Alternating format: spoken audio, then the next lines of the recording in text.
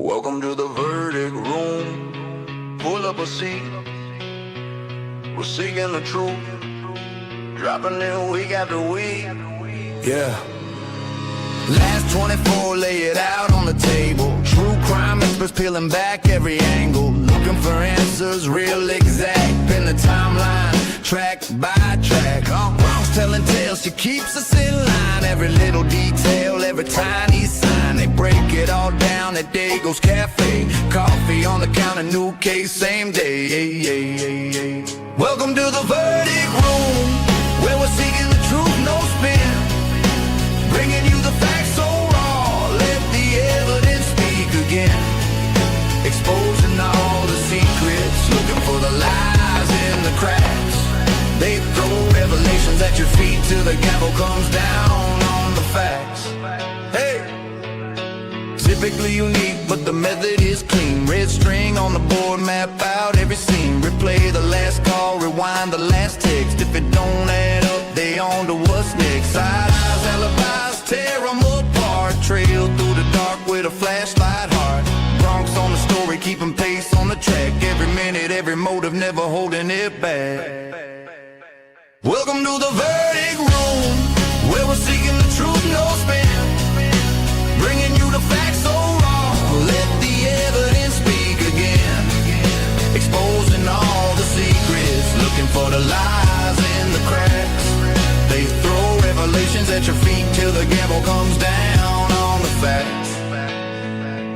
Week after week, you know the sea's still warm. Cold case heat brewing up in the storm. From the Bronx to the booth, they connect every clue. When the hammer hits the wood, you know the verdict is you.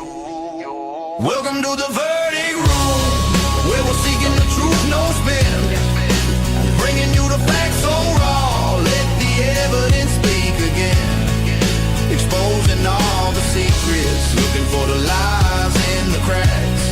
They drop the gavel one last time and the truth keeps pulling you back. Yeah.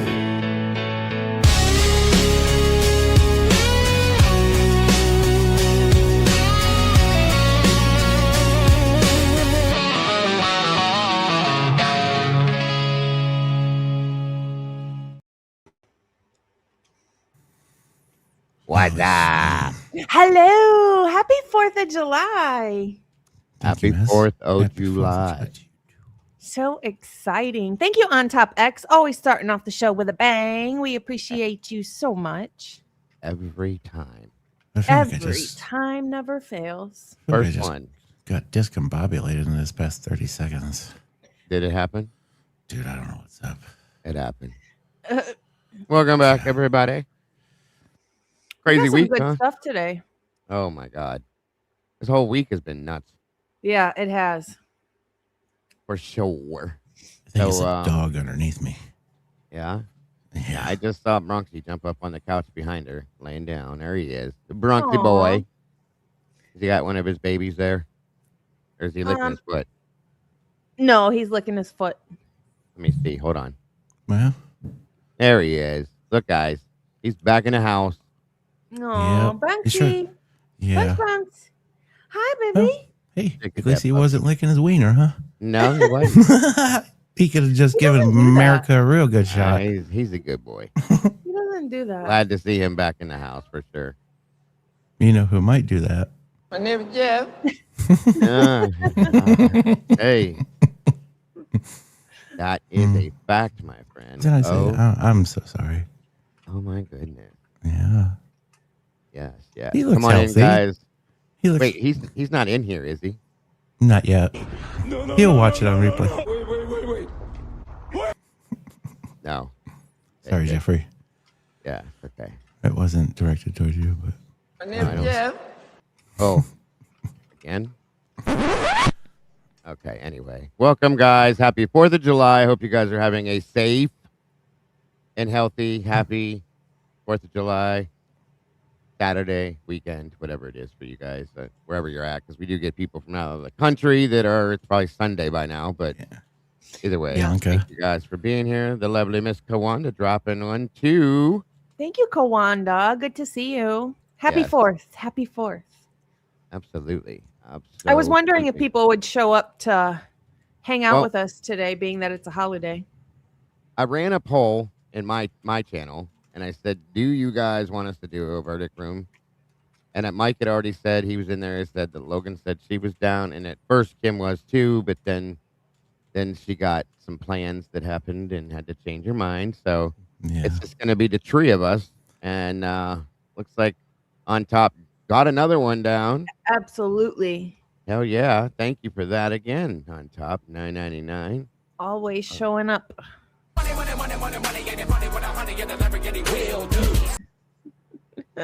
That's an idea. That's Yeah. funny. Yes, yes. Actually, oh, and of course, because you guys are such amazing people. Thank you so much. Best friend. Thank you so much. We appreciate you. Anyway, got to make you guys smile every now and again too. Playing our dumb little sound effects is part of it. So hey, Mikey, did you give Lulu Bell her CBD? I did. is she underneath you, passed out now? No, man. The problem is if she normally doesn't get underneath me, she goes behind the chair. So where I'm at with this right now is her foot is shaking. So she's shaking. Oh, And I got to feel it up against my foot. So, I'm a little... She wants to be close to it. Yeah, Miles. See, when we give him to Alfie, I still haven't taken his big. I think it's got to be like maybe another 30 minutes. But I really hope she doesn't pass out underneath this desk. Yeah. poor baby. Well, Thank no, you, give him- Conspiraling. Happy 4th to you, K9 crew. Oh, conspiraling in the house. It's weird because when you look these things up, it's not only for that, it's for, and this is where some of them get weird, where it almost knocks some of them out because it's for hip issues and maybe dogs in pain. Mm-hmm. So it's really weird. I'd probably spend an hour and a half reading. We have Last night. tincture drops that we Yeah. put in his dog food because this time of year out here, I live in the country. It turns into hillbilly heaven. Everyone gets their guns in and out, and kaboom, boom, boom, boom, and he goes Oh. nuts. And he's a Pikachu, so a Pekingese, not a Pikachu. Sorry. Hey, this is Pikachu. Yeah, he's a Pikachu. Anyway, his eyes are already bugged out of his head, so you can tell he starts running in circles like this, and he's freaking Oh out. I'm my like, God. oh god. So my wife put some in his dog food earlier, and he's like, for all to the world right now. He don't care about nothing, so he's good. Aw. Yeah, a lot of animals aren't very fun or No. very happy with the 4th of No. July. I'll just put that. Nope. Thank you, Conspiraling, for that. Happy 4th to the Canine crew. That's awesome. And of course, Thank you so much. Best friend. anyway, She was cool until somebody had a bright idea one 4th of July and got crazy in the backyard. Not me, but oh yeah, we lost a table about eight years ago. A glass table that my neighbor decided to drop an M1000 in their backyard. The explosion from that shattered my table into 72 million pieces. I was like, okay, thank you for that Oh one. my gosh. one year we put a quarter stick of dynamite in an old truck and shut the door. Wow, that was Oh, a that's thing. fun. Oh, yeah. Was there anything left of windows? Oh, absolutely not. Yeah, that's the way it's You could get Welcome, that stuff welcome, made welcome. up there. It was crazy Labs. because you'd go to the TV shop. Aw. absolutely. The guy at the TV shop would make them. Thank you, Labs. That's so sweet. Congratulations to Clowns, Miss Mojo, Cats Meow, Emily, and Tar Heel Girl. Awesome. Thank you so much. Best friend. Welcome all the new, all the believers. Yes. Yes, I had to think for a minute. Come on in, guys. I was trying to give it a few minutes for everybody to jump in here. Oh, let's go on to dropping another one. Yes. We can do it, Kawanda. Like I said, I have depending on who you do it through.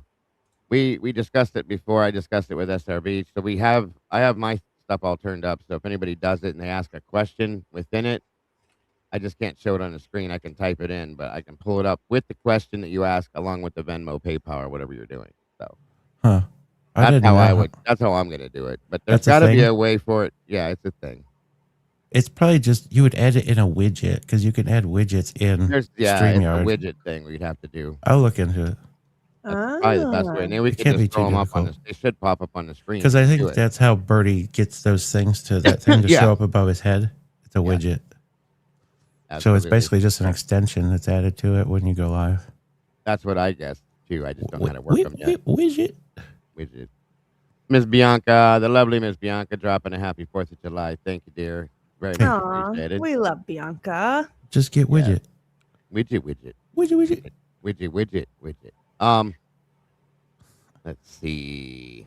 What's next on the FOIA list? Longtime lurker is asking. I have several that I'm waiting on a return for. I am waiting on a return for the black K-bar that was found with rust on it, buried in a field that was found by children.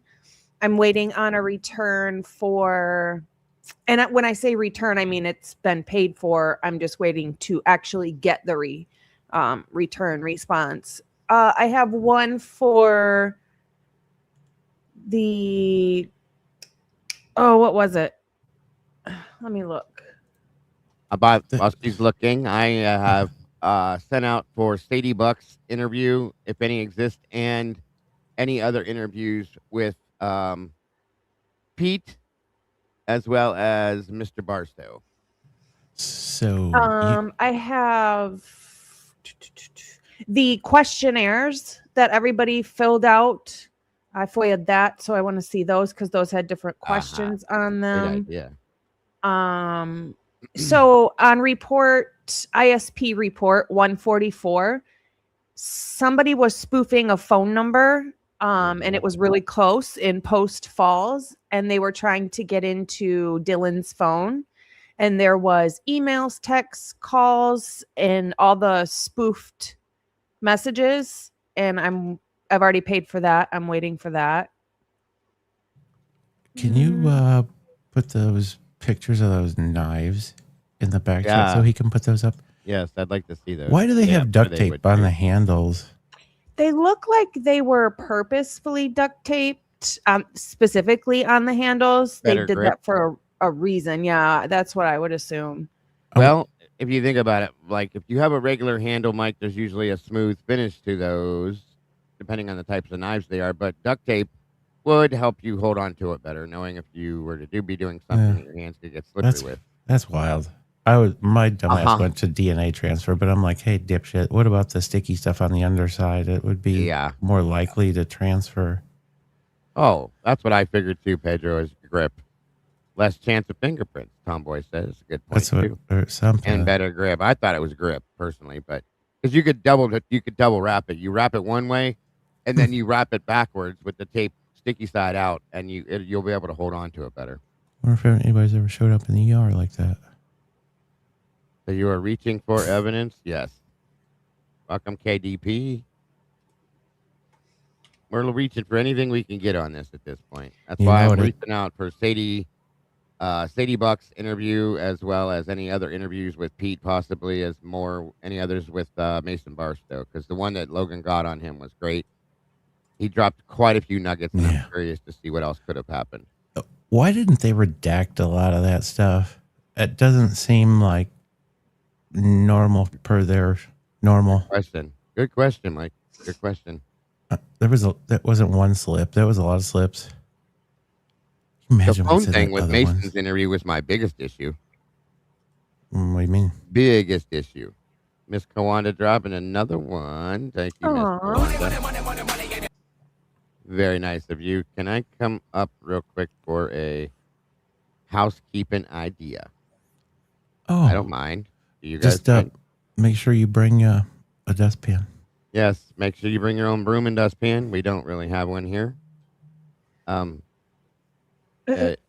long as you guys are okay with it, I don't mind. Oh, I'm cool. Oh, I don't care. All right, here's a link.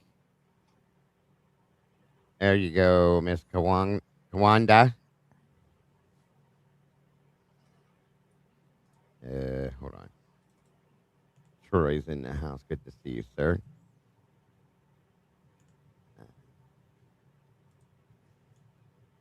Thank you so much, KD. I appreciate that.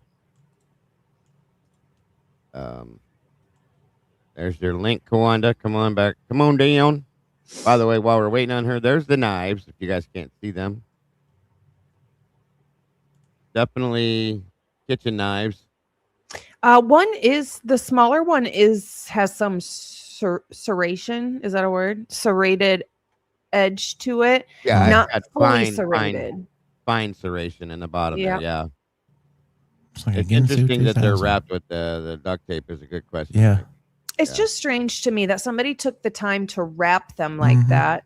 And then Yeah. there's only 2 of them, but then also go out to this ditch or wherever they found them and purposefully dispose of them. Why? There was a And reason behind. isn't there a broken one in there? I swear there's one picture with 3. We're gonna get into that, Tomboy. This is a close up.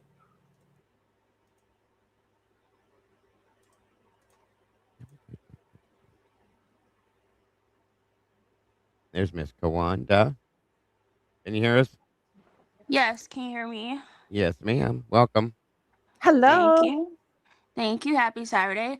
I had a few, maybe just like 1 or 2. Oh, hold on. Wait. Yep. Okay. Improve the grip. Reduce slippage.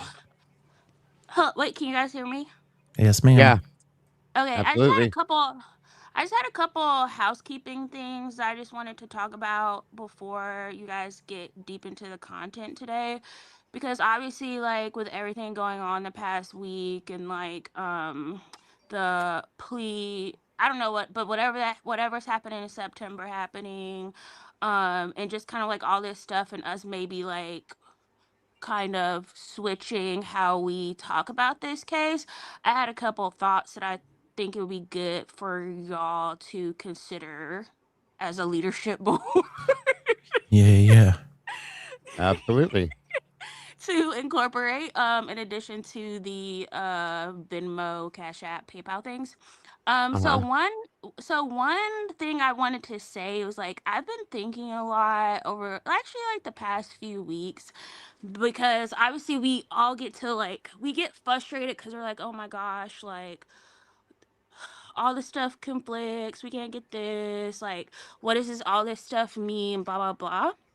And like we talk about it like so openly. Like, and I think we know that like the people who are behind this and the guilters, like they're watching this content. I think because like Yeah. I think it's because there's only like a few hundred of us on the stream and maybe like 30 to 50 of us in the chat at any given time. Like we forget that people are going back and watching these videos. Right. And so I feel like as a collective, we just need to get more organized. Like I really like what I've been seeing with the you guys like getting more organized with the FOIA stuff. So there's you guys know like who's doing what. I really like people like Accomplished Day putting together that together that really great tracker, like all that little, and like doing it in a really organized way and making it Right. more collaborative. And so yeah, I just think like the community, obviously like people have personal things, but like you could put that aside just so like everyone can be more collaborative. So yeah, so that's the first thing. Just if you guys could kind of like try to promote that, that would be good. Yeah, So- absolutely. I think Like we do more most like of this. more structured collaboration between like the people who have YouTube channels Yeah, I've been talking, and Mike or does a TikToks. lot of talking to different creators as well as far as us working together more. Obviously, myself, Logan, Kim, Mike, all work together. We do have people such as Truth and Neurons joining us to start working alongside Travis, of course. Um, Jeffrey Gentry, who's been on Logan's channel, is somebody that has been helping a little bit in that aspect. But we have other creators as well that are gonna like Pavarotti's gonna be joining us in 2 weeks here. And we're all trying to work together in the same Another one I think say. is really huge, and she touched on it today. She had a live on it. Kathy. Kathy's definitely working with us in every effect as well. The points that she's proven right now in, the whole appeal thing. Yes. It is her live today was very interesting. last night she popped up with Crimes After Yep. Dark, and she was like, "Dago, I hope you're gonna do a show. I want, you know," and I think that's where you're going with what you're saying, Kawanda, is as far as us collaborating more. And more like The Well, sending so it more I mean, like, evidential, like well, more yeah, evidence. more collaboration just in general. But what I'm specifically asking for is more structured and intentional written collaboration between the people who have prominent YouTube channels, like how Accomplished Jay did with the timeline. timeline. So like everyone was able like everyone's able like right in real time in the middle of their stream to like go to it and like access it, and we're all looking Yeah. at like the Yeah. same like that type of stuff, like Yeah. using more like Google Sheets, Google Docs, like Mm-hmm. because I think Right. like part of the problem is like, well, the good thing is that there's like hundreds, thousands of us involved in this, but like the bad part is Yeah. there's like hundreds of thousands And so I of guess us. in what you're saying is you need to basically go off of a timeline, and every point you're trying to prove is you put that into the point of your time into a timeline and just Yeah, grow it from Well, there. because Sarah, like I don't. basically, oh, go ahead. I was just gonna tell you. I don't know if you're familiar with Sarah D. Irish. Sarah has put everything together repetitively on Yeah. Twitter and on YouTube now. As far as timelines go, she's got documents structured so that you guys can reach out and grab this stuff yourself and just It, go for it without even having to have us give it to you. You can just go there, grab it, and do what you want mm. to do with it too. So if That'd that's be what you interesting need, how you could really tree that to points yeah, that people are talking Yeah. on in like a timeline to where you could go to so many different Yeah, things. like basically, like in my field, like we basically kind of refer to it as like a library Mm-hmm. yeah, of just information, like with what Bronx Yep. did, sorry, Logan did with all the medical pictures. Like Yep. someone who's like randomly Yeah. doing a stream could like have a yeah. question Mm-hmm. related to that, and like it'd be so helpful if they could just Yeah. easily like go to, I guess, the Google Drive and like, okay, where's Logan's pictures, and show And it. so I've seen this in Our Discord, like Discord. So even like Molly, one of our mods, she's got like her own private Discord as evidence files, and she's got it treed out in there similar. But yeah, no, you could we get have way it more in depth in the and something Discord different. here, Mike. The same thing. Yeah, it's Yeah, not so much private, that's but difficult though to like what Yeah, Kawanda's to saying like would. easily access, Yes. like Yep. within a well, few minutes. Mm, And also the other thing is like, personally for me, I don't like using Discord because it's overstimulating. Like it's just too much yeah. going on. So if I'm like, okay, I wanna take a look back at Logan's like Yeah. medical diagrams, I can go to the Google Drive, I can go to Bronx Tales, like You know what I? each so YouTube maybe channel have have them their own posted folder. on our community pages. Or that. Like I think a central source would be the Yeah. best. You almost need like a website, and I can guarantee you everything that you're saying, you could get an AI program to build you all of that. You Right. just feed it Yeah. the info, Like and I'm once it's not like structured, a website person. So this is all like super basic shit. Like yeah, yeah. I we mean, don't to have to be, like over engineer it. Just like simple, just but like it's easy. basic If stuff. Yeah. the easy part is if you get an AI program to do it, it'll just send it to a website, which is it's a long Yeah. story. I love We it. need to Yeah. get I together love on it. another Yeah, any whatever. automation would be great. So Yeah, that's the first thing. And the second thing, Dago, responding to what you just said, the Yes, ma'am. two the two people you mentioned, I have no idea who that is, and like Okay. nothing towards those people, but I have no idea who those people are. So like maybe on the drive there could be like a directory of like the different YouTube, TikTok Yeah. channels and kind of like what they focus on, so like we can find out about what they're doing, because the people who have like 50 subscribers, they might be Mm-hmm. doing a lot of content, but my algorithm is never gonna recommend Oh, them to hmm me. what? And I was just gonna say what you just said, actually, because we have some people like Sarah D. Irish. We have Connor. We have, Jules has hmm a Google link. A couple of us have Google links.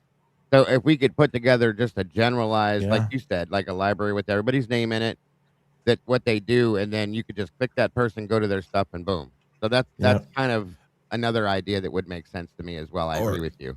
it would link to the points in the timeline, and their videos would link to that for information, basically. Mm.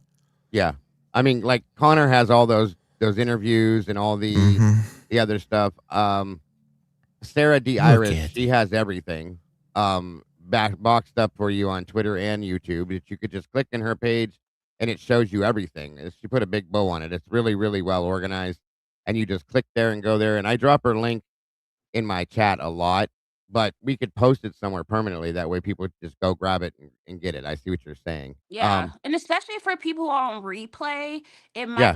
they might not wanna watch, 5 hours to figure out the Yeah. context Mm-hmm. why Yeah, why yeah. you put the link, so Sure. it just kinda just makes everything, like, really Mm, accessible, like, better communication, more, like, eyes on what people are doing with Mhm. collaboration, all of that. So that I wanna, like, finish up because I know I'm, like, taking up a lot of time.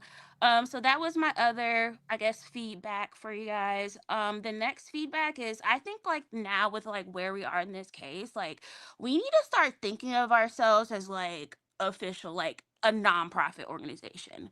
Like if we were like a real nonprofit organization, like how would we move? How would we function?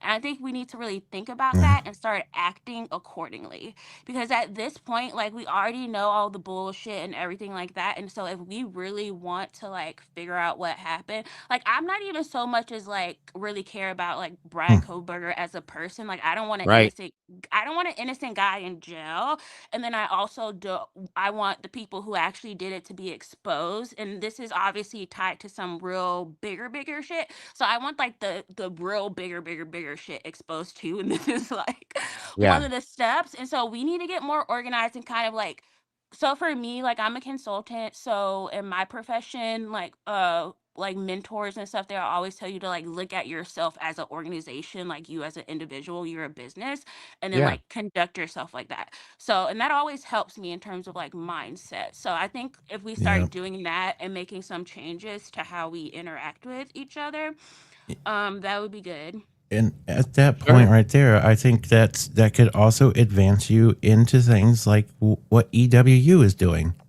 Yeah. Yeah. They're in a position because they appear more as of a business standpoint. So Yeah. Yeah. just That's shooting probably angles a in good general. idea. Yeah, I agree with that, Mike. I got a lot more on Yeah. that, but I'm going into And spring then cleaning here, Kawanda. And then like also adding to my like library Google Drive idea, like the documents themselves, because like everyone's always like read documents, and like you might refer to some obscure document, Logan might refer to one, but I don't like know what you guys talking about, okay? Because I'm not like I don't like going to all these websites and like finding the Mhm. document. I don't like doing that. So if there was just like a folder somewhere where I could just easily be like, okay, I might read more documents. Like I Yeah, might. of course. But Of like course. having to go and find all these documents myself is like a limitation for me to Mm. actually be able to read them because I'm not gonna do that. Well, there Um is a lot too, and it's a whole lot to go find specific documents. Just in general, that this is a case that's going on 4 years. So there's mhm. 4 years worth of documents that sometimes, I mean, in my Discord, they're all there and filed away in different categories, but that's in the Discord. If you're not in the Discord, you can't Yeah. go grab that. So I get it. I do understand fully. Yeah. Cause I'm not in a Absolutely. Discord and I don't want to be in the Discord. Like No, just I get it. personal I preference. understand. And then There's the a last yeah. Go ahead. Go ahead. Okay, two final things and then I'll actually No, I'll it's get off okay. stage. So the next thing, kind of related to all the things I've been saying, is like we are so like what I love about this community is we're so open and welcoming and like no have no problem with like I mean everyone has the ego, but there aren't any like really like bad egos that really kind of throws the like collaboration. Like everyone's pretty like humble and like doesn't mind Mhm. sharing information. But and I think that's great. But I think the downside of it, it is so public. That like especially when we're talking about these FOIA and the public record request things, like we're telling them what we're gonna do. Yeah, We're I telling them know. what we're gonna do. We're telling them what we're gonna do, what we're looking for, and why we want I before we understand. submit it. So all they have to do is watch the video and then be like, okay, let's redact that, let's redact that, let's redact that. So this might be like, I don't know if people like just a thought to think about it, but I think like maybe if we had a once a month invite only, like off YouTube, like Zoom or Google, whatever, like Mhm. meeting to actually discuss strategy related things that we don't want just like all over the internet. Right. Because we're not I get like it. if we want to be like more strategic and actually like make meaningful moves, like progress, we can't just keep talking about it all openly, like on these live streams.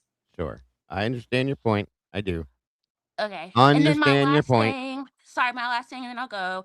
Yes, ma'am. This is really, really far off, but I just had the idea, so I wanted to say it before I forget it. But like, I don't know how we can, like, maybe we can get some like fundraiser thing going. We need a lawyer. We need a lawyer. We need representation. Well, Because we need to sue. We need to sue Moscow, PD. That's well, the I only way we're mean, gonna get stuff. I think. I know what you're saying. I get it. I think Lana's in her. I think she's in the bowels of doing something like that anyway. But Okay, well that's we, awesome. Yeah. I don't think we, like as a collective, could do it. But Why? Oh, well, we like just someone appointed. Like, it's what I, yeah, that would be a yeah, little yeah, bit yeah. more understandable, right? Thank you so much, Brandy, for that. But yeah, I know what you mean.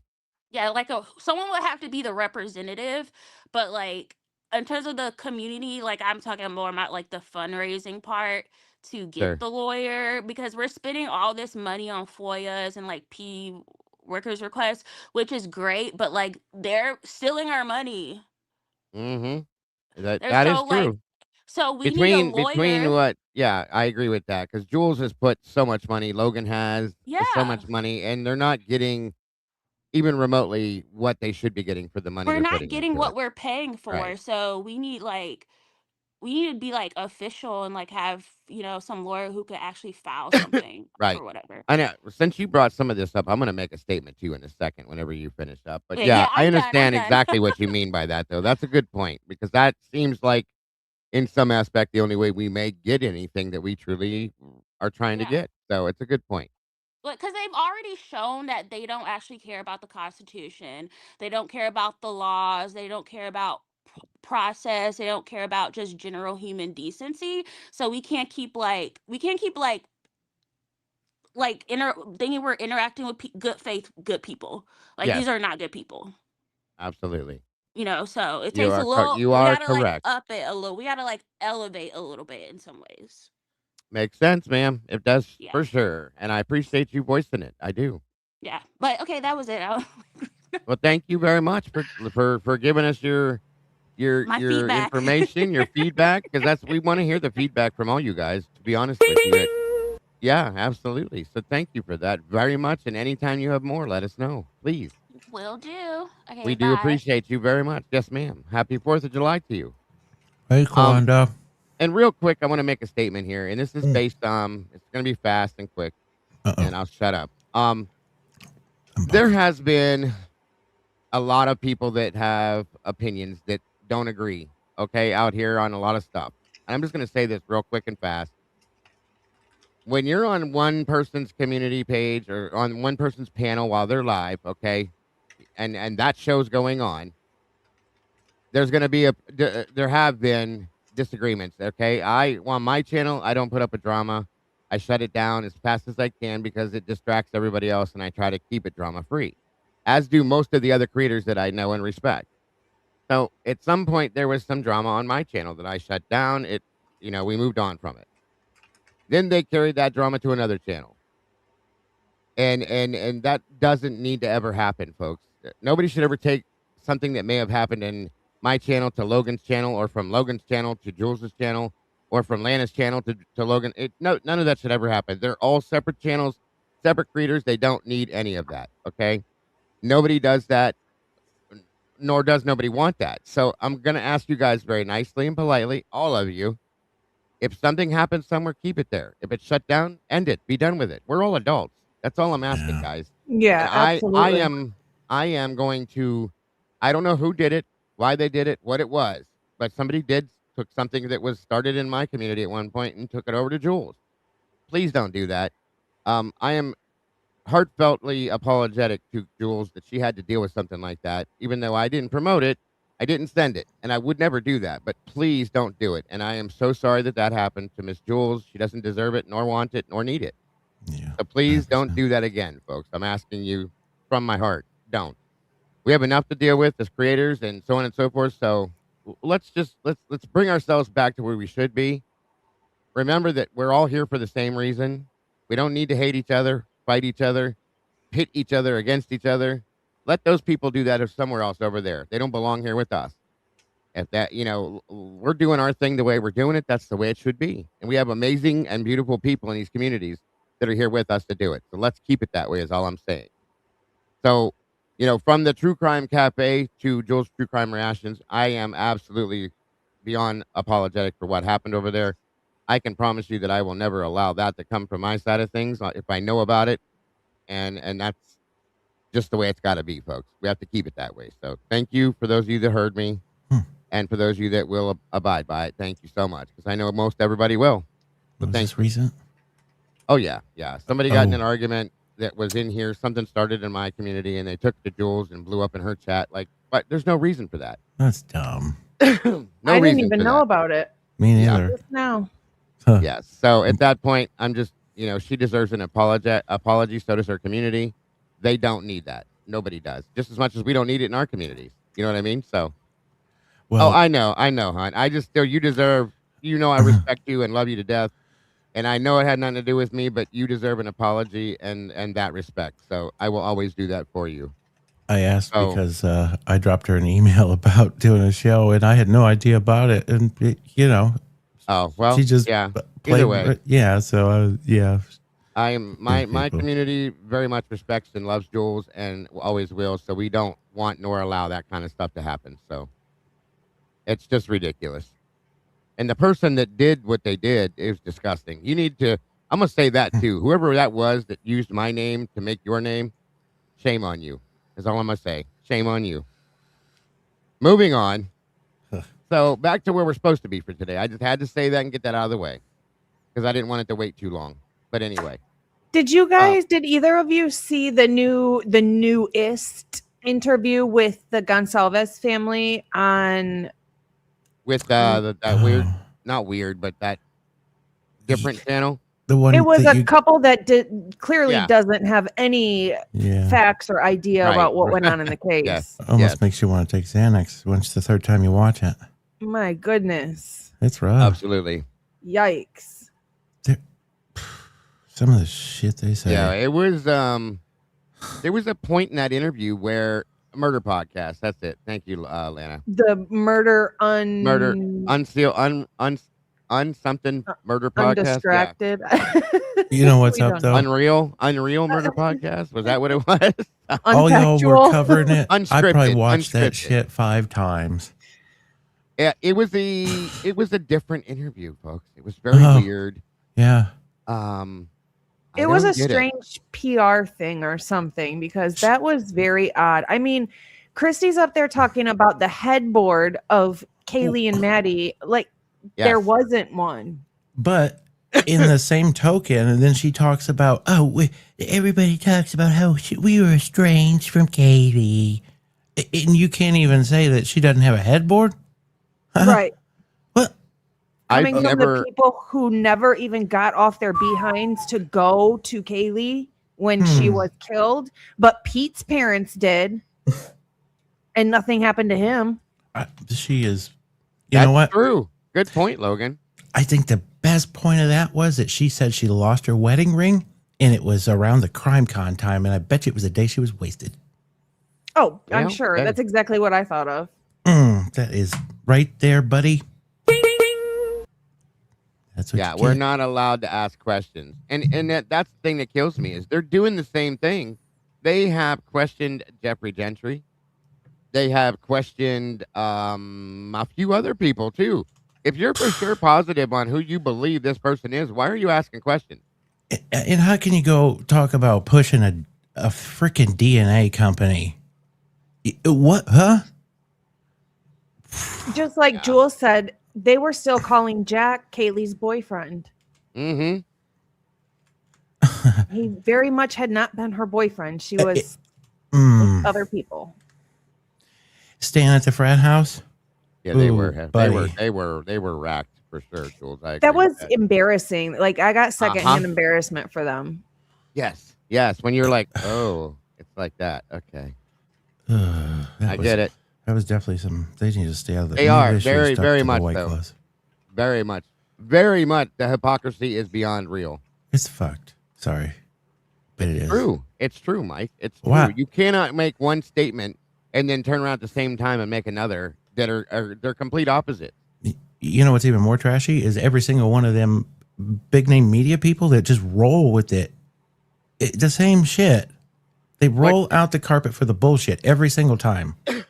And you did hear they're going to be well, they basically already are doing the same thing we do. This is exact and we're trailer trash though. You know what? We're pedophiles. Get it right. Pedophiles, trailer trash, all that.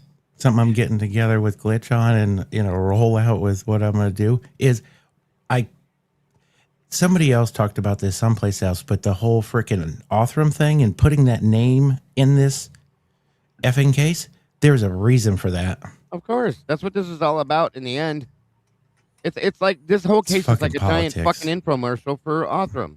I hate to say that, but that's truly what it's turned into, you guys. And then look now at this, their case, their foundation and everything else. This trash bag and what was that? Fucking Colorado? How many years? 20 years of 29 shit? years.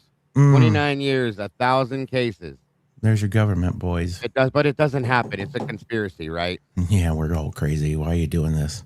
That is unbelievable. And I still haven't figured out if what was the little girl's name in Colorado? JonBenet Ramsey. If her case was part of it. They're looking at it from my understanding to see if it is. You can't tell me that there's only one person in the world that does that. You cannot tell me that. It's obvious. She's probably gonna disappear like Epstein, Bubba.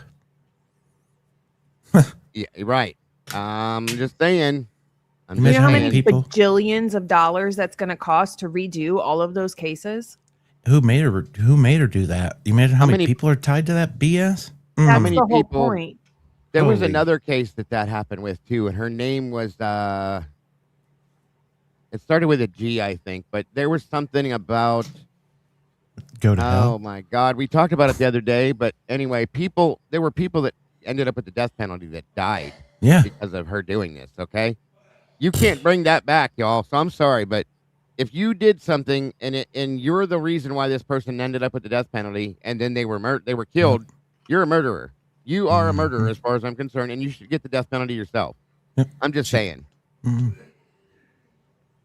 Yep, she has. Jules said something similar happened in Texas. It's so fucking widespread. I guarantee it. Yeah, there's no way it's just happening one place here and one place. Like, no way. Man, no, it happens every which way you go. I just want to know. Oh, go ahead, Mikey. I'll always have this BS. You go ahead. I just want to know who is, bringing this to her or them or whoever's doing, these DNA people aren't like, let me mess with this case. No, somebody's saying, I need you to match this with the person I think it is for whatever reason. Yes. And so one time, I'm not going to say his name, but I did some work for a Major League Baseball player. And after he was washed up, basically he went to pitch coaching kids that were up and coming, before they went into college.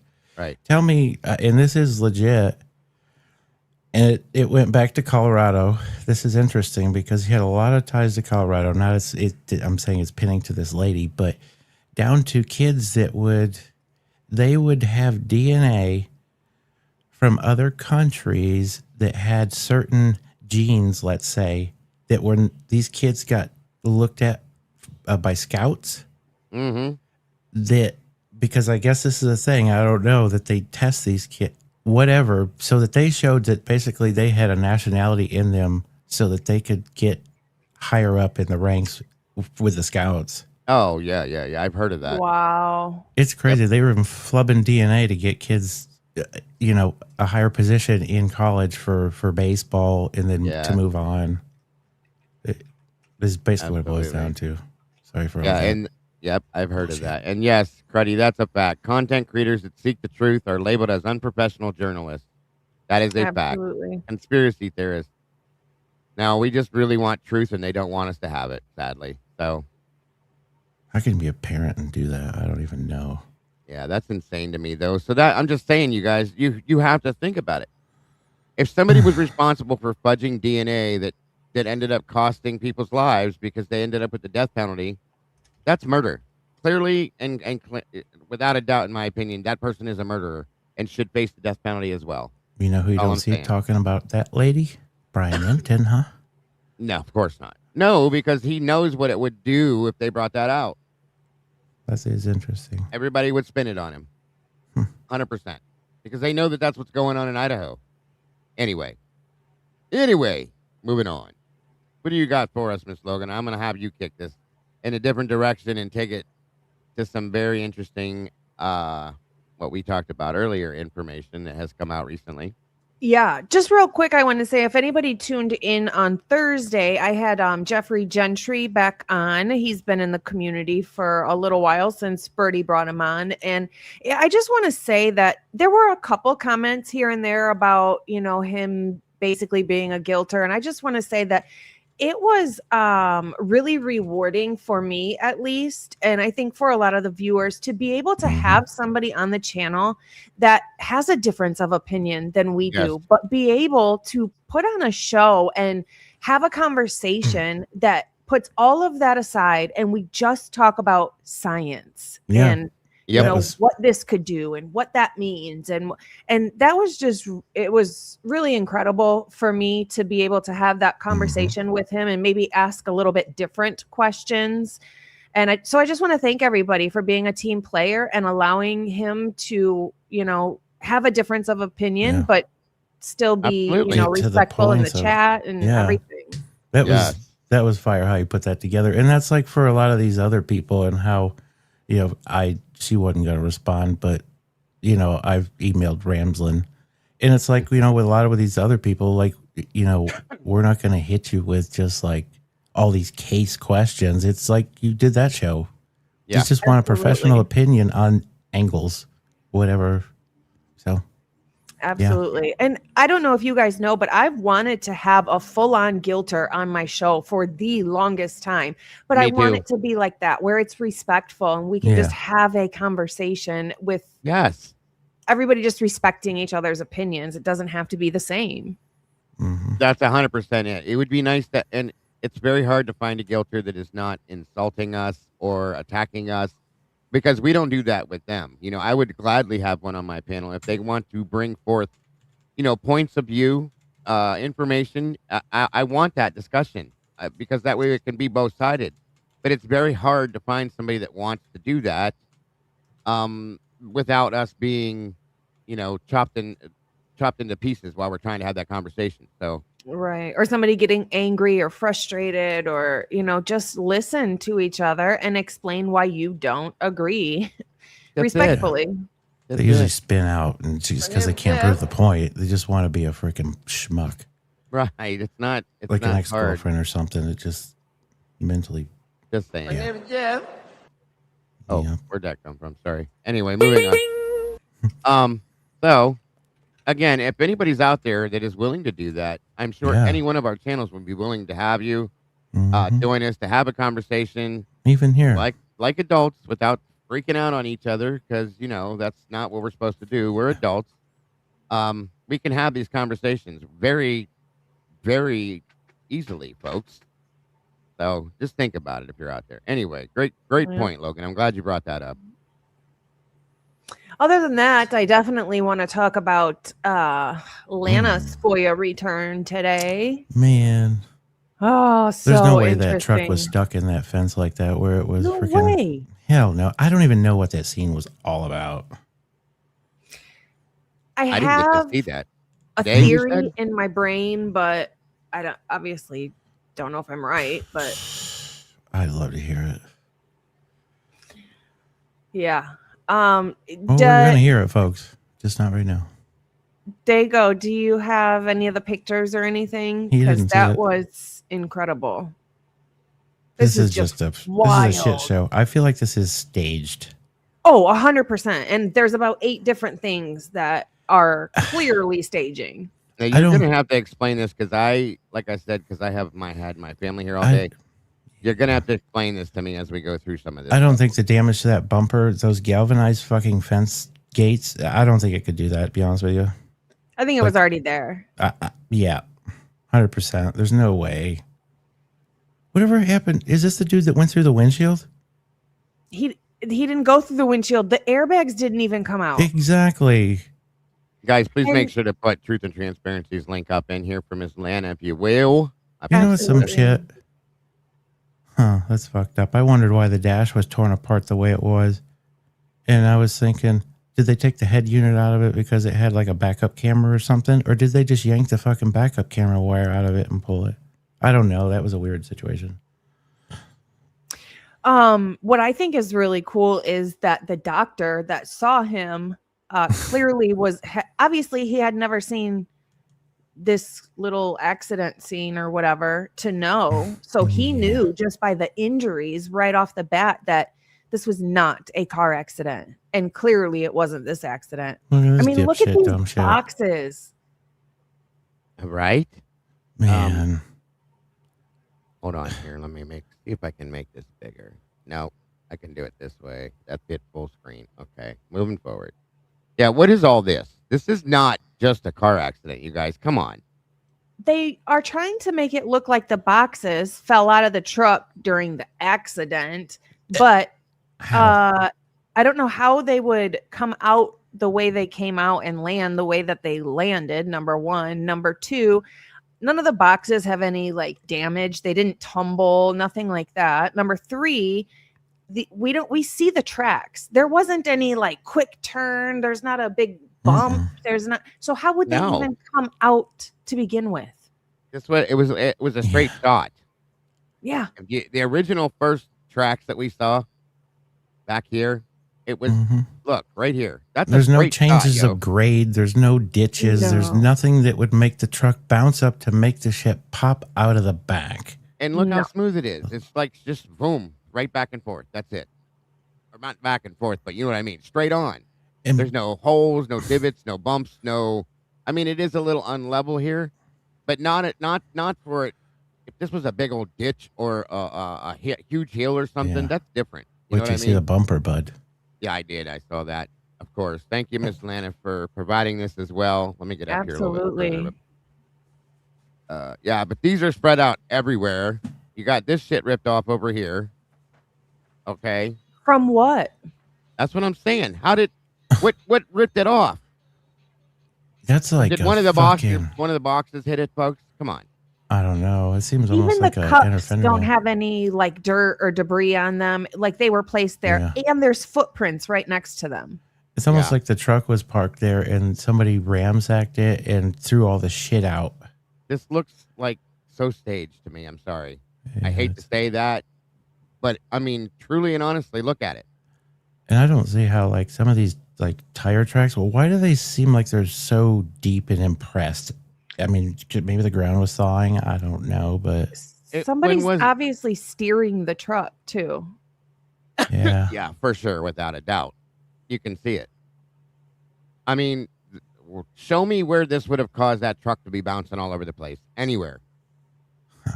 If the 4-wheel drive pickup truck I own, the same type vehicle, it would roll through this like it's nothing. So let's roll this back. This is the guy that passed away, huh? Yeah. This is, So yes, somebody that I think is very important to this case, in my opinion. Yes. What did maybe his fellas that he was incorporated with, what if they took him out here for some reason or another and they made his wounds worse, put him in the truck and sent him across that field and made this look like an accident, and that's why the truck never went further than that hay bale. Mm-hmm. He never got back in that truck after he was injured. There's not a lick of blood in that truck. Look how straight this is. Yeah. Huh, this is interesting. I'll let somebody else spin off of that while I still ponder. No. If this guy was all out of it, I'm going to say this right now. If he was all out of it and all jacked up and messed up and did this himself, in my opinion, I've been on many, many accident scenes, folks. He probably just staged himself. Many accident scenes. This would be all over the damn place, in my opinion. It'd be everywhere. Yeah. Okay? I think he was just goofed up and they were just, this was like And Stagement. if I'm familiar, there was no blood in the truck, was there? No, there wasn't. No, not a Oh, drop. gee. Mm. It's another Molly McMichael flashlight story. Yeah, buddy. Yeah. This is just. Oh, what is this? Like the truck went down in there and come up. That would fuck up that bumper. That definitely could tear that. Well, How it's would dirt that? though. It's dirt though. If you push like straight into it, like hauling ass coming from where your pointer is, going straight into it, yeah. But the airbags would blow. Yeah, the Yeah. airbags. It would have doesn't pushed- pin together. Mm-mm. There's no tracks coming. And it moved the dirt. It moved the dirt. So the bumper, I don't know, man. It's a plastic. Yeah, it'll rip it off. I'll say that for sure. So maybe that's where I'm not even going to say it. I can see that taking the bumper off, but how did the boxes get out of the truck way further up?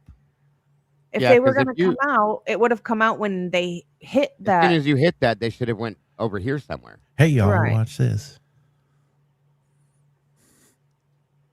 Yeah, that is weird, Logan. I agree with you. I wonder what that wire is. Which one? Right there? Yeah. It looks like he grabbed. It looks like hay, like a hay tie. Mhm. That's weird. For a Could minute, just be a piece of like brush too. I first looked at it when she It was dark playing, I was out. like, That's huh? true. Is that a winch I agree cable? that the No. airbag should have absolutely deployed as soon as he hit that dirt pile, Yeah. without a doubt. Unless they were turned off. They people do turn them off. I'll say that much. Well, too, if there's a, yep. That's yeah, The seat sensors are faulty. could be. Very interesting. Very interesting. So, do you want to talk about why this person is important to the case in your opinions? Oh, gee, look at that. Another kitchen knife. They love kitchen knives out there, boy. They do, That don't they? looks very staged and placed in there to me. I mean, it Sure was does. clearly not used at all. No, that looks. Oh my God, that looks so staged. Come on. Wow. Let's just sit this right here, nice and neat, so that's sure to be seen when they walk up on the driver's side of the truck. Come on. This is ridiculous. I mean, if they wanted us to believe that he did that to himself with that knife in the middle of a field, I wonder how tall this guy there was. would be hesitation marks. There would be a doctor would see that, and the doctor did see it and said, no, I believe this person is involved in the Idaho case because of what he looks like. The cut. How was it described again? Cuts and scrapes and scratches, right? Nothing you'd see from a car accident, especially not like this. No. Was this guy This the height isn't of even Payne? a car accident, to be honest with you. Was he short like Payne? I don't remember how tall he was. I don't think nobody's short like Payne. I don't know. You gotta look at the position of the driver's seat. It looks like some little short guy was driving it last. To be honest, I mean, I don't know.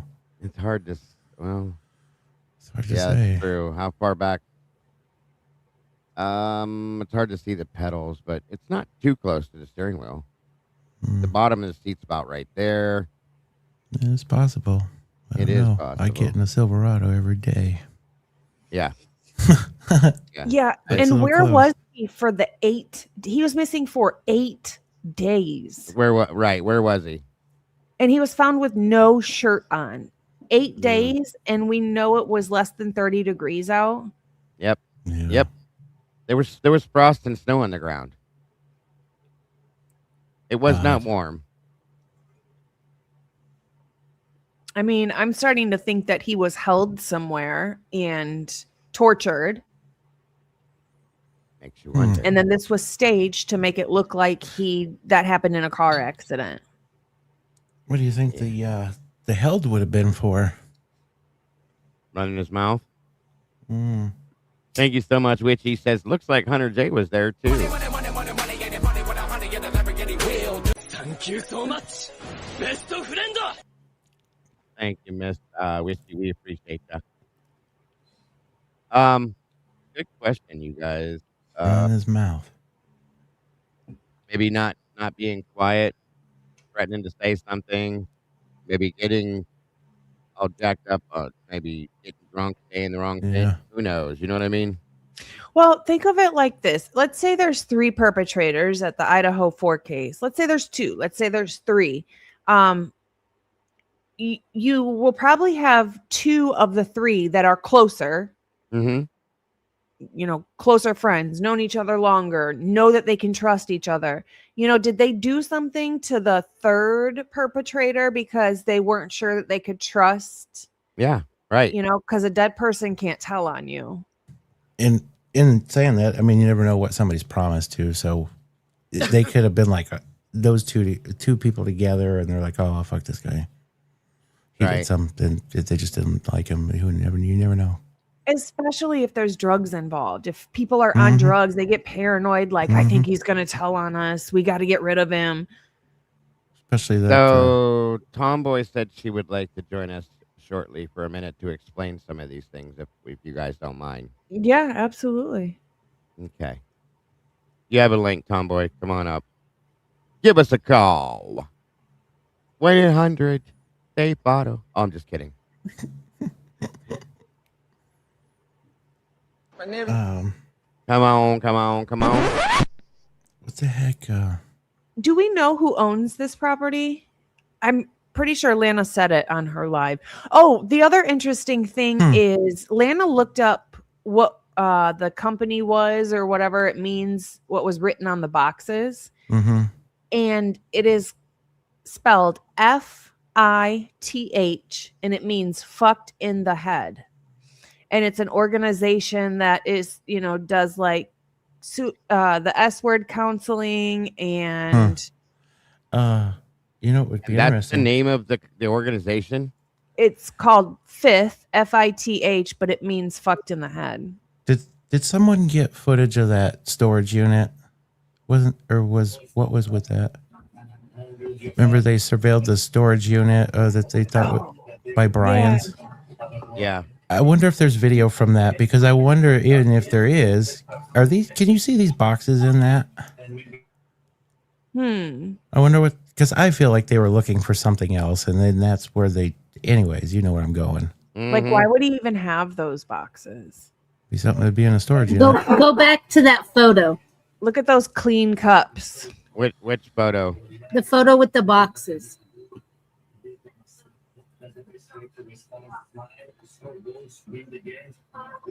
Have you guys ever heard of liquid meth? Negative, Captain. Fill us Okay, in. they now put it in containers. Oh yeah, I've heard some of other stuff.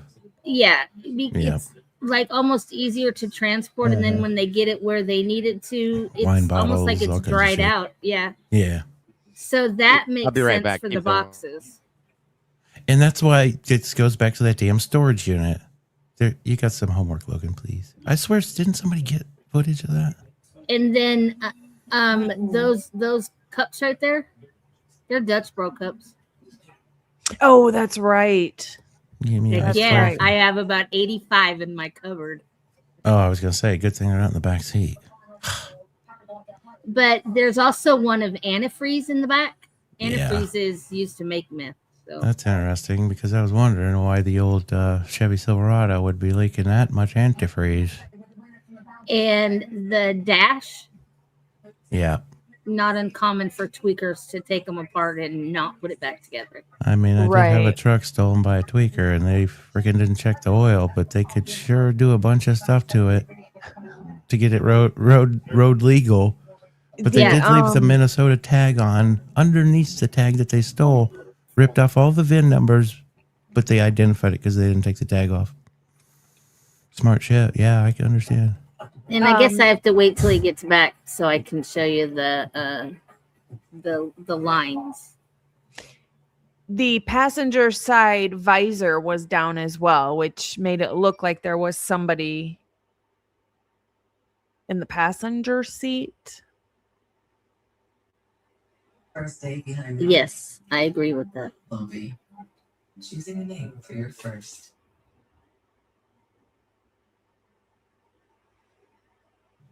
You guys got sparklers down, boy? Program. Down payment No, for I got first time. no. Wait a second. Hold up. Conspiraling just messaged me and said, I thought in the report it was said that somebody was following Mowich as he walked down the street because he saw the accident. No, that's a different report. Oh. That's two different reports. Who is that? Like two different people? That is a report that we are almost assuming that Farley told to somebody. I'm guessing his handler with the whoever.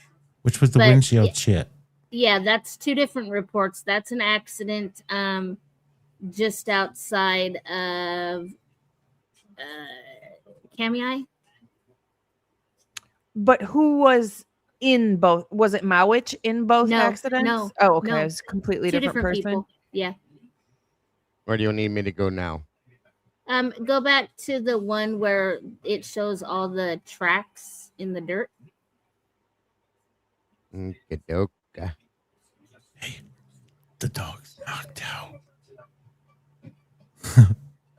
Yeah, the dog's knocked out. Well, are you surprised? Oh, buddy. I feel like maybe I should have only given her 2. How many did you give her?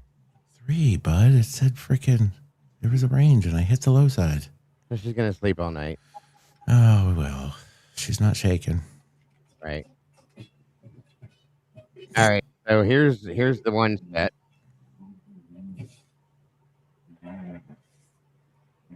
Okay, right there. You see how you have tracks that are almost going straight? Mm-hmm. Like going straight towards the hill over there? Mm-hmm. And then you got some that are turning. Yeah, on the right side. Those turning ones, I believe they're from when they're harvesting their wheat, because Lewiston is known for summer peas and winter wheat. You mean these right here? Yes. Right. So like a hay baler being followed by a trailer. I mean, you can see the freaking the dual dually wheels on the right. There's no way that's fucking multiple. Absolutely. Now these over here and these over here are separate from those, obviously. Yeah, I don't even think they should be included. There's some that cross over these turny. See, it's coming from the right and going to the left. I believe those straight ones right there are Mowich's tracks. All the other ones, I believe, are from a hay baler and a trailer. There are tracks going from the side as well that are crossing over the turning ones that look fresh as well. Going straight through it. Right here. Yes. Yeah. Yeah. The straight ones, I believe, are probably Mowich going up one way, going around, and then coming back another way. Right. Because it's not uncommon up there to do donuts in the dirt. Well, anyway, we do it out here too. So. In the middle of December, those ruts, if you hit that rut just wrong, it'll flip your truck. That's the only thing I was thinking that would make the boxes come out, honestly. Well, we don't see donut tracks. Yeah. I don't see any circular tracks. Mm-mm. Well, where we lived over here, we didn't necessarily do donuts per se. We just raced around the field. But if you hit those ruts just right, it'll bounce your whole truck. Well, it depends on how deep they are too, though. That's the other problem. Yeah. Those tires on that truck were pretty good sized off-road tires. And I'm sure it's 4-wheel drive and was probably in, but maybe not. I don't know. But like, if they're not that deep, it's not going to do much to that truck. Now, if they're deep ruts, like, let me see something here. See, right, those are right there. If they're deep and they're frozen, they're going to be hard. So you are going to bounce a little bit. I don't know. Oh, and the other thing that puzzled me with this whole thing is you see the frost on the ground? Yeah. And you see the frost on the boxes and the frost on some of the damaged pieces. Mm-hmm. But there's no frost on his truck. No, there's none. Mm-mm. Why? How is that possible? It's a great question. Everything should line up and match up exactly the same. What have they got there way after sun up? What the fuck? So what, did they wait till the next day to do? I think he started to go down that and then had to go back or that may have been he was going up and over, and that may have been where because whatever was leaking. Lana showed one photo where you see the tire tracks perfectly, and then straight down the center is something is leaking. Oh yeah, it probably hit that freaking bottom of that radiator, that oil cooler that's in the front of those things. Well, to me, it looks reddish color. Yes, it's probably the transmission fluid that runs through that cooler. The Yeah, ground that's what I definitely looks thought. frozen here. I'll say that. Yeah, and see how deep those ruts are? Yeah, these ones are pretty deep. Yeah. And right there, especially. So that could explain that. And the ground does look, see how the coloring there and how the dirt has that frosty tint to it. It definitely looks frozen at that point. Yeah. Wonders, I agree with you. I don't believe those boxes came out of the back of his truck. I think they were placed there. That's exactly what we were saying. I don't think it was by the officers. I honestly think it was by whoever took out what was in it. That's possible. Yeah, that's what my thought was. The whole thing is very weird. It's not just what it is. I'm saying right now, it don't look like what it's supposed to look like, in my opinion. Yeah, see, these would be pretty, especially if the ground's froze like this, they would be definitely a way to see everything's frosted right there. But why is the truck not frosted? Yeah, it would have had to been put there after sunup or something. Yeah, right. Right there, that photo right there. You see the two tracks, and then whatever it is down the center is leaking.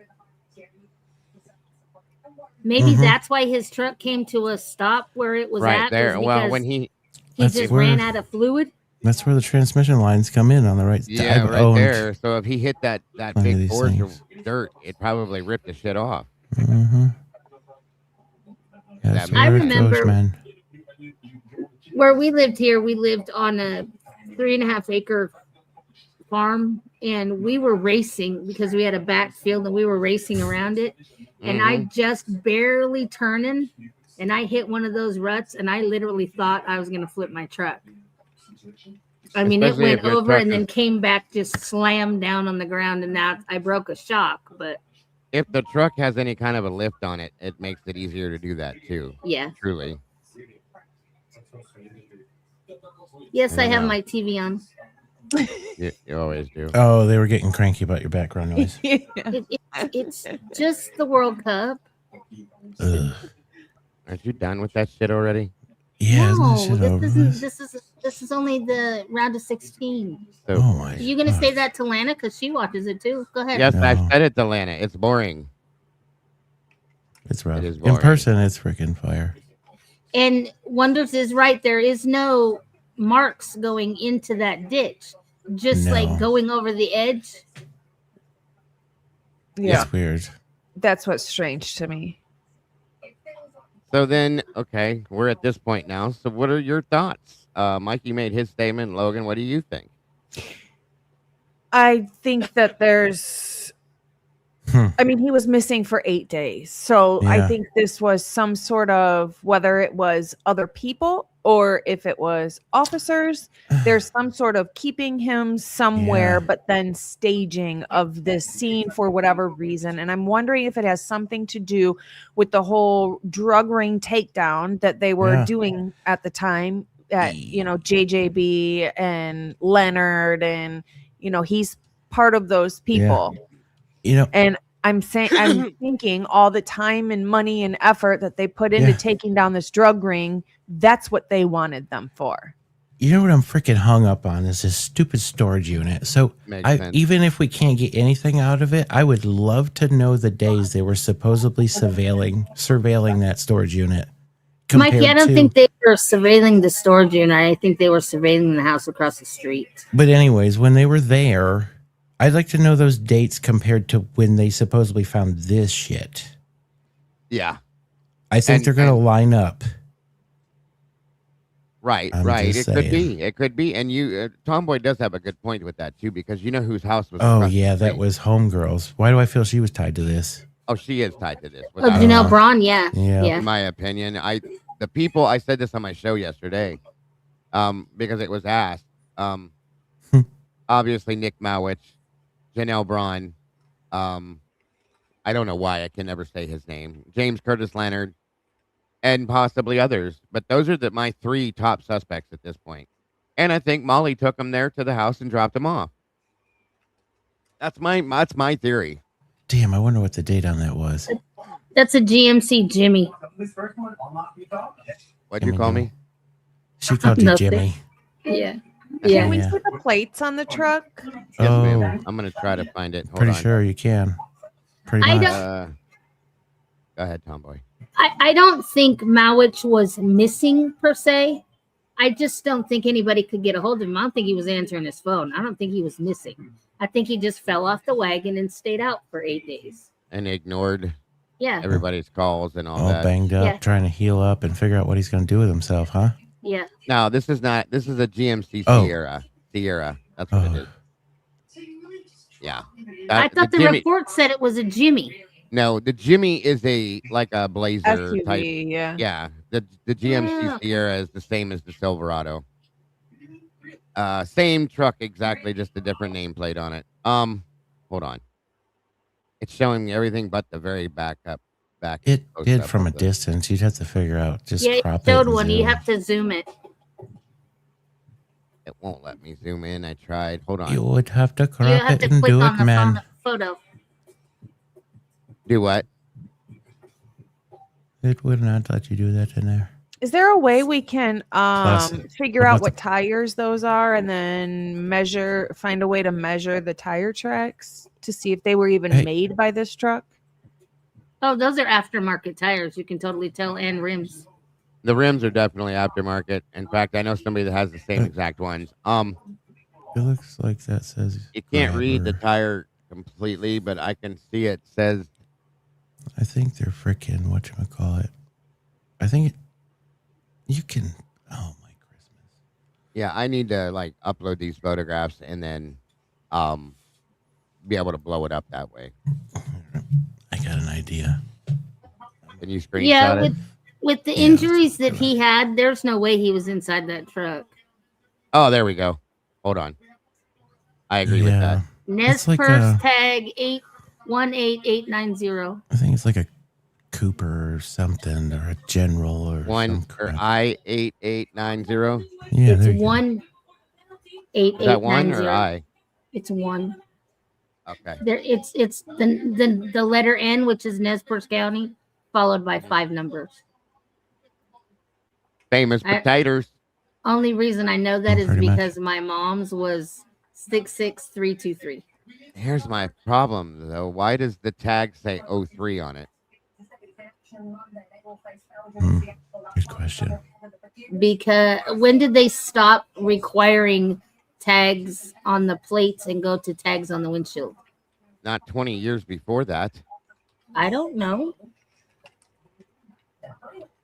Yeah, that's the registration tag is 2003. Unless he never replaced it. How'd you get away with that? Well, buddy, technically, if you don't have to replace it, it just goes to putting the tag on the front windshield. Oh, I don't know what you're talking about. Because here we have to change this sticker like every Yeah, year. it used to be that way, but that's what I'm wondering. Is that what they went to? Because I don't know if they've went to that. But Okay. do they show a photo of his front windshield? That's the easiest way to tell. It'd be in the lower left Let me see. driver's side window. I think you might be able to see it when it's up against the fence where it stopped. Or when they show the front bumper, maybe. I don't know. Hold on, let me spin it. Keep moving.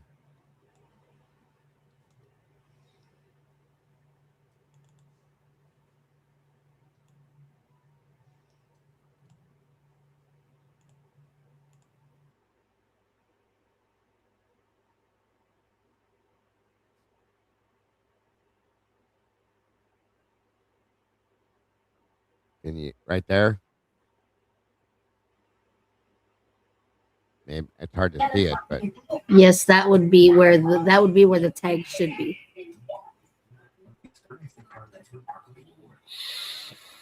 interesting. Damn shame. It's a nice truck. Yeah, no doubt. Looks like it's got about a 6-inch lift on it. And that plastic piece in one of the pictures, you see a plastic piece hanging down. Yeah. It's like the plastic fairing that goes underneath the bumper. Right. Right.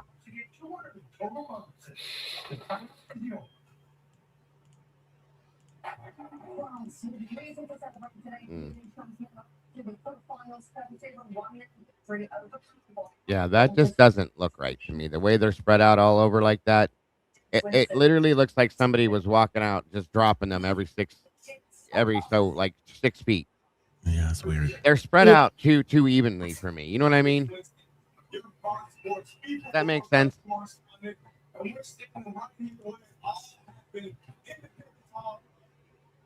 Like breadcrumbs.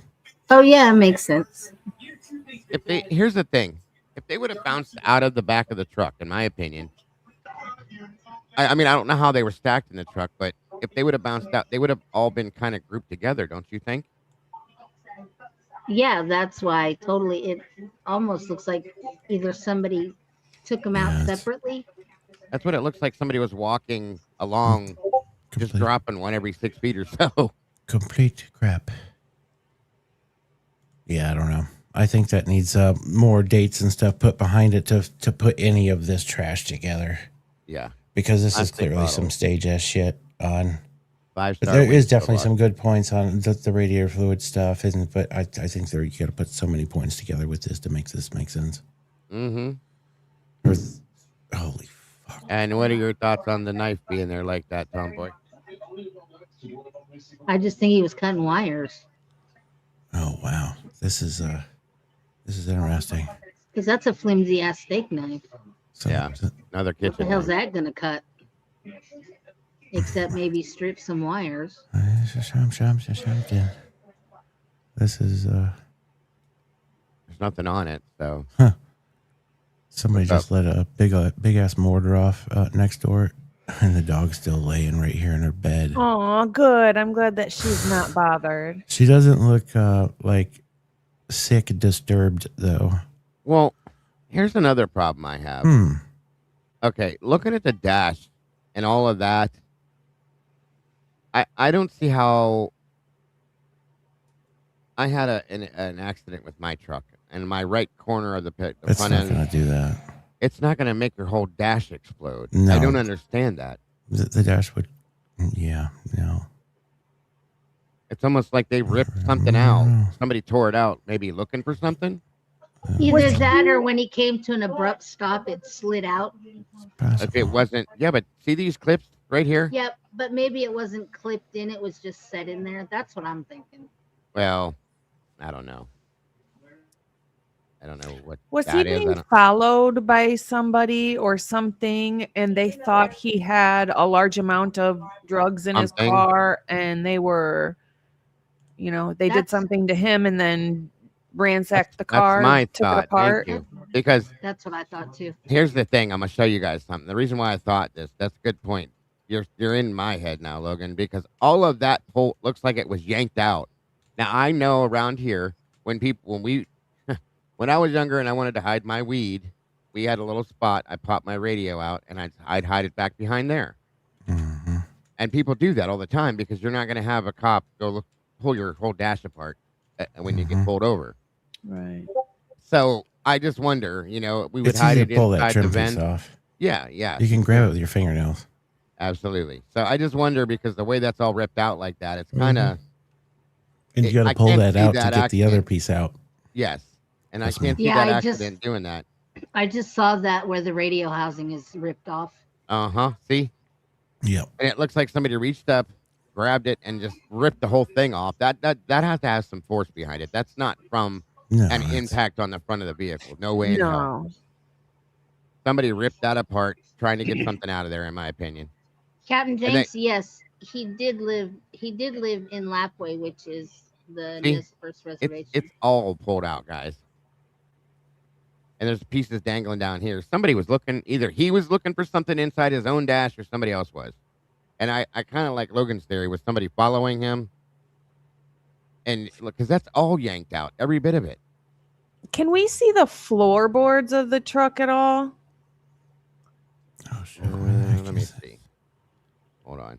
I might have to go forward more. I think I do. 1 minute. Spaced out.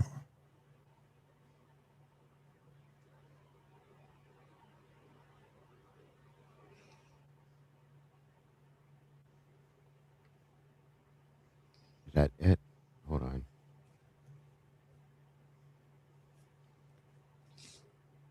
How about that, Logan? Nope. That seat is up really close. Yeah, that's what I said. This guy has to be like pain short, dude. I get in a freaking Silverado every day, and trust me, it's even in a regular cab. I've had a bunch of these as like fleet trucks. It's close.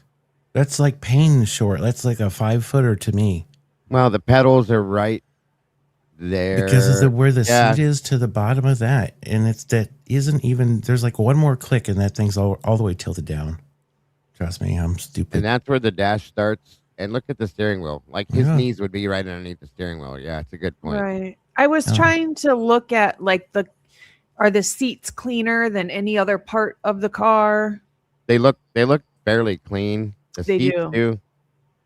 There was one little white stain at they zoomed in on, but yeah, it not almost much looked of like else of anything. But that could be from it almost looked like there was more than a stain. It looks like the fabric was like taken away. It made it look white, not a burn, but right. I know that sounds stupid, but if you go back to it, you can see.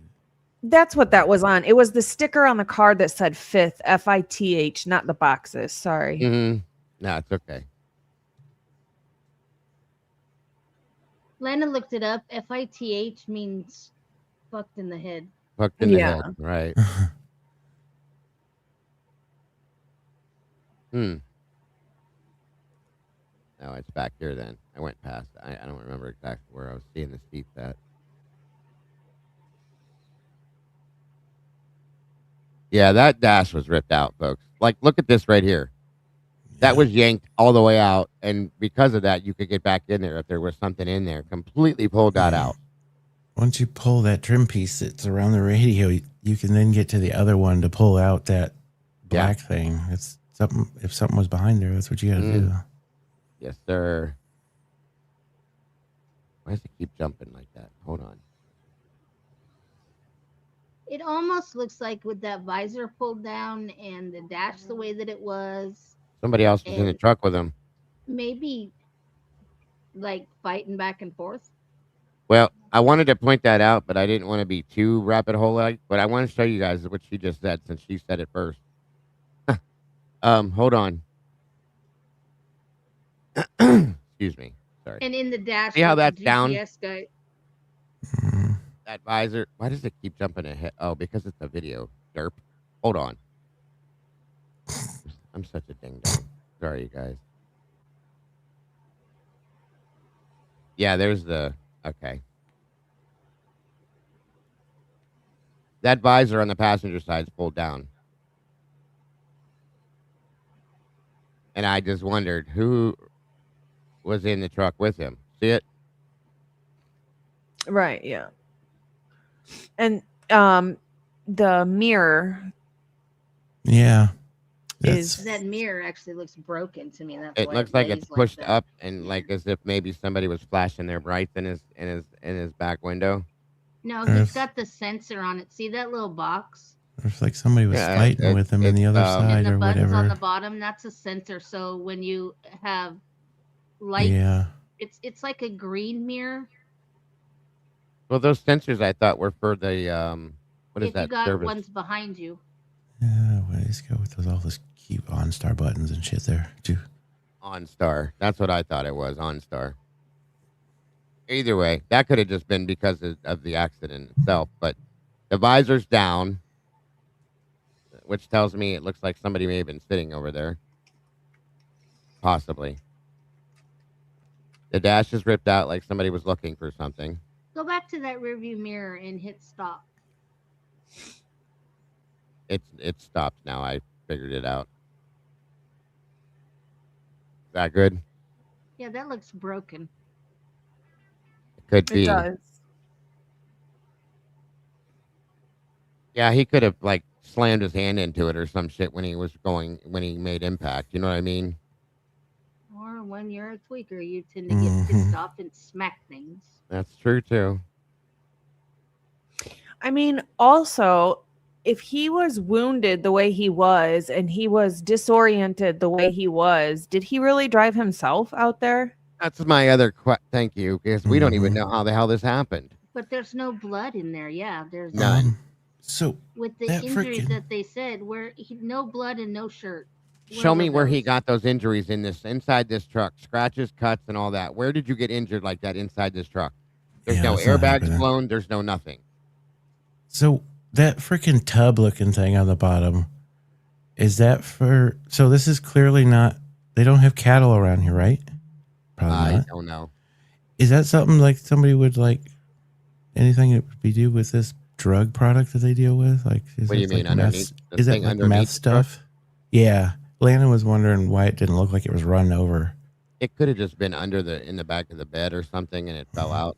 I just thought maybe it was like a meth production kind of looking thing. That I don't know. I thought it was to keep cake in. Well, that'd be cool too. That's a big ass cake, Logan. That thing right there, bud. Yeah. Oh, you know what? There's one under the truck though. Yeah, there is those- one under the truck. There is. Those are feeder bowls. Tupperware. Well, there we go. Yeah, for whatever animal is out there. I'm sure there's some animal out there, some type of animal. Feeder here, feeder there, feeder anywhere. And yeah, they probably have some sort of guard dogs. Arf, ruff, like Bronxy. He's active. He's getting up on the couch. Yeah, there you go, Logan. There's a good shot of the seats. They look pretty clean.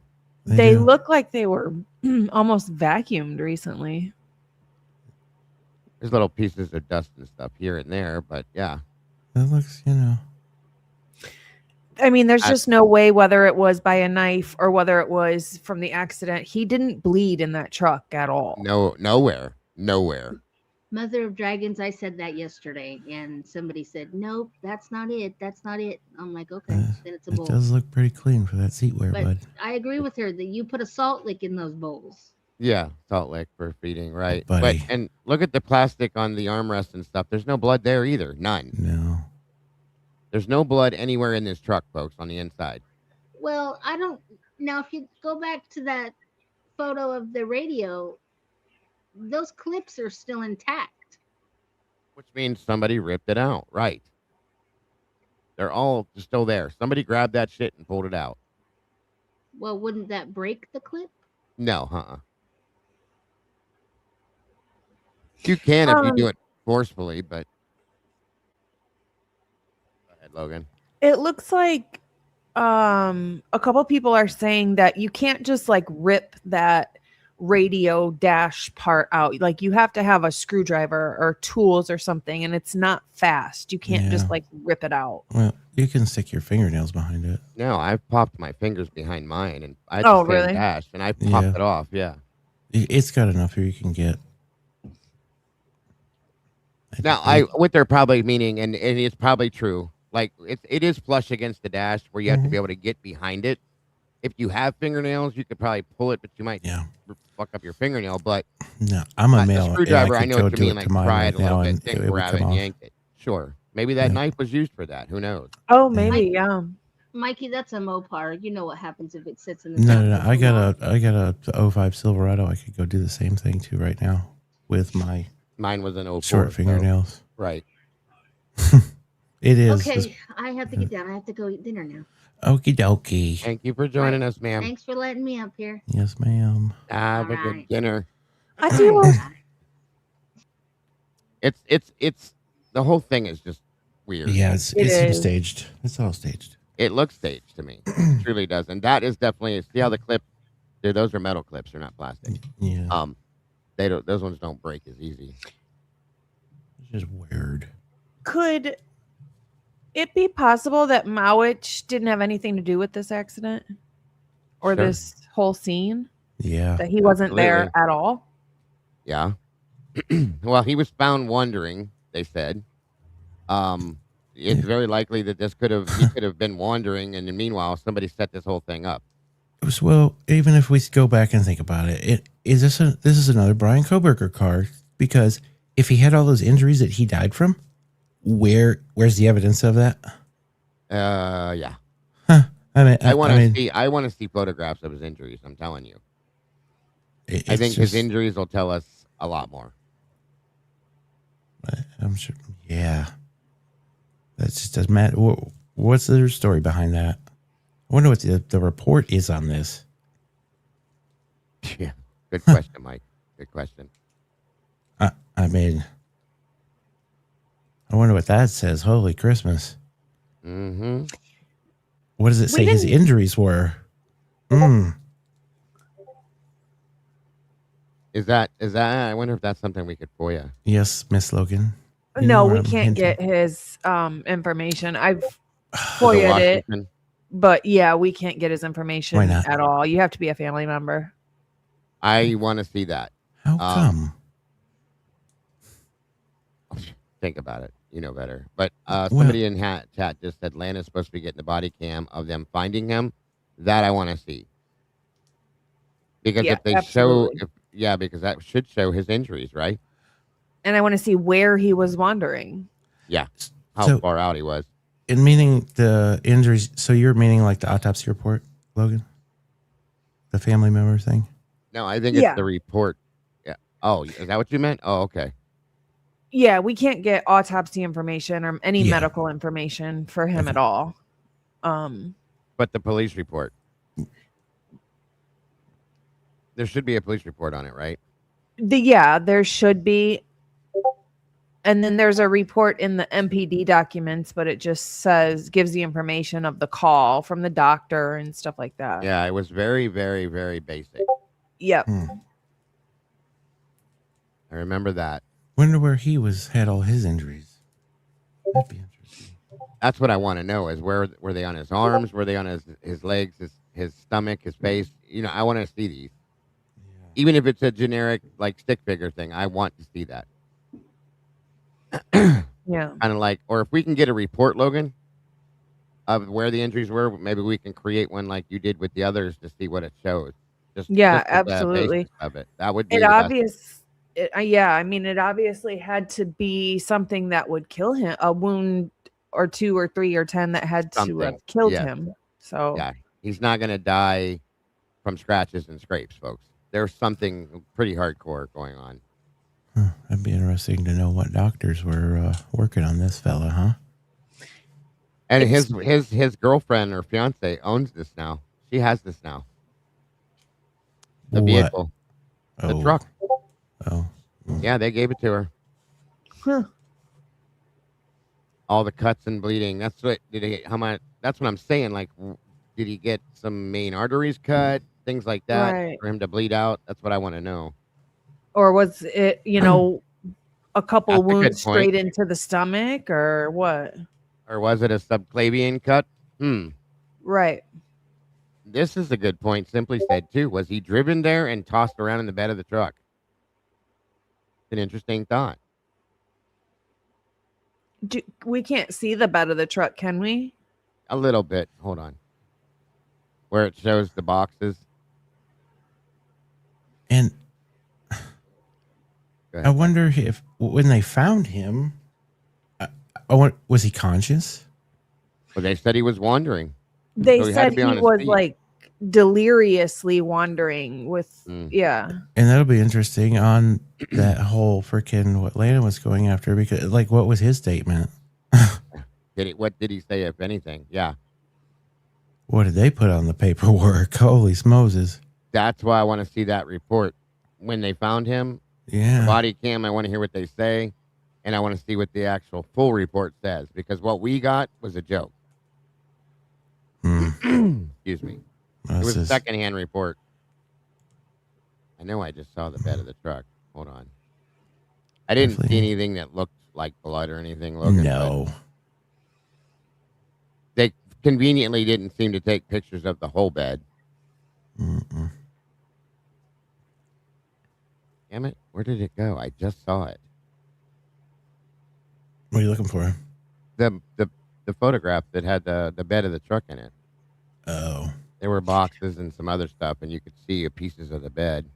I also want to know, did he die specifically from sharp force injuries, or did something get infected since he was missing for 8 days and then he died from the infection, or like what? There's got to be some report to an extent that you could at least get to like cause of death, right? Yeah. Well, that, and we need to know how long he had the injuries. Was it 5 days? Was it 8 days? Was it 1 day? You know what I mean? Right.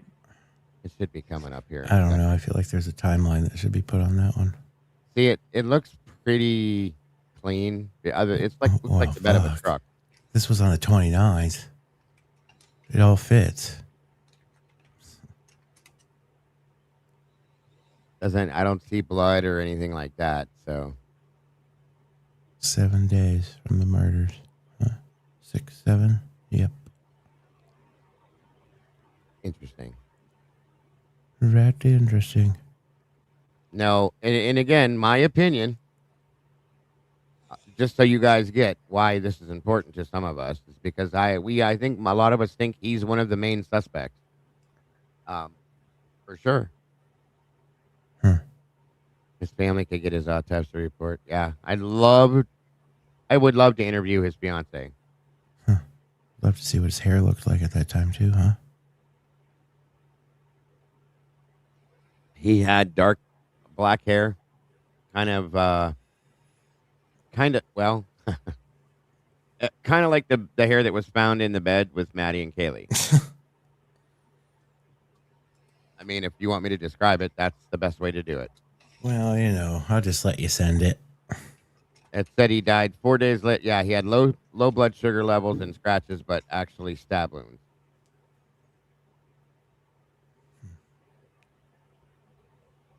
No, I'm not going to reach out to his family at all. I would just love to talk to his fiance. If she were to contact one of us, I would definitely jump on that. Thank you, Kowanda, and congratulations to Beautifully Broken Woman. That's so cool. Awesome. Thank you. Thank you, Kowanda. Exactly. Thank you so much. Best friend. There's a comment that says, why would the hospital call in a tip to the FBI for a blood clot death and possibly involved with the murders if he died from low blood sugar or a blood clot? Because apparently the person who I don't care for, whose name starts with a V, said that he didn't have any wounds. He had low blood sugar and died from a blood clot. He had nothing to do with anything. Just making stuff up, per usual. Of course. I wonder if the blood clot thing had anything to do with it. Yes. If that's actually there, that could be possible from trauma wounds. Right. But a doctor's not going to call in that he was They thought he was involved in the crime because he had so many cuts. Yeah, gotcha. I only took right. And yeah, tidbit guy. JJPP, he was, from my understanding. Yeah, he was dead within 4 days, Wendy. Thank you, Kawanda, so much for donating the True Crime memberships as well. Yes, absolutely. Very much appreciated. You're an angel. We appreciate you. The hospital called and said the injuries were not consistent with an auto crash. They weren't at all. That's exactly the problem right there. Something else happened to that man for some other reason. Which, again, I think is crazy because that doctor never even saw these pictures to know that. So it had to be very not consistent with an auto crash. Yes. 2 days after he was found. Yeah, he was found, taken to the emergency room, and then he was life flighted to Tomboy knows the name of it. I can't remember the name, but more of a trauma center. And then he died 2 days after that after he got there.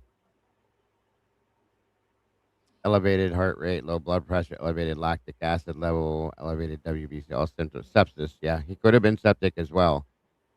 8 days. We don't know what went on in that 8 days, but again, it makes you wonder. Thank you, Miss Bianca.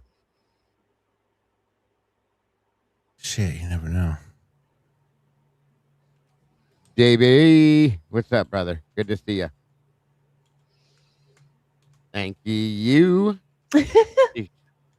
She called me a bucktooth bitch. I Thank was you gonna so say much. that you said it, but I yesterday she gifted something. I said, "Thank you, bucktooth bitch." I was like, I shouldn't have said it like that, but thank you. We appreciate you very much. That's hilarious. Very I'm nice gonna of you. God bless. I'm gonna take a sec here. I got to do something with the dog. Yeah, Oh, is she good. okay? She's okay. I just Put her in gotta bed. see what. She's just in a weird state. You know, Is put her in her bed. she? I just want to see how functional she is if I walk her through the house, so that I can confirm that she's not all like. Basically, I feel like she's wasted. Like too much, maybe? How much Yeah, did you give exactly. her? Huh? It was only 3 of these things. Only 3. For her weight, it was supposed to be 5. So. Oh my god. Yeah, so I did 3. So she's good. She just looks spacey. So I'm just gonna walk her through the house just so I can like clear my head here, because otherwise I'm gonna be a mess. So I'll be right back, guys. Touch her on his torso and his arms. Right. No problem, buddy. Take your time. We're here. Thanks. Is the truck even wrecked? I mean, it's really not. There's some gouging on the sides, but we don't know where that came from. And then the front bumper was ripped off when he hit that pile of that cliff. That's So, interesting. Sandy Luhu says, I think Mowich got injured at 1122 and his cohorts took him there to heal because he couldn't go to the hospital. He got an infection, so they staged the accident. very good point, Miss Luhu. That sounds great. That makes perfect sense. And It that does, actually. we know that whoever, and I've said this a bunch of times, but we know that whoever attacked Xana got the shit kicked out of them. Okay, should have been scratched to all hell, kicked, bruised, beat up for sure, and maybe even from Kaylee. And we don't know if Kaylee, Maddie, Xana had a knife, under their bed that they reached for and used it, but the people who did this took it with them because it had their DNA on it. Yeah, and I can see them trying to take him to heal him up. And what am I looking at? There, hold on. And they couldn't take him to the hospital because they knew somebody was going to know. This looks about right for what we just saw in the news. So they tried to heal him up that way. And Logan said a person's name starts with V. I was being silly. Oh, we get it. That would make sense. And then he got to the point where he was getting delusional because he was septic, which does happen. It causes your blood sugar to get all goofy and weird. And all of that. So if you're not, especially if you're not taking medications or being fed right, if you can't take food, and then they just said, you know what? We need to make this look like something else. Like he got into a bad accident and so on and so forth. That makes a lot of sense. Honest to God, it makes perfect sense. And think about it. We've got how many male DNA blood mixed with the victim's blood at the scene. So we know that the people who did this did get injured in some way. I bet you if they were to actually test it, Logan, it would come back to him. It's probably mostly his blood that they have there on scene. That would make perfect sense. Yeah, it's That's very huge. possible. Yes. Who said that? Who was the one to put that out? I mean, I sleep with weapons all around me, so. Yeah, me too. I don't know. I mean, it's not far-fetched that any one of them had a weapon or a knife near them, under them, by them, and they did use it. And the perpetrators had to take it with them. Sergeant Friday believes that the K-bar knife itself may have belonged to one of Kaylee or Maddie. They were given it because of Kaylee thinking she was being stalked and all that stuff that was going on with her. And maybe they tried to pull it and it was used back on, taken from them and used back against them. Yeah, I think that's very possible. As one of the weapons, right. Thank you again. She called me a buck-tooth bitch. I wanted to make sure to get Dago's channel. I really do appreciate all you guys, and thanks for your community, and we thank you so very much. Yeah. Very much appreciated. Very much. That who put that thought out, Logan, about that possibility? I wanna make sure they're seen. It is. Let me find it. Sorry about that. Sandy right. Luhu. Sandy Lou Who. Okay. So Brian Todd, exactly. That which is what makes most sense as to why the sheath was not on a belt loop. Bingo. Because the girls had it sitting there. Fully believe and agree with you on that one. Sandy Lou Who. I'm trying to find her in here. Well, either way, Sandy, that is an amazing theory, and that absolutely makes sense. I do too, Tardy. That is awesome. And that's probably almost closest thing to the truth that we've heard yet. It makes sense. And we've seen how many pictures with not only the girls, but, Sigma Chi members and whoever else with how many different knives have we seen? Yeah. 4 or 5. And like At least. even some of those pictures were at this house, right? Correct? The watermelon shit. Oh, yeah, with the machete. Was that at this house? That was next door at 1112. I just find it hard to believe that there was no knives in this house I other still than think kitchen Yeah. knives. I think the machete was used, and this is one of the majority of weapons, in my opinion. I have from the beginning, Mike. You know that. There's a lot of funky stuff in here. You can see on Xana's mattress, you can see that somebody stabbed the side of Xana's mattress. The blade on that is this wide, at least. That rip, that tear is it's at least this wide. That is not a K-bar. It looks to me like the end. I've showed this before.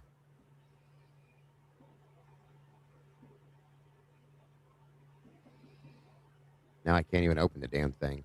Jeepers, Joey, what would you do if somebody's trying to attack you right now? Use the other thing in the drawer next to me. That's my boy. So if you look at the end of this, okay? Yeah. That the 2 gouges we see on Xana's mattress, they're almost perfectly this width, okay? Logan's a That's why I mattress slugger. believe this is exactly what one of the main weapons used. And it is serrated, too. He ain't doing that shit with no freaking K-bar, I tell you that much. Oh, Jesus, Bubba. What are you doing? Cutting saplings? If I have to. Yeah, you need something, come to my house. I got He is the man with the plan. I believe there were multiple bladed weapons used. What are you spinning on there, Logan? What are you looking up? She's full of shit. Nothing. Yeah. Going back through your autopsy stuff. So Rita says, but if the knife or the sheath was one of the girls, there would be girl DNA on the sheath or fingerprints or whatever. If they tested it for that, yeah. Right. I'm trying to think if they did. If they tested it against the victims, I don't know that I saw that, but I don't think they did fingerprints. no, and that's a great point, Sarita. That's again something else they probably didn't even do. Right. Well, why do I want to say they only tested against some of the other male DNA? Does that sound? Yeah. dumb? That's all I thought. What was this guy's first name? Nick. Okie dokie, thank you. Or Nicholas. And my dog's account made a good point too. In the beginning, we all heard there were 4 victims and 1 injured. Yep. That was. Oh my God. Where was that report? Way early on. It came from a news. We found it. We watched it not too long ago. Yeah, it was a news channel. Yep. Like a smaller one, right? Not like a big one. Oh yeah, It was one of their local channels. Yeah. Yeah. I know which one you're talking about.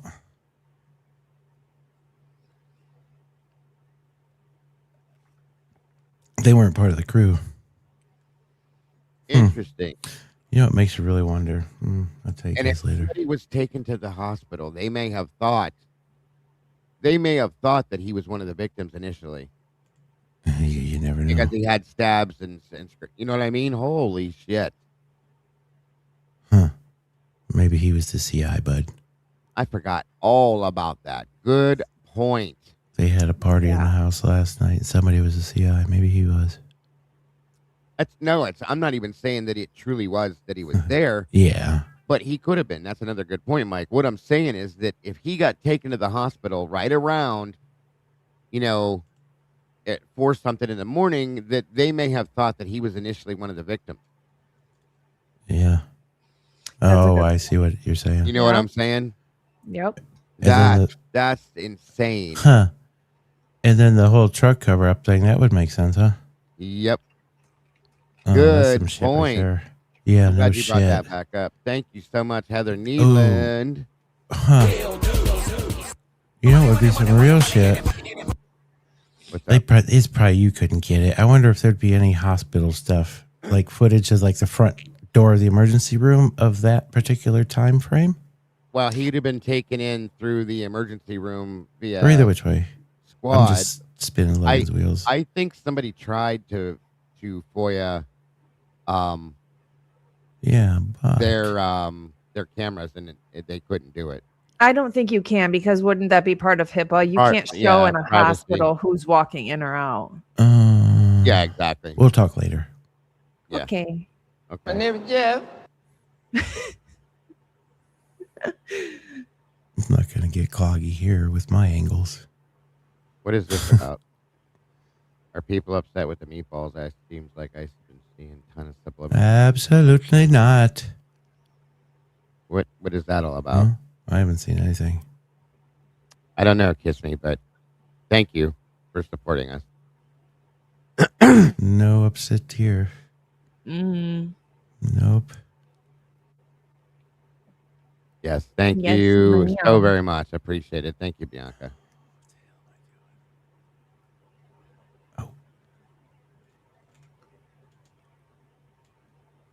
So, what was that terminology there? You said the report was 4 something. 4 dead, 1 injured. What was that news report? That was 4 dead, 1 injured, or what? What was that exact? Yeah. Okay. That's how it came out initially.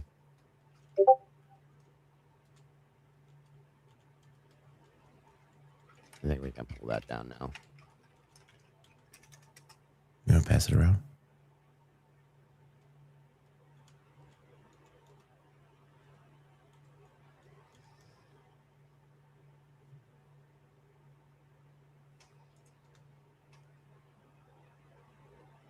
Let me see. What, Logan, did you have any good takes from anything that Mr. Jeffrey told you in your show the other night that was like, oh, well, that makes sense, or anything like that? Or made more sense, should I say? We talked about the little purposeful stab wounds on Kaylee's face that were almost seemed like somebody was sitting there purposefully poking at her face. And he was like, yeah, that makes sense, because they're too, they don't go deep enough to be like a stab wound. So for somebody to be sitting there actually like purposefully making, ruining her face makes a lot of sense. Yeah, I agree.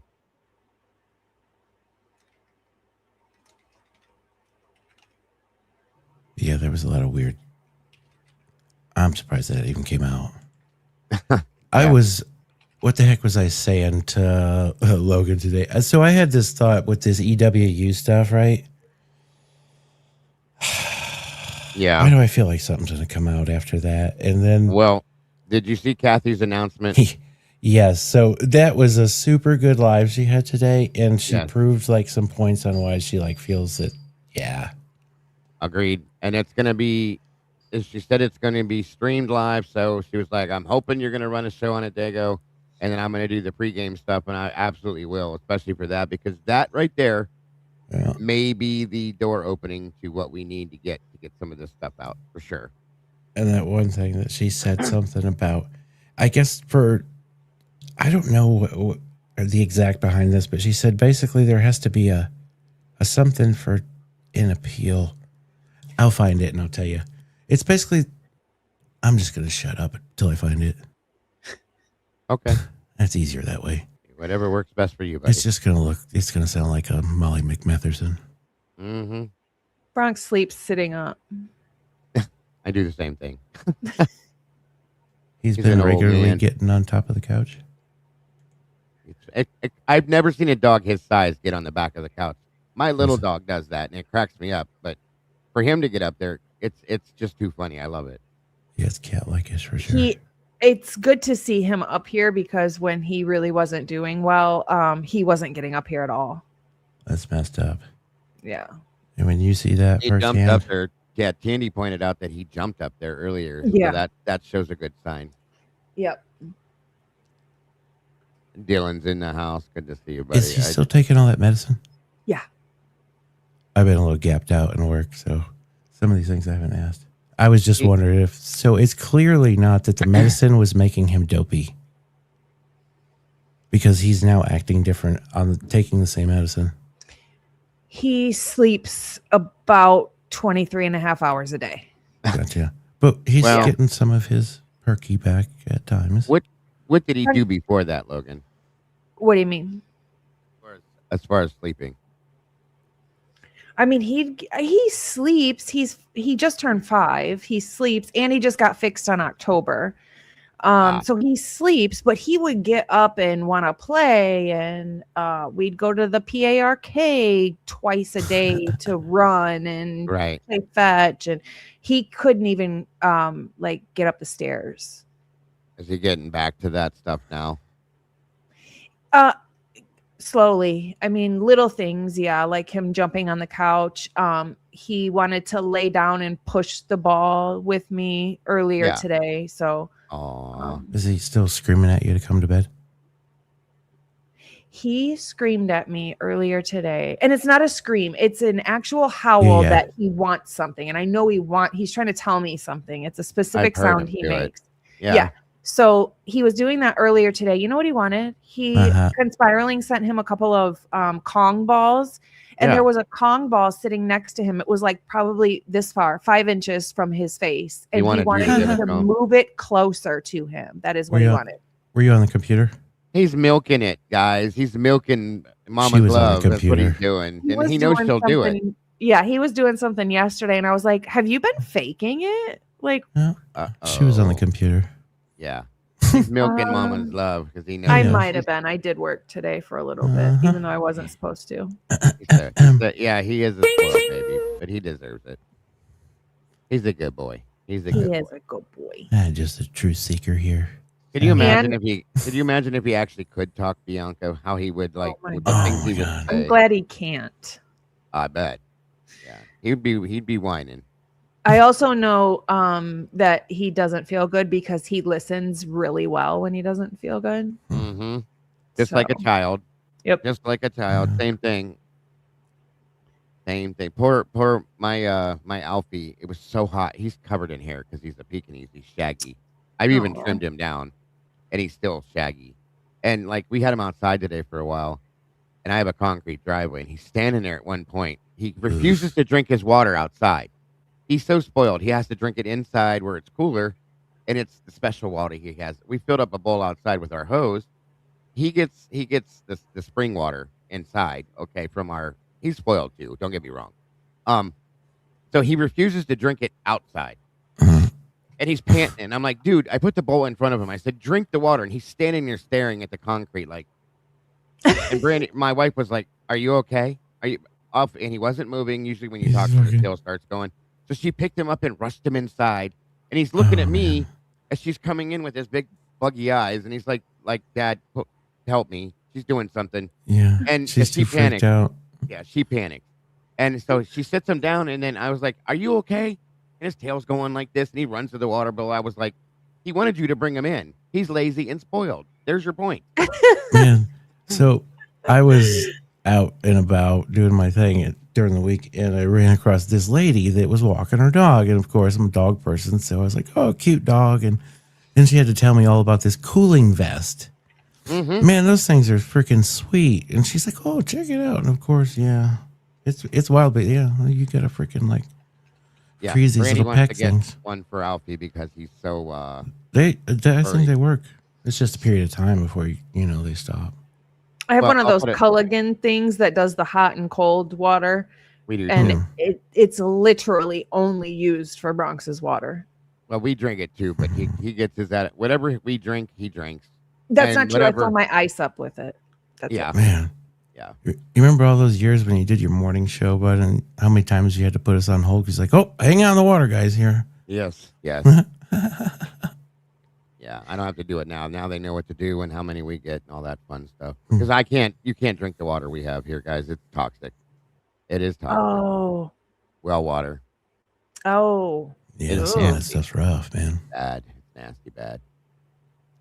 I've- Another good reason why at some point we're going to be moving, and maybe it's a good thing. We'll see.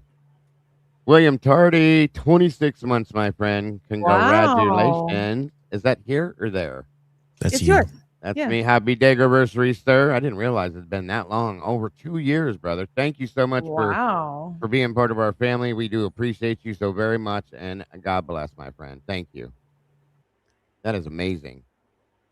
So, Circus Music said Ron from Custody Queen said that Mowich was in the morgue with the Idaho 4. Was he? What town was he found in? Oh, I thought he was was it found in Lewiston? a I different think. town. Yeah, Lewiston. I think they all They share. got that far. Did they?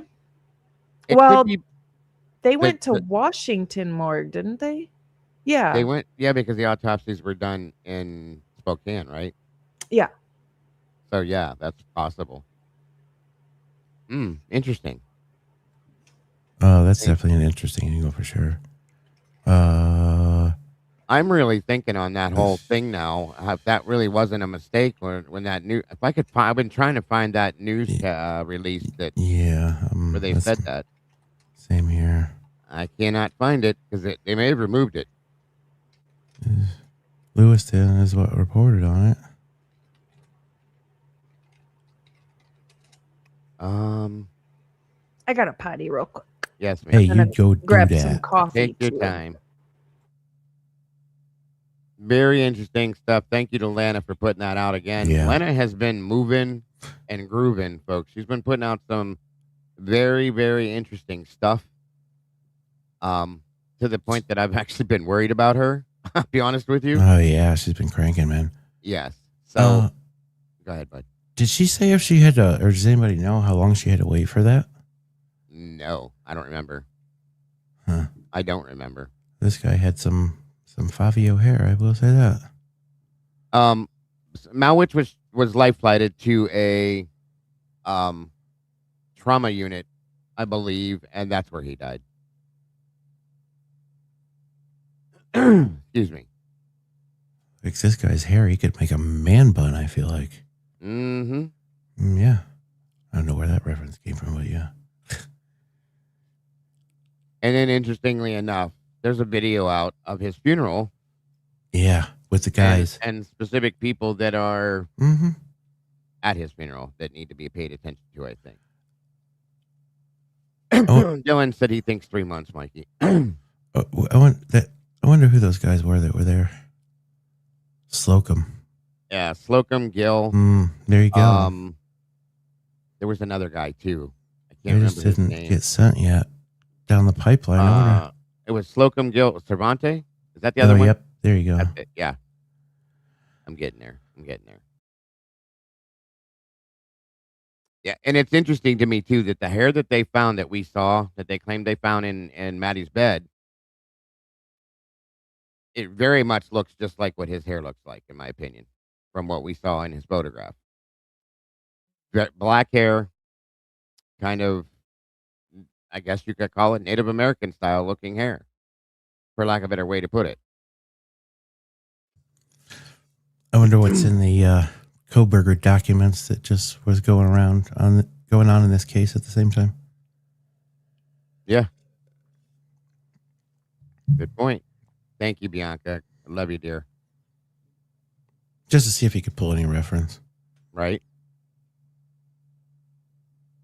Good point. Good point. We need to start looking back at that stuff too. As I've been going back on my shows, doing the back to the basics, the beginning stuff, trying to look at it. Interesting. Yeah, I have a whole theory now, and it involves a lot of this. Thank you again, Bianca. Yeah. I think Molly dropped these people off at the house. Yeah, They went in, did what they were doing, and left Mhm. on foot as she bolted out of there. Maybe either picked them up on Walenta or they walked whatever and Yeah. picked them up somewhere else. But that's kind of my theory at this point.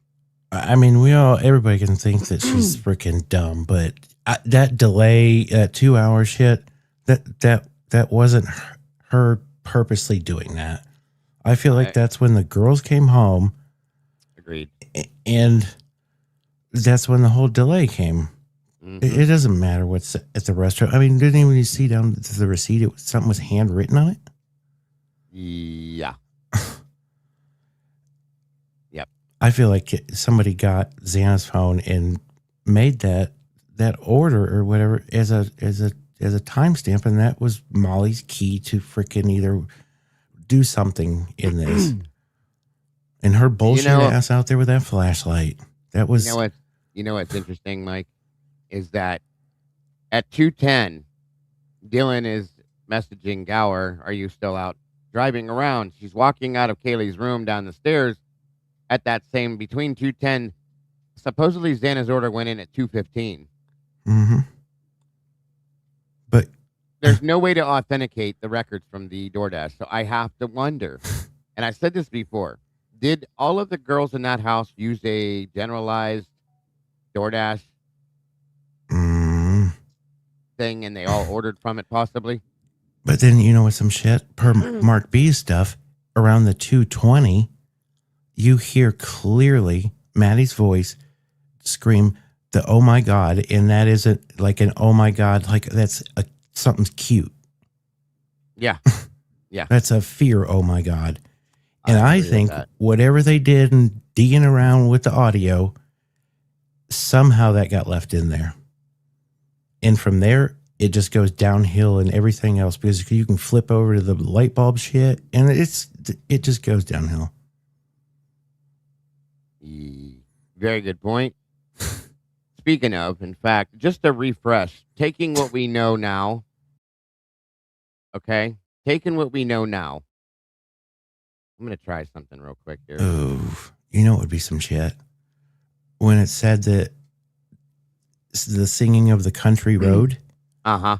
What time is that? And I feel like they put that in there someplace into something that somebody else said that put Ethan at that house at that time, but I feel he was already gone. It's very possible. I'm going to get to the point where you actually hear all this and play that back again from Mark.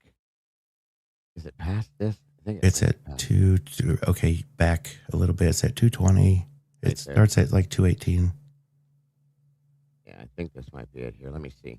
I'm stuck on this shit. At 2:27 on the 1330 cam. Here we go.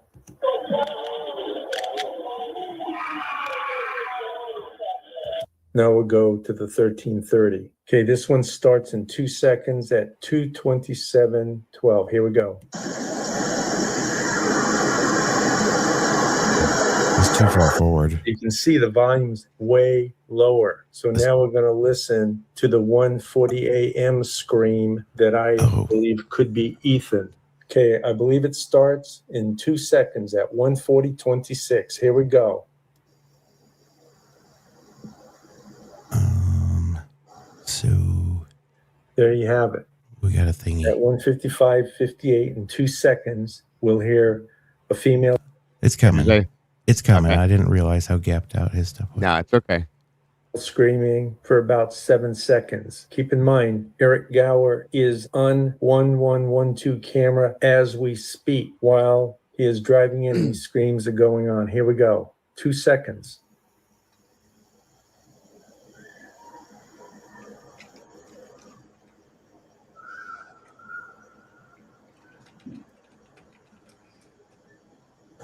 Okay, now we're going to go to 22106. In 2 seconds, we'll hear, "Oh my God," from a female voice. Here goes.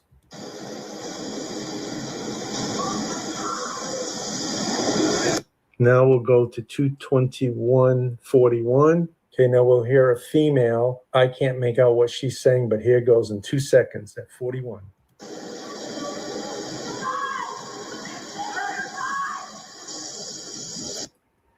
Now we'll go to 22206. Okay, in 2 seconds, we'll hear a male voice say, "Wait, wait." Here we go.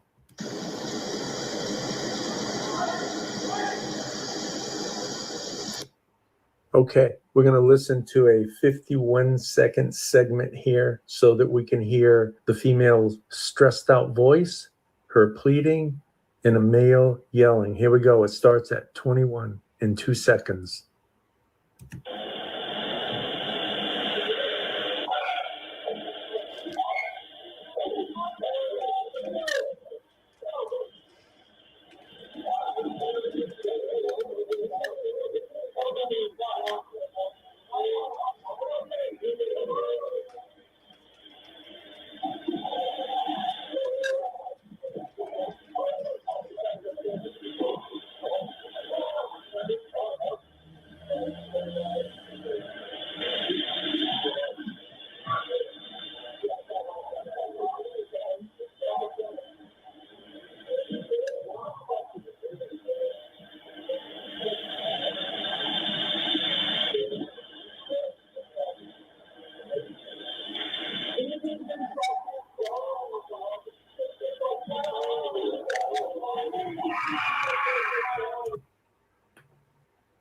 What I want to do here is just point out, how can Kaylee or Maddie possibly be calling Jack D at 226 to 252? Look how much yells and screams in this time frame here.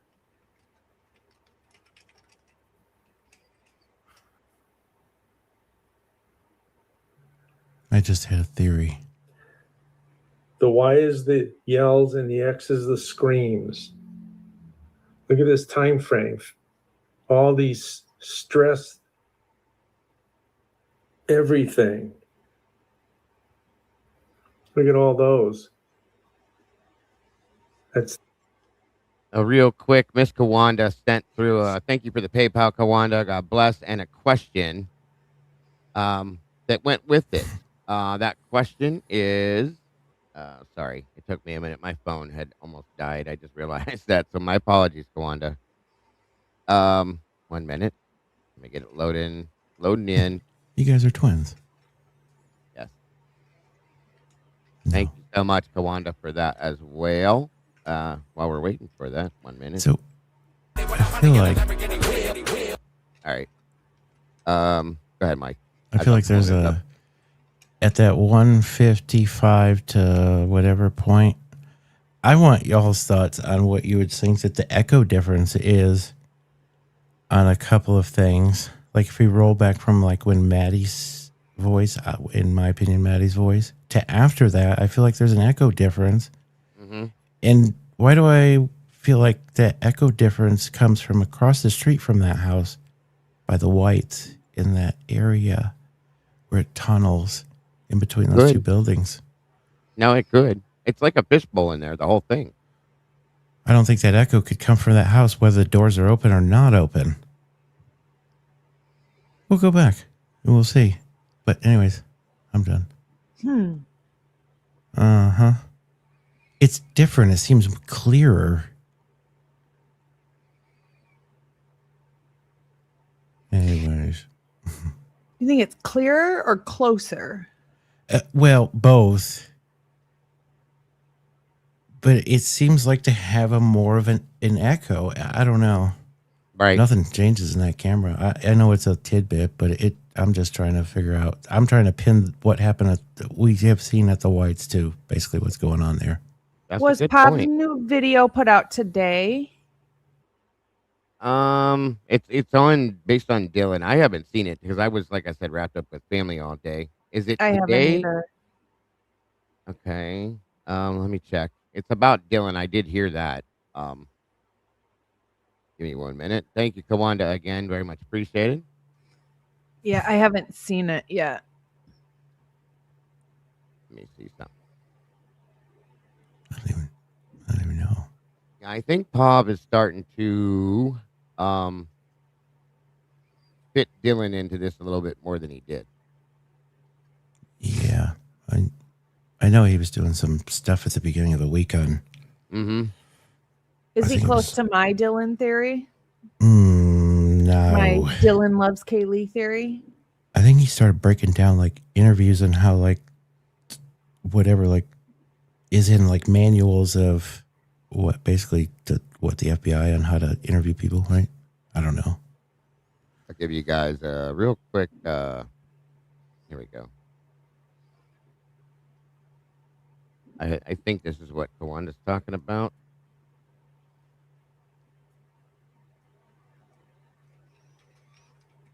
Oops.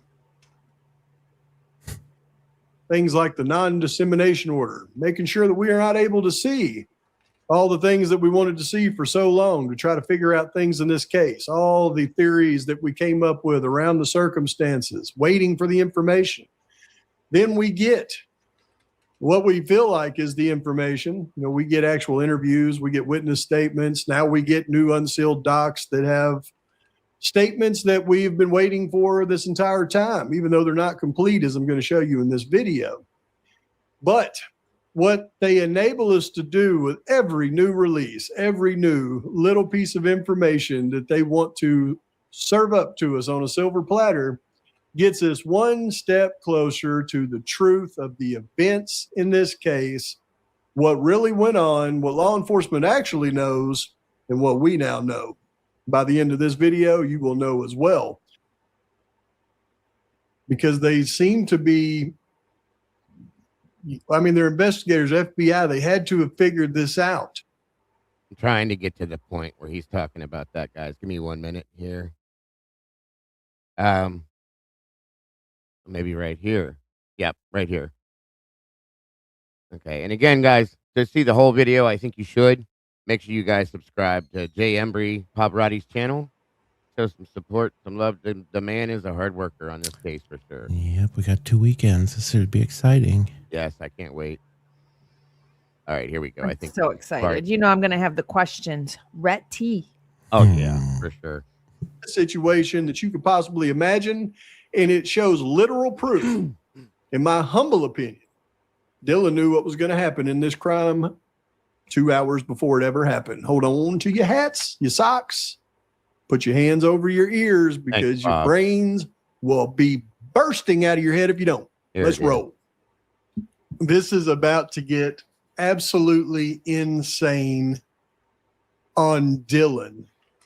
And I have to think that they, you know, they figured this out because they seem to be, I mean, they're investigators, FBI, they had to have figured this out.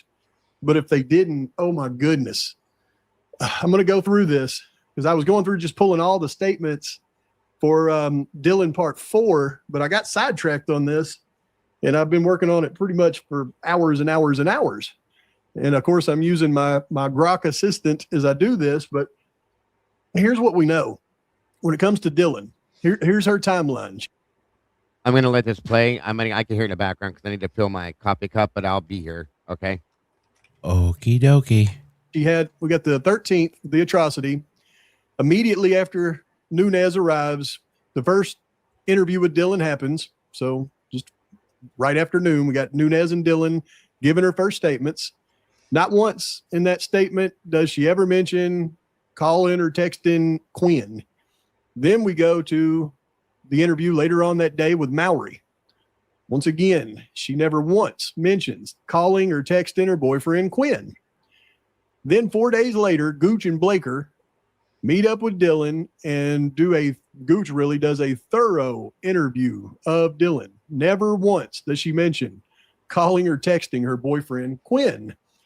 And she even specifically says that she basically didn't call or text anybody outside of the house. So between November 17th, and by the way, you can follow along the same progression with Bethany. Atrocity, Nunez questions her. Back at the station, I believe it was Blaker that questions her. And then on the 16th, Blaker travels all the way to Nevada and questions her, and then they never even bother questioning her again. Her stops there. But Dylan's doesn't. Now, between November 17th and the forensic interview with Williamson on December 1st, something happens. They're able to extract all of Dylan's phone activity. On December 1st, the only time the FBI gets involved with interviewing Dylan for the forensic interview is when Williamson does it on the 1st. And then nothing else happens until December 30th when Detective Lake does the final interview with Dylan. But here's what we know from this. When Gooch was talking to Dylan, she asked her, were you processing any danger? And Dylan hurries up and says, no, it was just like, obviously I was scared because I was like, why is there someone in the house? But like when I thought about it, I was just like, we had parties here a lot. Now I want to stop right there and fast forward to December 1st in the Williamson interview. And I'm going to go right to the part where Dylan finally admits also, like, I had texted my boyfriend. First time that's ever been brought up. The only reason it's been brought up is because Williamson started off with, I got some text and pictures and stuff that I need to talk to you about. So Dylan knew she had to bring this up. And remember, we've already covered this in the Williamson forensic interview format. They take evidence that they collected, such as text messages and subject statements and audio clips, and they introduce that to the person they're interviewing in the beginning to prompt them. So in the beginning of the interview, Aaron Williamson says to Dylan, yeah, so I want a couple things. One, I forgot to mention, I've got some chats and some pictures that we may look at. See if you can help me out with them. I'll let you know when we get there. I just like to let you know that from the beginning. Dylan, okay. That's part of their free narrative part of the forensic interview. And then she goes on to ask her to just tell her everything from beginning to end, and she doesn't interrupt. Right? So you're going to be talking a little bit about kind of like when you woke up and calling your friends. Yeah, I want you to go back to the beginning, like Saturday. Yeah, when the night started, and have her tell her everything. Remember, Williamson then shuts up. All she says from that point is, lets Dylan tell the whole story. And that's where Dylan gets into talking about texting her boyfriend, Quinn. And then she follows it with, I don't remember exactly what time. And I was like, there's someone in our house. And Kaylee said someone was here and someone was crying in the bathroom, but I don't understand what's going on. And he was like, well, you guys have a party house. So it's very interesting the way that she starts off exactly what Quinn told her. He was like, well, you guys have a party house. And then I go back to the interview she was doing with Gooch. But when I thought about it, I was just like, we had parties here a lot. You guys have a party house. It's exactly what Quinn told her to, I would say told her to think, but it looks to me like when we're done with this, it's exactly what Quinn told her to say. We had parties here a lot. People come in and out all the time. It's normal for people to come in like with other people. Like that's not weird. And he was like, you guys have a party house. Could it just be like someone had just been drunk walking through? It's normal for people to come in like with other people. That's not weird. She's going through the Gooch interview with almost word for word for what she later says that Quinn told her. But here's where it gets interesting. Gooch specifically asked her, so did you ever call anyone outside the house? Dylan responds with, no, it didn't cross my mind. I was just calling my roommates. It's like my closest friends who I trust, meaning her roommates. I called Ethan at one point. Let me go on Snapchat. I don't know if it's still there or not. Fast forward to the Williamson interview. I also had text my boyfriend. I don't remember exactly what time. And I was like, there's someone in our house. And Kaylee said someone was here. Someone was crying in the bathroom, but I don't understand what's going on. And he was like, well, you guys have a party house. And then all this happens. Can you pause it for a second? I was just going to pause that. Go ahead. I want to point something out here. Why is Quinn wide awake to respond to her message at 4:30 in the morning through Snapchat? Because he has epilepsy. So we know he's not out driving. He's not drinking. So why is he wide awake at 4:30 in the morning? It's almost like he knew what was going to happen and was waiting for her to contact him to say somebody's in our house. Thank you. Thank you. Thank you. And why do we not see that text message in her phone messages either? What time was that? It's through 4:30. Snapchat. Whose boyfriend and girlfriend are only contacting each other through Snapchat? That's some Nobody's monkey shit. calling and texting their actual phone number. What time was this again? 4:30. Oh, everything happened after 4. I mean, honestly, we don't know what time it was because Yeah. it was through Snapchat. It's all It could have been jacked up. 2:30. It could have been 3. Yeah. Right. Yes. So, well, wait a minute, because aren't they an hour off? So it would have been 3:30. Yes. I don't know. Yeah. Mom. Bam. Good point. And again, we didn't see this in her. It was withheld within her text messages and stuff like that. Maybe for privacy, of course, but And this is like true bullshit because if this was a true investigation, they would go how far back in her phone records to at least see the traffic with her boyfriend. How much did they talk? we should see it all. And there was text. They had to bring an expert in to. From my understanding, if I remember correctly, we were told at one point they had to bring an expert in to retrieve messages between her and her father. Oh, Joey, they probably had to bring an expert in to take the phone case off of it. Well, yeah, that's yeah. Oh my God. Okay, let's keep watching.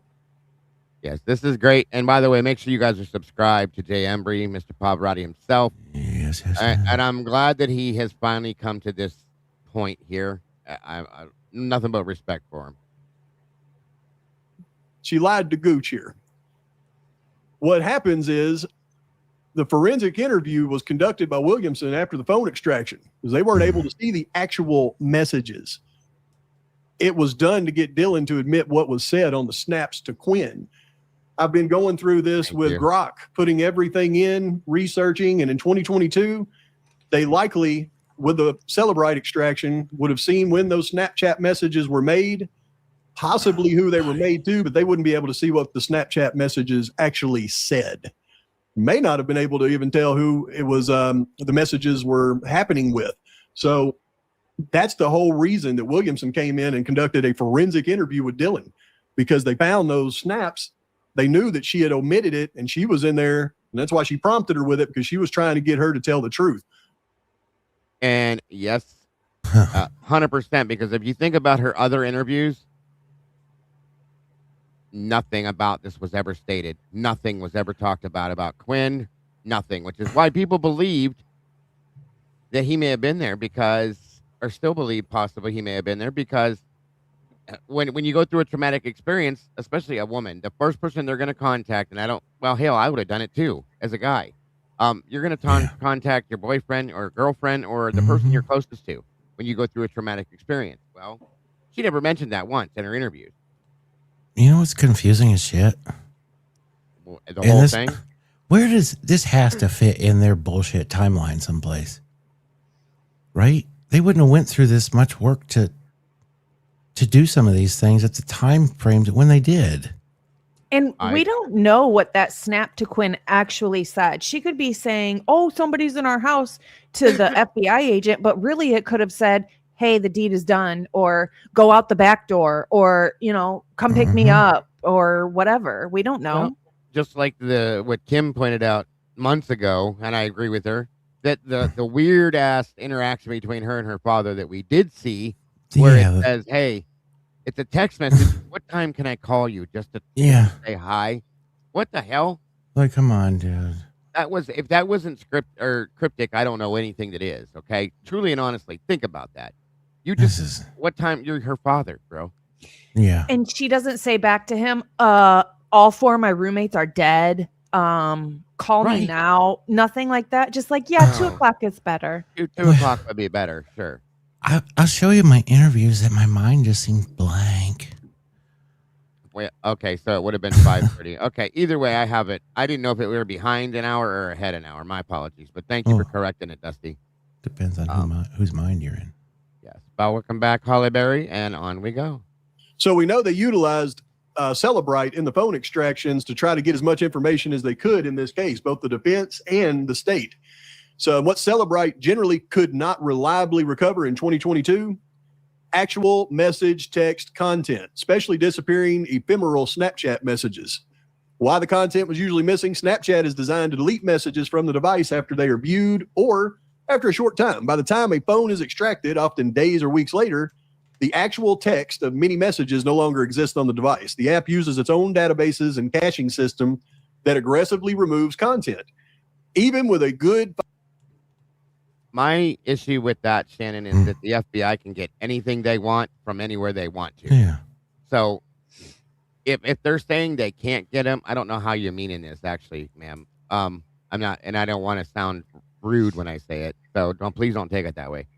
I think if they're saying that they couldn't get these messages, I have a hard time believing that. The Secret Service was brought in for their digital stuff, the phones, and then FBI's there as well. There's no way they didn't. Just like I don't believe they didn't get into Kaylee's phone. There's no way I'll believe that. So, nope. That's all I was saying. Snapchat's deleted from the device, but not Snap. Yeah. So you're saying the same thing I am. I agree with you then. Absolutely. That's what I thought. So they just try to bury shit underneath this. I mean, like the public, they go, yeah. Like, oh yeah, that just deletes or whatever. Yeah. And it's a whole game. Now, recently, Rogue, I'm glad you said that because we found this out too. Yeah. Snapchat has to hold all messages on its back and for a year, just for law enforcement purposes nowadays, folks, because there's so much of this stuff going through Snapchat. So thank you, Rogue, for that as well. Absolutely. You guys are awesome. I love it. Thank you. On we go. File system or advanced logical extraction. If the message body had already been deleted by the app, Celebrite could not magically bring it back in most cases. So while they knew that Dylan had conversations with people through Snap, they likely either weren't able to figure out who she was having the conversations with, or even if they were, they wouldn't have been able to actually see the conversation. So this interview was very important to dig in to find out what Dylan states actually took place in those messages and when. But now that we know that she volunteered the information to Williamson, probably because she thought Williamson had the information already, we can eliminate when this conversation didn't happen and when it likely did. And the results of that are mind-boggling. But here's what happens. We know, and this is where it gets crazy. We know that Quinn... Now, this part here, you guys, is very interesting. I'm glad you brought this up, Kawanda, too, so that we could talk about this. Pay attention to this one, guys. This is very interesting. Posted this snap on November 13th, 2022 at 2:46 a.m. in Boise, Idaho. So he was absolutely making sure that the whole world knew that he was in Boise, Idaho at 2:46 a.m. Well, that's 1:46 a.m. Moscow time. And I believe he was in Boise at 2:46. Some people believe that he wasn't, but I believe he was because I believe he knew better. And he better be in Boise and he better get an alibi because of what happens next. You see, as I go through all the phone activity from pertinent times, and her phone activity doesn't start until 2:10, right? We don't know what her phone activity looks like before 2:10 because this is when the document shows the release of the phone activity. So we don't know if she's talking to Quinn at 1:46. All we know is she texted Gower, are you driving by chance tonight at 2:10? But then in between texting Gower, are you driving? And I don't believe Gower has anything to do with this. So, but in between when she texts Gower, all of a sudden she starts getting these Snapchat messages, incoming, outgoing, incoming, outgoing, incoming. Then Gower texts back, I am, but Dylan never ever responds to him. And I'm going to tell you that she doesn't respond to Gower, in my opinion, because at that point, she's wrapped up in this conversation back and forth. Okay. That's what the point that I think that Paul's making is exactly the same point that I feel too. I'm glad he's pointing this out because that's exactly what I think is going on. The time that she chooses to actually open Gower's message is really strange. When the hell was that? It was like 4:27 or 4:30 in the morning. Almost right in the time frame. It's I think it. Yeah, Logan's right. It's the exact same time that scream goes out. Yep. She And sets these time frames. I'm wondering if she opened that message because maybe she was going to ask him to come pick her up. I don't know. That's a good point, Logan. Why did you respond to it now? When this is all over, possibly. You know what I mean? Or when it's all going on. Why are you opening Eric Gower's message then? Because she could read the preview when it came, when it initially came in to know that he said, yes, I'm driving. But she didn't open that message until as this all is going on. Why is that what you're choosing to do in that moment? Molly left me at the house. Yeah. I didn't know that woman had so many alias names.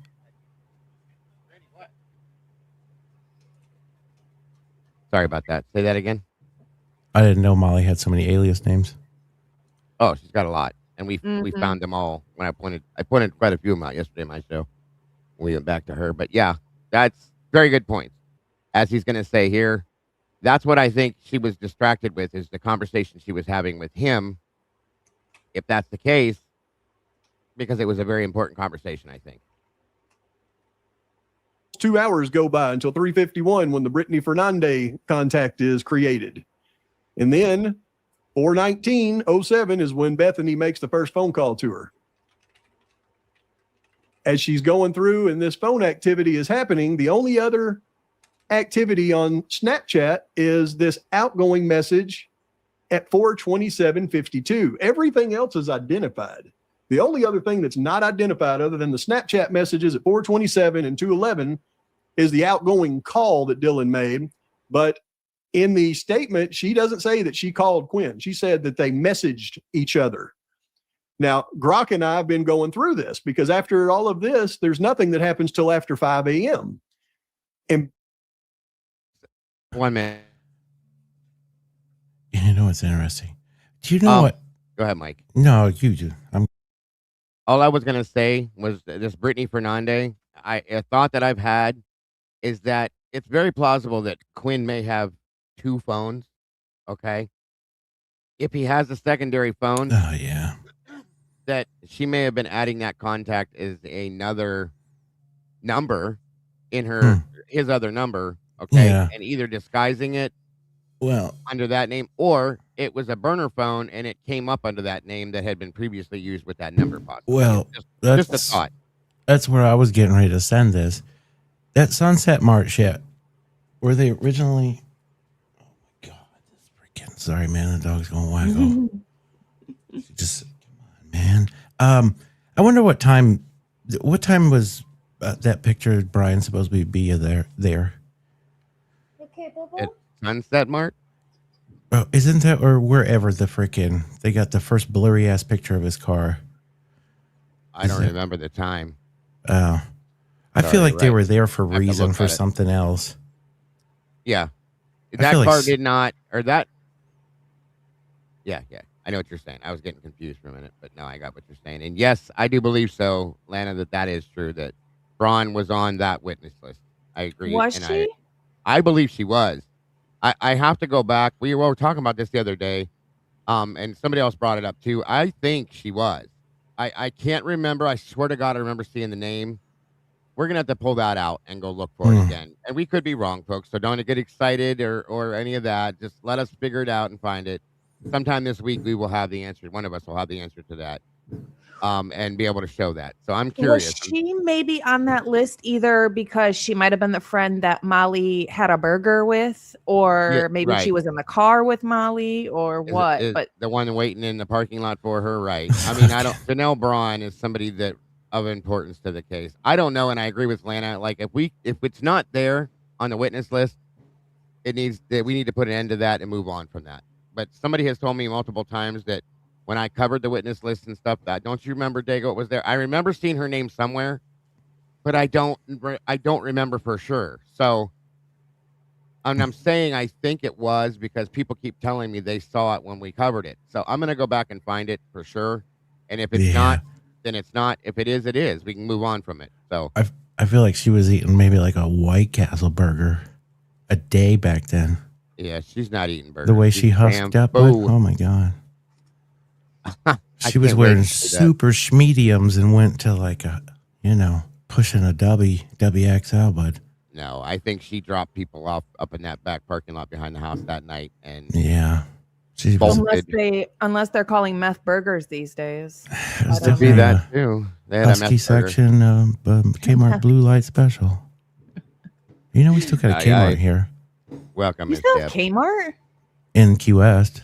We have one in Dude, Ohio. That thing is huge. They sell freaking like live bait and shit there. It's wild. Yeah. I miss Kmart. Did they? No, I don't think they tore it down. Most of ours are It's gone. in Marathon. Lana knows where it's at. That Kmart's dope. I don't know if they have any up by Atlanta, but we have one down here. Oh, no. She used to live in Key West. Oh, Key West. That's where she gets that boomerang thing from, at Key West. I know. Believe me, I know. Yeah, I agree with that too, Tara. Moving on we go. Grok says that this is not there's no way this is a two-way conversation. This is one single outgoing Snapchat. So in the video I did the other day, when I first discovered the Quinn angle, or I first discussed it, I focused in on this 42752 snap message, and I thought maybe it was a interaction, and it just logged it as an outgoing message because it was the only one that made sense based on what she was saying around the time frame that she talked to Quinn. But when I put it into Grok analyzed it, and it's just an outgoing message. So there was never an incoming message.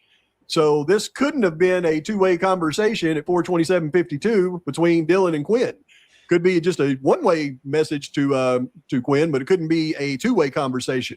So it pretty much eliminates that as being a possible time frame that she had this conversation with Quinn. So there's no way at 42752, when that outgoing Snapchat happened, that she was having a text conversation with Quinn with the back and forth like you see right here. There's no way the 427 call was made to Quinn because she's talking about a text conversation. The only text conversation she could have had with Quinn during the time frame that the Celebrite extraction shows was the conversation that was happened at 2:11 a.m., 2 hours before the crime. Dylan is literally told on herself that Quinn told her what to say before the crime ever happened. The only, using just the Celebrite extraction. But could this mean, though, you guys, and I know Pov's feelings on when the crime happened, okay? Mm-hmm. But, and like I said, there's a couple things that I slightly disagree with him on, and it's just based on other things we know. And I'm not saying he's wrong. I'm not saying he's wrong, guys. You guys know how I have full respect for him. But could that mean possibly that the timeline for the crime is earlier? Oh, hell yeah. There's a reason why they started serving this shit at 4 a.m. I'm just saying. The whole delay in the DoorDash was the initial start of this bullshit when Homegirl went out there with that flashlight. I'm telling you. I'm telling you, man. I agree. Because that's when they started wiping shit. She needed to be on that camera for a reason, and also she's not carrying a freaking DoorDash bag of food with her. No, it's in the car with her dog. Where I think like some people get confused with, it has nothing to do with Bill, other than she does dirty work and has done dirty work for Bill in the past. But she just happened to be wound up in her same old shit. I'm done. Sorry. No, I mean, I get it. And all the laid over bullshit.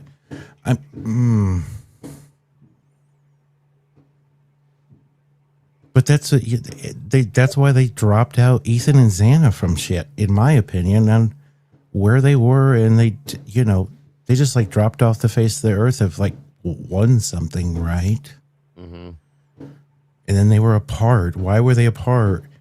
And what we seen over by the Whites, what the fuck happened over by the Whites? And I swear that echo difference comes from that corridor going from the Whites to the house. There's definitely something that, I'm sorry, go ahead. Ethan has marks on his knuckles, not from a knife. It looks like from hitting something.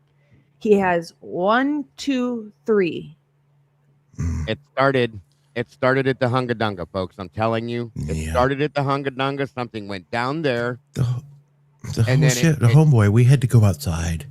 We had to go have a beer outside. Yeah. We went out and talked about why Xana was hard to date. Shut the fuck up. There's no way you had that conversation. And I told you that when we were going over that interview, you guys. I said, and Mike agrees, okay, because we've been those guys. Come on, bro. Calm down. It's fucking, no. Let's go have a beer. Come out here, breathe. Come on, calm down. Something was going down, period. Yeah. Mm-hmm. And who was there? Who was at the Hunga Dunga that night?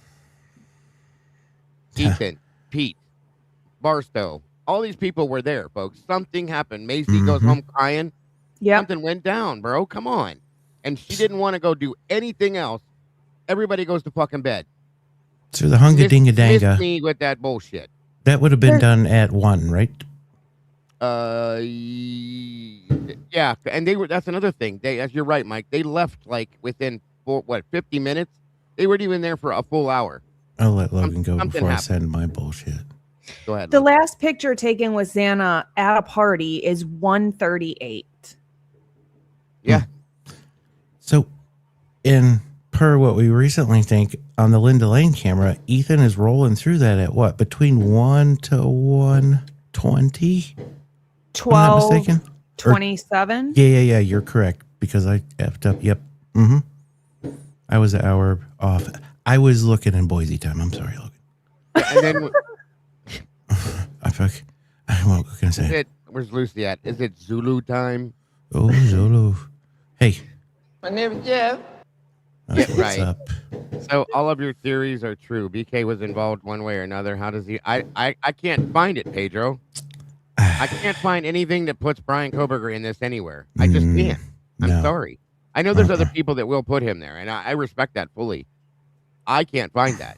Nothing makes any sense for me. So I'm just saying. On we go. I don't even In her think he was. statements to Williamson, not to Gooch, but to Williamson. She lied to Gooch. Williamson got her to tell her about this conversation with Quinn. The only way it could have happened was with Snapchat. And the only time that was available for this to happen with Snapchat was at 2:11. And the fact that she says this happened during the crime, someone's in our house, and he was like, well, you guys have a party house. Well, nobody was in their house for another 2 hours. That means the only way this works is if he was telling her what to say 2 hours in advance of the crime. Now, that could have been her messaging in him at 4:27:52, the one outgoing message saying it's done or whatever. But there's no other legitimate, unless they have something that they haven't released, there's no other legitimate way Dylan could have had a text message conversation with Quinn in the time frame we're discussing other than at 2:11. It looks to me like she texted Gower. She wanted to go get something to eat. Quinn started messaging her, telling her she better stay there, what was going to happen, what she needed to say. And that's why she never messaged Gower back for him to come get her to take her anywhere. She sat in that room and did exactly like she was supposed to. And stop and think about what he just said.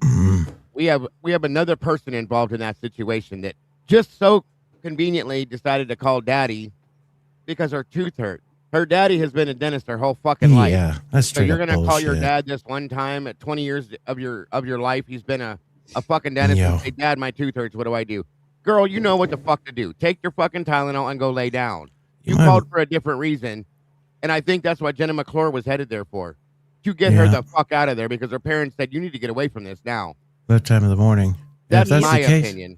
You might want to Google how the hell did you get this many years to this point in life and you don't know that shit. So, yeah. I'm sorry, but that's exactly what I think of that for sure. Okay. I'm just saying.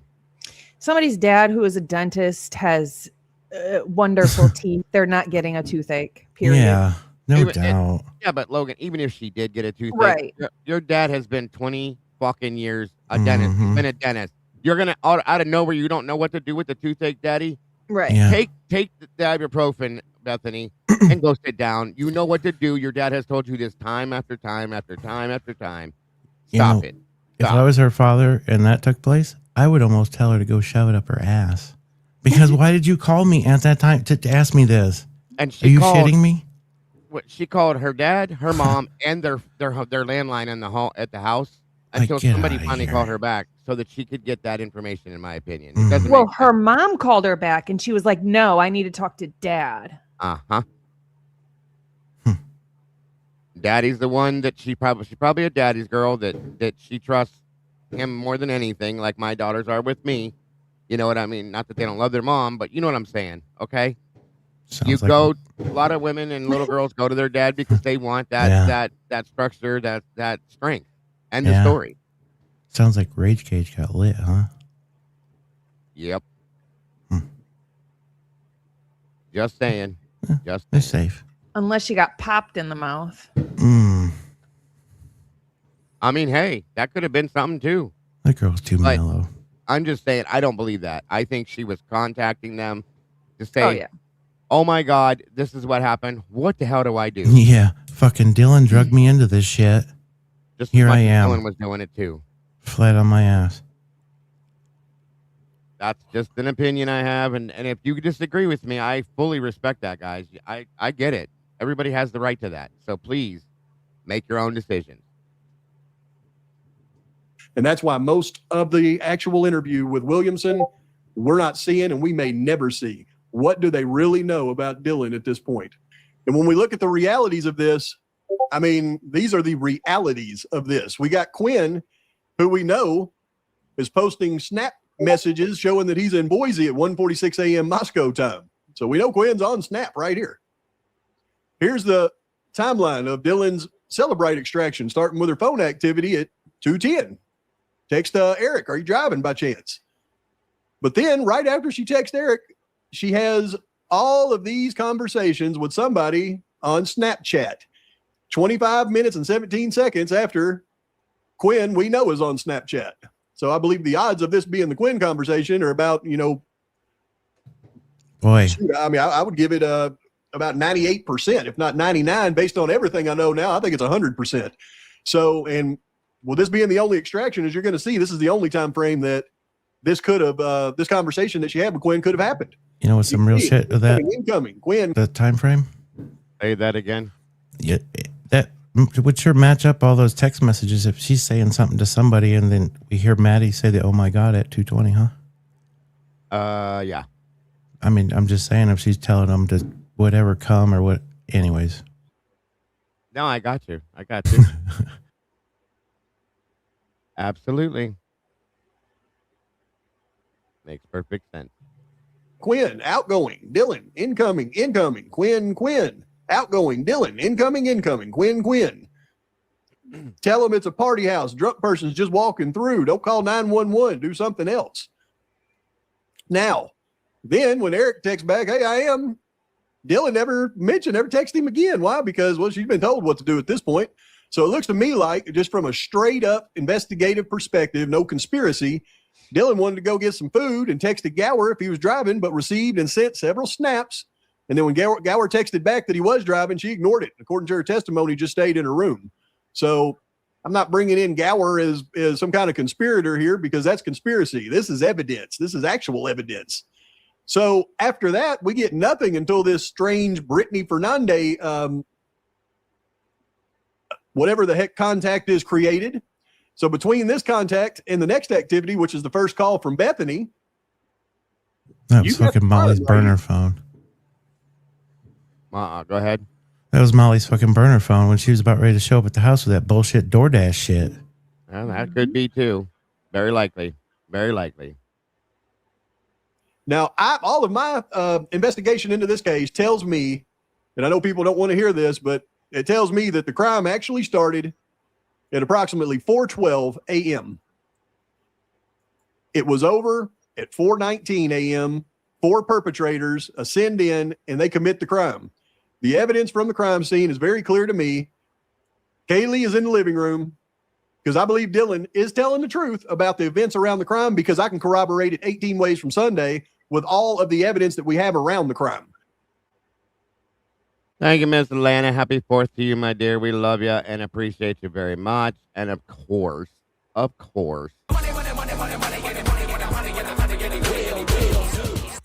you so much. Best friend. Appreciate you very much, dear. It corroborates the story. It corroborates the story nobody wants to believe, especially law enforcement. Nobody wants to believe. And that's the fact that Kaylee was in the living room with Murphy. Dylan's in her bedroom. Xana and Ethan are in their bedroom. Bethany is downstairs. That's kind of what I was going to say too, Lana. I'm with you on the time. That's the one thing I'm honestly in disagreement with him with, I get why he feels that way. I respectfully disagree with Yeah. him. You know what I mean? There's I no do. way that Kaylee, who's on her phone 24/7, is up No. until 4 something in the morning dancing and singing with Murphy, and she isn't touching her phone It's impossible. since Neither one of them did. 2:53. No. Neither one of them. No. Right. That's very hard to get past. I don't think she snapped out of it when she got at home as much as she was into that shit. Nope. No, I agree with that fully. That there was, I think Lana's point in time, the 253 is that's when it started. I fully agree with you, 100%. And I think they were tortured from that period on, maybe till four something.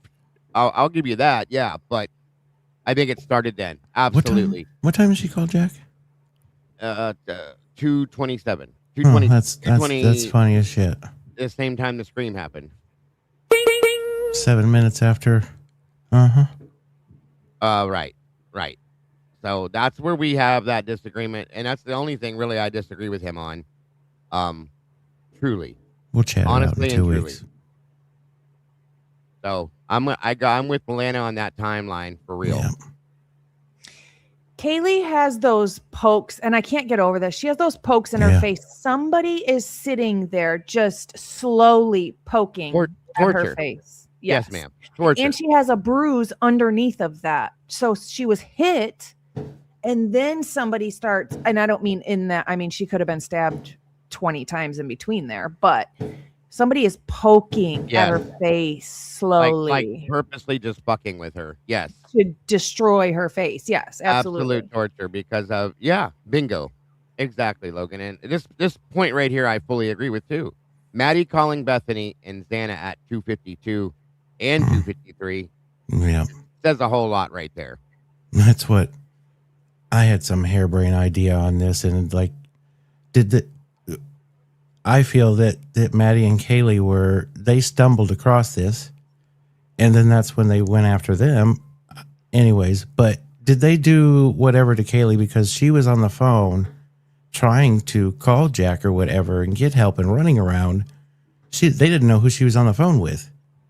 So, and Maddie's text message to Jack, I think one of the last ones was something like, "For real, bro, what the fuck? Wake up," or something like that. Sounds very like I'm in danger, or like we need you, or some shit like that type. You know what I'm saying? Could they not have had issues getting in her phone because they smashed it? Because she was on the phone and they were pissed? Who is she calling? Who else knows? I don't know. I think that they could have pulled her phone. They didn't have to have the actual phone to be able to pull her phone records. Yeah. But getting it unlocked to get the I other don't know. stuff. I don't know. Where they made some excuses for some shit. So I don't know. Maddie never called Dylan. It's a good point too, Lana. It is. Here we go. In her bedroom. Maddie is upstairs in her bedroom. This is all at 4:12 a.m. A perp scales the third floor balcony, comes in and begins attacking Maddie. Kaylee goes up the stairs, confronts the attacker, screams, "Someone's here," runs back down the stairs, and as she's running down the stairs, the other 3 perps barrel through the back door. One hits Kaylee with blunt force. The other 2 run in and attack Ethan and Xana. The one that was chasing Kaylee down the stairs and the one that hit her with blunt force pick her up, probably drag her upstairs into the bed with Maddie and finish the assault. Once the assault is finished on Xana and Ethan, they all ascend out. 2 go out the back slider, 2 go down the staircase and out the front door. That is what my total investigation into this case shows me. And then I think about the picture that the defense attached to the motion that has all of this testimony in. And the picture they have attached just happens to be the view that Dylan has out her door when she opened. Again, also, I want to know who was sitting on that stool. Oh, yeah. I swear to you, as soon as I saw that, you guys, that truly made me think like somebody's sitting there keeping guard to make sure nobody gets out or in. Check out this back chat when you all get a minute. Nothing serious. Appreciate it. Yeah, what the hell? Yeah. Where'd Logan go? I don't know. She's probably I'm good with it. Absolutely, I'm good with it. I just wondered if was that put there by PD or was that put there by somebody that may have been there that night and just kind of sitting there standing guard. You know what I mean? I've always wondered that. Yeah. Or was it just put there by one of the roommates? It could be anything. I'm just curious. Is all I'm saying. Hang on a minute, Lana. Don't go nowhere yet.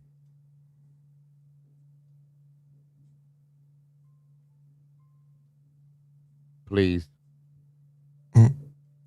Cannonball. Look straight to this window right here. Look at this little guy's head in the window that would be looking in. Maddie's upstairs being attacked. Kaylee comes walking by Dylan's door up the stairs. Dylan opens the door, signals the people out the back that Kaylee's going upstairs and they better do something. They barrel through this back door at this time. Kaylee screams, someone's here. As she's coming down, she's attacked. Whoa. She is attacked right here. The other two have already run directly into Ethan and Xana's room. One jumps right on top of Ethan, and they literally have to hold Ethan down for almost a minute. Logan, check the back chat, please. While the attack is going on Xana. And those are straight up from all the evidence in the case. That's what I believe happened. That's what I believe it shows me in 19 different ways. But here's what that means right here with Bethany calling Dylan. Atlanta, I was just going to say, before you take off, if you are interested in joining us up here for a little bit tonight, before we get out of here, you're more than welcome to. Just let me know, and I will give you the link, ma'am. I'm sure everybody would enjoy hearing you as well. So if you want to, you're more than welcome. Let me know. They've identified for us every single person that was contacted throughout this situation. Dylan places a call to Xana, no seconds. Kaylee, no seconds. Calls Bethany back. Now they talk for 41 seconds. I don't believe Bethany had foreknowledge of this. I believe Dylan's using Bethany in this situation. That's why I believe these messages are organic between Dylan and Bethany. But then she calls Maddie.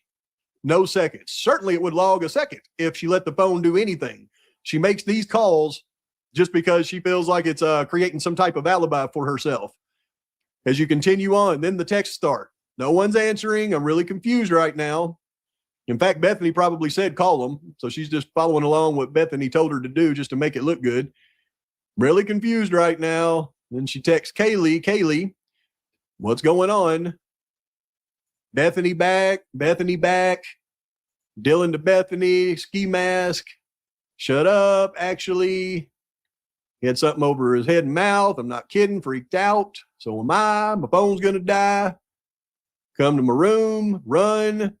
Down here, then you've got this call that she makes to Ethan. Outgoing call, normal outgoing call. You can see that she actually, I don't believe at this point, based on this, maybe she didn't know that Ethan was in the room with Xana at this point. Some people have speculated that some of those messages that Ethan was receiving during the day saying that Xana was cheating on him was a way to try to keep Ethan from being there that night. So she actually makes a call to Ethan. But she said, hold on a second. But she said in one of her interviews, I knew Xana and Ethan were there. And they said, well, how do you know? And then she's like, well, I guess I don't know, but no, she knew. She probably knew he was deceased, and that's why she let it ring. Mm-hmm. She's told on herself more than once in her interviews. More than once. Just like the statement with, why do you think they left you alone, Dylan? Well, because I think they knew me and wanted to protect me. You can't move past that. I'm sorry. Very good point. Nobody answers. 12-second call. You don't have enough time for any conversation to have happened. So, and then text Bethany again. Come to is better than being alone.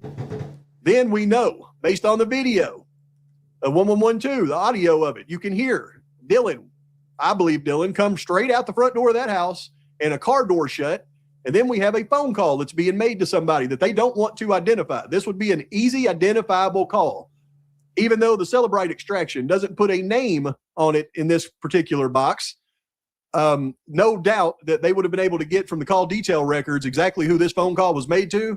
So the fact that they have never identified who this call was made to tells me this call was made to the person driving the black Ford Explorer, who they obviously called first instead of 911, which I believe was possibly the brother of one of the victims. And I've analyzed this phone call through Gemini, through the Bing AI, but I trust Grok more than all of them because Gemini tried to tell me it was a FaceTime call, but I had to do so many different runs on it, and this is the 42711 outgoing call, and it was made at 42711.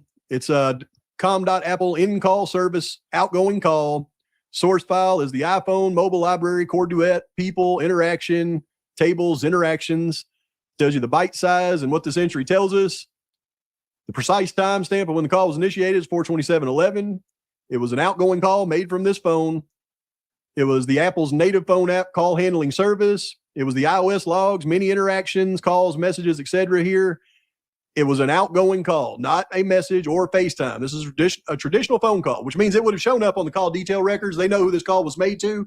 The fact that they will not identify it tells me that they don't want anybody to know that this was possibly likely, I believe, the brother of one of the victims in this case.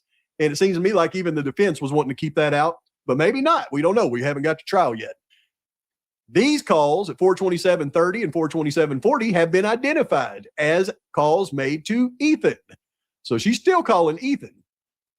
Here was a call that was actually made to Kaylee at 42747 because she let it actually ring.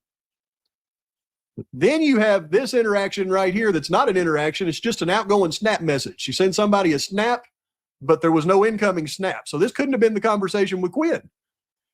Then it identifies a outgoing call to Xana. She only let it ring for 3 seconds. And then she texts Kaylee again, please answer, 432:57. This is all of the activity, y'all. There's nothing else. Then it starts at 5:02. When you start at 5:02 and you start going through this, there's no messages here. This is just editing photos. She edits photos all the way up to 6:25. There's no message. I've had Grok go through all this. None of this is messaging. At 8 o'clock is when she finally logs into Instagram. There is literally nowhere other than right here, which is just an outgoing message. That couldn't be it. Right here, which was a phone call. Dylan said she texted him. So, and she said he texted her back. So it couldn't be this one. It couldn't be this phone call. That's not a text. Everything else is accounted for. The only other thing that's not accounted for in all of the phone extraction that could have been the messages she's referring to with Quinn all happened at 2:11:17, 2 hours before the crime starts. And that is what you call knowing in advance what is going to happen.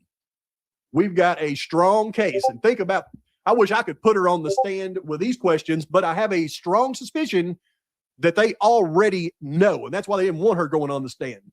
And that's why I focused in so much, and I've tried to get this across to people, what Williamson would have done in this interview, because she's followed the outline to a T and she's executed it perfectly up until the point where we can no longer determine what she did.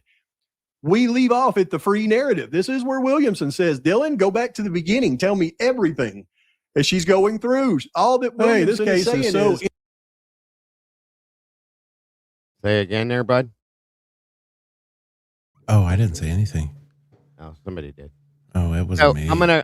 What I'm gonna do, guys, is as we're going through, so I'm gonna go ahead and put a link in here and give you guys the option to call in and join us, ask questions, make statements, whatever you want to do. Please feel free, if you will. There's just a little bit more of this we're gonna go through. So there's a link there. Come on down. Let's do it. Actually, let me put the link in the private chat so that Logan can post it on her side as well. My phone might have went off and I was scared to shit. It's okay. No problem. There you go, Logan. MP in the middle. I can't stand. Okay. She's not chiming in at all because that's what she's supposed to do. Dylan is volunteering everything to Williamson during the free narrative. She's letting her in on the text messages with Quinn. But you see, here's what happens after the free narrative. Then phase 6 starts, questioning and clarification.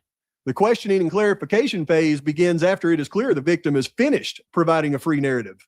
This phase is a time to ask follow-up questions, seek legally relevant information, and to clarify statements. And there we have it. Welcome, Miss Kawanda. How are you? I'm good. Can everyone hear me? Yes. Okay, cool. Yes. Welcome back. Great to have you here. So that's a very interesting, he did a great show with that live. And he's that was pointing really out good. some very important things, in my opinion. Wow, it sounds like I can hear whoever I can hear things blowing up there as they are My here bad, too. dude. Oh, it's not your fault. I sent you a message. Okay. Sorry. So I have obviously I think everyone probably has a lot of reactions to this, but one reaction that I did have after I saw this, I was like, oh my God, like she was actively and she was not a bystander. She wasn't at the wrong place at the wrong time. She was actively involved in this. Like she was an integral part of this plan.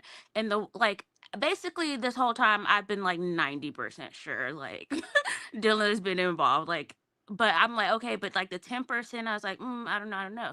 And then Logan, when Travis was last on your show and like his reaction to something that Dylan said, and it like when I was listening to him, it sounded like he saw like a ghost or so. Like it was like the way that he said it, someone who isn't like as deep into hating Dylan as we are, like the profound like sense of just like sorrow, like oh my God, like she's evil, like she's actually evil. Yeah, and That for him stuck to with not know me. the case is Yeah. So yeah, so then like when Pav just put all this stuff together, I was like, yeah, she's 1,000%. She knew about it beforehand. She had an integral role in it, and all that Snapchat. They were using Snapchat because of the messages disappearing. Like she knows. She definitely had some ties to I this. agree. I'm a little confused on some of her actual ties to where, like, her confusion, I almost feel like whatever. I feel like maybe she was led into it to a point to where she didn't feel like it was going to go so far. Yeah, it's a good point. And that was all her gaspiness and hyperventilating and everything. Obviously, Yeah, she but was just... like I don't think obviously because no one knows exactly what's gonna happen. You know, they could have said, "Oh, we're just gonna do this, blah blah," and like things could have easily gotten to where they got. But like, think about Dylan's room. Like she's a dark and twisted person. Okay, she's not some like sunflower. You know, like she's crazy. Yes. And two, I mean, was this only supposed to be for two people? I mean, yeah, she called Kaylee back to do whatever with the formal, she but lured Kaylee back. It really does look that way. I hate to say it, but it really does look that way. Even people don't think that was a thing. Kaylee, They don't think it was a thing because she's a skinny, pretty white girl. Yeah. Oh, guys, keep going. I have to step away for 1 minute. I'll be right back. That's why I feel like the people who are giving Dylan grace, like if you're actually like following stuff and like keeping up with, you know, all the latest updates, if you still believe that Dylan is innocent and just was at the wrong place at the wrong time, like you can check your bias because you probably only think that because she's skinny, pretty, and a white girl in her early 20s. Like and you probably don't think she could be capable of something like that. Evil lies all over the place. I mean, what the OnlyFans model was just convicted of killing her boyfriend or whatever. So it's crazy. Kawanda, what time do you think Xana and Ethan ended up getting to the house? Oh, I don't know, because like with all this new information the last couple weeks with different times, I haven't stopped and looked at the latest updated information. But I do still think like my running hypothesis that they like both pairs were either ambushed at the same time or like short like within the same like few minutes of each other still stands. Yeah. So they were there. They were like all four of them. I think had to be like not have to, but I think all four of them were there around the same time because it all started kind of the same time. Because again, like if you're Kaylee, if Ethan and Xana is in the house and they're being butchered, and you're Kaylee and Maddie, like that house is like made of like paper. Like you could hear stuff going outside, so like why would Kaylee and Maddie like walk into something that like just from the sound of it? And yeah, Maddie was wasted, but Kaylee wasn't. Yeah. So Logan, have you tried to FOIA for any of Xana's friends? I already brought this up with you, Semi. I was supposed to get you the names, like the girls that spoke at The memorial. They seemed. I haven't yet. There's a couple, and one of them particular, like Allie Benson, I think was only interviewed by FBI. Or even not maybe not some of those girls, but was there anybody else that was spoken of that was more of a Xana friend that would have had ties to her this night that hasn't been interviewed girl-wise? That would slip up and tell where she fell out of this timeline and was separated from Ethan? Because, I mean, they clearly were at some time. Yeah, I mean, I wrote down all their names so I can go in and just, it doesn't hurt to FOIA and them come back and say we didn't interview them. I feel like at least then we know. But I'm still shocked that Kaylee only had 2 people go up there for her. Huh, that's weird. No, nobody knew her. Crazy. So another random, while we wait for Dago to get back, another random thought I had this week was about Kaylee and like the whole where was she living? Was she at the house? Blah, blah, blah.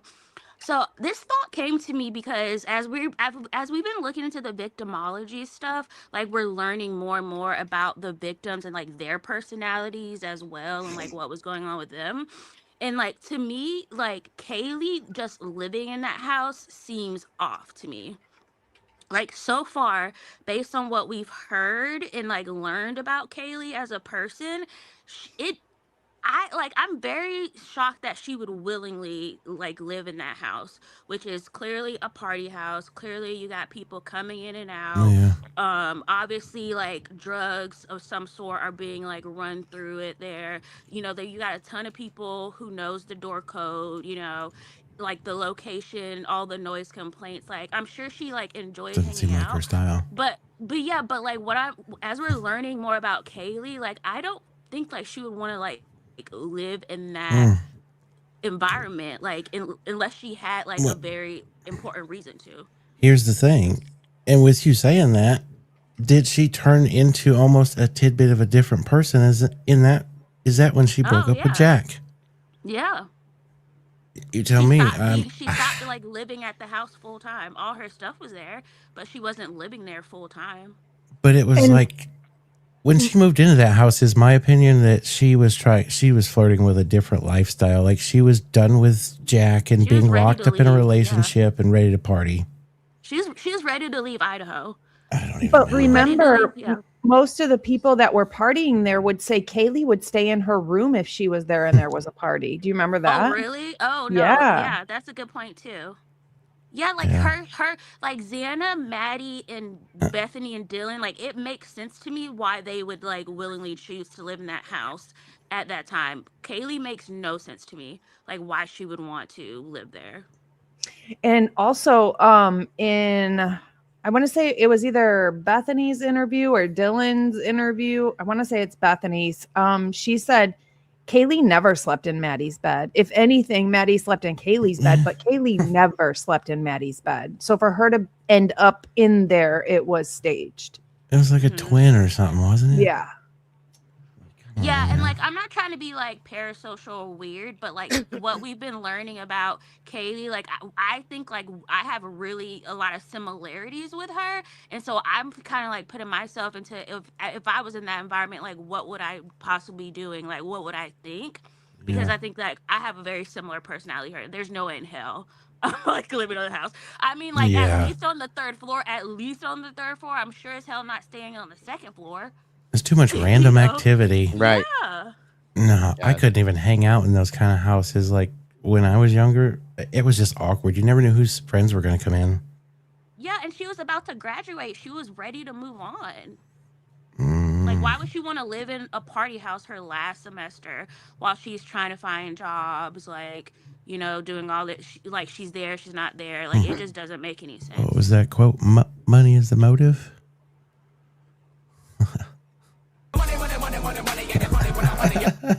I don't know. Yes. So thank you, Kawanda, so much as always for your input. You have anything else to add before we bring Mr. Dylan up here tonight? Final thought. Nope, I think I said a lot today already. No, and we appreciate it. Very amazing thoughts, feelings, opinions. Yeah. Absolutely appreciate it. Always. Yeah. Thank you so much for showing Pop's video because I watched that earlier and I was like, oh shit. Because like Pop, That's a good he tends video. to, yeah, he just like a lot of his videos. He's like, I got a bomb. He's dropping, like he says he's dropping bombs. Knock your socks off. Every Right. other video, like I love Pop. Every other video, he says he's dropping a bomb. But Yes. this one, I'm like, okay, yes, Pop, this is a bomb. He's been tuning up that music though. Yeah. Pop is doing great things, and I definitely have full respect for him. Absolute. I cannot wait. Make sure you're here for it. Kawanda, goodbye. Make sure you're here for it when we have Pop here 2 weeks from tonight, guys. I am super looking forward to it. But don't forget, just as important, next week, the same time, Truth and Neurons is joining us. So I'm looking forward to that too. Next caller joining us looks like it's Junior. The poor guy's getting up super early for us. Yes, I know he is. Welcome, Junior. Holy sugar. It's Dr. Pecker. Well, hello. You are a genius, man. Wow. I told you guys, this is, how they play the yes, thank you. When babies are born at the hospital, they usually play like really cute little lullaby music, so on and so forth. And I said yesterday, when Dylan was born. Hey. That's what they played. Imagine what that little thing above his crib looked like. What was on it? Yeah, I can only The mobile. Yeah. Probably had a Dale Earnhardt car and a joystick for a game system and A magnifying glass. Magnifying glass. Whoa! And a Patriots logo. Oh my god. DNA test Logan. kit. Yes, DNA test kit. All of it. Me too, Bianca. My favorite. And how about a blank find your own ending book? Yeah. No. Yes. Welcome, buddy. I didn't do books. Yeah. Happy 4th of July, brother. How are you today? I'm doing all right. It's going to get interesting once the fireworks start because. Oh, it started here already. It sounds like a war zone out here. Yeah, I got I'm just getting dark. You need to take frickin' some CBD gummies too? Yeah, there's no fireworks going off out here. It literally sounds like a war zone. I've heard AKs, ARs, shotguns, all sorts of things. So yeah. Yeah. Yeah. What do you got for us, buddy? Well, so I have been developing a theory over the past week. Come on, let's hear it.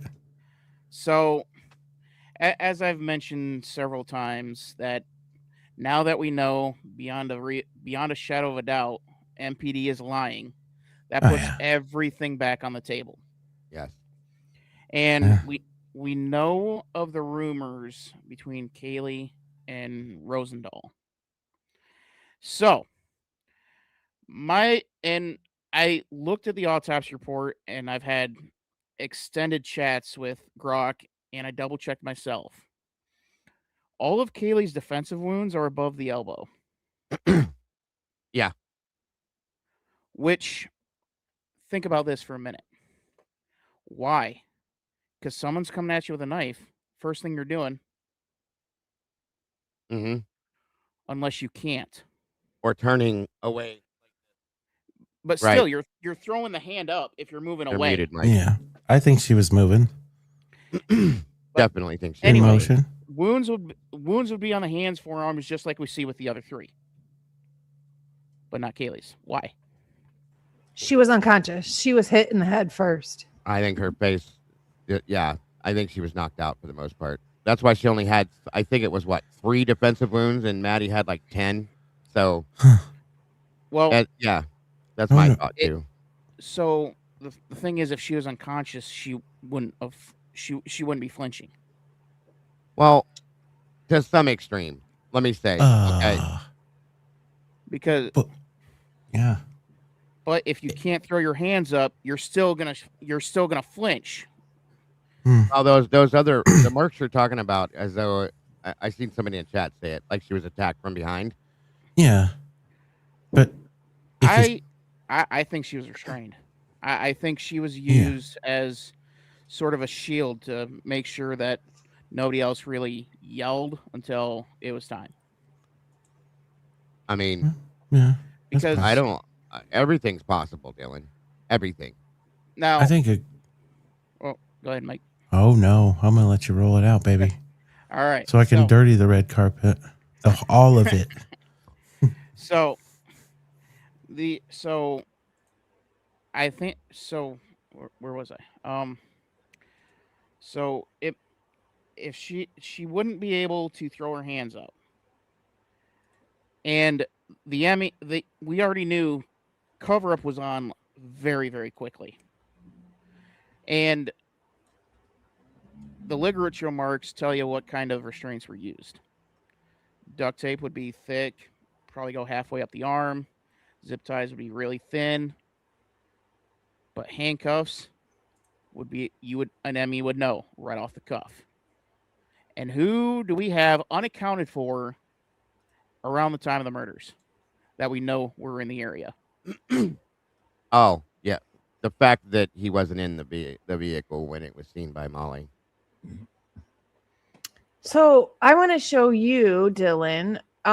This is what showed up as part of Ethan's blunt force trauma or other trauma other than sharp force injuries. And he has a mark across his wrist. And I wondered if that was from being restrained in any way. Obviously, this could be darker than this picture. You know, it could be way darker. It could be bruised even, or it could be anything. It doesn't necessarily have to be this exact color. The one on his wrist definitely looks like it could match a bracelet, if you know what I mean by that. Yeah, it could be a bracelet. It could be, it could be anything around the wrist. No. I mean, no, bracelet. I know what you're saying. Yeah. Okay. Yeah. Okay. But it could actually be a bracelet that was torn, pulled off or something as well. But yeah, it could be zip ties. What are they called? Handcuffs. So we know that they did have access to zip ties regularly. Hold on, I got to do this real quick. Trigger warning. This video includes sensitive and violent content that may not be suitable for all viewers. This video is for 18 plus only. You did bring up good thoughts, though, Dylan. That's a very interesting point. I agree, and I only do that for people that we don't expect some of these things. You don't ever know how this is going to affect you. That's all. So you'd think when those two girls came home, Kaylee and Maddie, right? The other people in the house, Murphy probably would have been in his cage, right?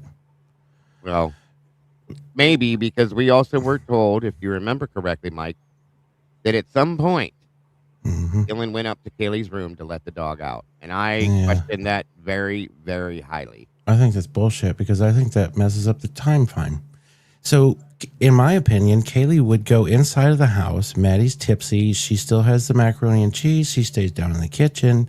Kaylee goes upstairs to let the dog out. Murphy runs down. Maddie then goes, "Oh, Murphy." She opens the sliding glass door. Murphy goes outside. When Maddie comes back inside, Kaylee's at some point coming downstairs, or Maddie says that, "Oh my God, somebody's here," and that's when Kaylee comes back downstairs, and that's when the shit show really starts. The 2:20, oh my God, is that when she really is going back inside with Murphy? Like Kaylee was still upstairs or something. Right. It's interesting because I've never believed the Bethany and Maddie took the dog out thing. I've never believed that for whatever reason. I feel like they added Bethany just because Bethany could speak on it. Yes. As witness. Why would Maddie, as drunk as she was, be the one to take out Kaylee's dog, who was not even that far over the legal limit? Why wouldn't she take her own dog out? Unless she opened the cage and then the dog just ran down the stairs like a goofy freaking golden doodle does, and she's just in the kitchen drunk, and she's like, "Oh my God, Murphy," and just slides the door open. Yeah. I need to take him outside. Maddie, he's got to pee. Take him out. She's still in her phone. I don't know. It's a thought where they got separated in the house and Kaylee was already upstairs. Well, we also have the 2 a.m. convergence of all of them up in Kaylee's room, too. So we have to add that in. I guess that boils into, where Kaylee would be getting knocked out, like you said. Because this person or whoever these people, they saw Maddie was the entering person that they saw. And then Kaylee come downstairs. She was the unexpected. I don't know. There's a lot to that. Yeah, but either way, it doesn't add up that Kaylee would be on the wall side of the bed. Yeah. And especially with everything that happened to her. She would have been fighting back. She would have had defensive wounds on her hands, on her forearms, but she doesn't. Right. And you would have to be because the whole the KO theory, it doesn't quite track with where the body's left off, unless it was just a quick surprise. But still, you would have to reach across Maddie to hit her. Yeah. Or I kind of visualize this, and I've heard somebody state it this way. I definitely believe that there were at least 2 people per victim, or 2 people per room. Let me put it that way, okay? And if that's how this went down, because Steve swears up and down, there's no way more than 1 person fits in that room. Well, I'm sorry, sir. All due respect, but I disagree with that. Somebody could be over top of Maddie, dealing with her, and then the other person could climb right onto the bed and straddle the other victim and deal with her, restrain her, and hold her down and do it that way as well. And they could both be being taken care of at the same time. So that again is something to think about. Is all I'm saying. It still seems like it'd be a little more messy in there if it was happening there. I can agree with you. I do. Go ahead, Dylan. You would still have to have somebody reaching over Maddie to get to Kaylee. Yeah. In that scenario, and she would still have enough time, where there was 2, 3, 1,000 people. She would still have enough time to get her hands up. That's a good point. Yeah, there was lead to a lot. There was definitely no the way they were found. Yeah, and like I said in the chat earlier, the stuff with Mowich and the truck, it's interesting, and as crazy as it sounds, I think it's unrelated. But I do find it interesting because I'm beginning to believe that blue wall came up, and I'm beginning to believe that they that potentially MPD was pretty much leading them along to say what they said. The questionnaires. Here's what you say. Here's how you frame it. Here's how you say it. Oh, we didn't. Okay, wasn't good enough. Let's try this again. Record. I think that's what I'm beginning to think that's how it went down, because that cleanup was done professionally.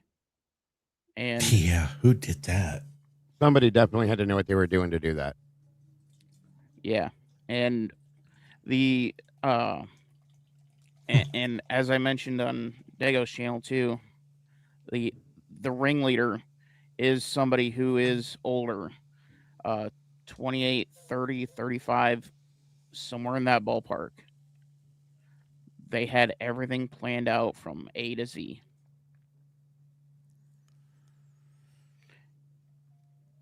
Yeah, for sure. There's a lot to that. I mean, even down to we have a bunch of that light bulb camera stuff. I mean, they didn't come in the front of that area.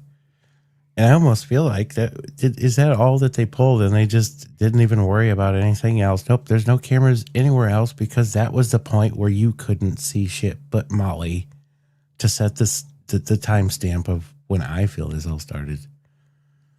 Yeah, and or ended. Sorry, not started. And there's a camera pointed directly at 1122. There's more than one. Yeah, there. I know of one. That's a lot of freaking cleanup. Maybe Molly picked up the freaking cleanup. Who the hell knows? I think Molly is just a useful idiot. Yeah, I think Molly brought them the killers there. That's been my theory for quite a while now, but that's just me. Yeah, but sounds weird on that one. I think Molly was I think Molly was just there on someone else's command. I think she was just there to kind of provide some sort of alibi, uh, lay things out, and kind of be a witness to set up a frame job. There's a couple ways to tie her, depending on what you listen to. You got to think who she tied to, though. Billy T. How many years after this did she blow up and get chubby? I don't know. I haven't laid eyes on her. Because that would be interesting. Because if it was like 1 or 2. Who? Molly. Oh. But yeah, I don't know. She's got some interesting ties for sure.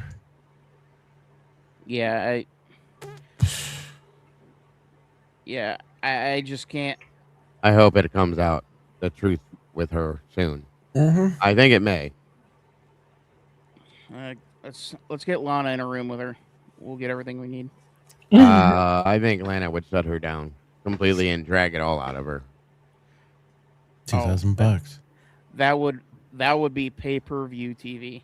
Yeah. Yeah, $2,000, Molly. Yep. If you can hear it, is it worth it to you? Come on. I told you my deal. It's over now. Come out and tell us the truth. I didn't know she had so many alias names and different social media names and all that Oh, stuff. yeah, but, bro. I mean, should I be surprised? We found at least 3, maybe 4. So yeah, that's wild. You know. Yeah, and then we know that suspect vehicle 1, from the early reports, it was Tisdall claiming it because they were going after the Jacks. It's just crazy. They're going after the Jacks, but then you look at the freaking what they did in this freaking paperwork and when they actually tested D's freaking DNA. I think they were setting up to. I think they were setting up Showalter to take the ball, and then Showalter's mom, I think it was, came in and shut that down. I agree. And they realized, oh, yeah, we're already too far screwed. We can't. We got to get the toothpaste back in the bottle. yeah, I agree with that. It's a very, very huge possibility, and it's an interesting point, Senor. I agree with you on that one too, buddy. But I guess so. This is a big question, and I'm going to ask all 3 of you because I know my answer.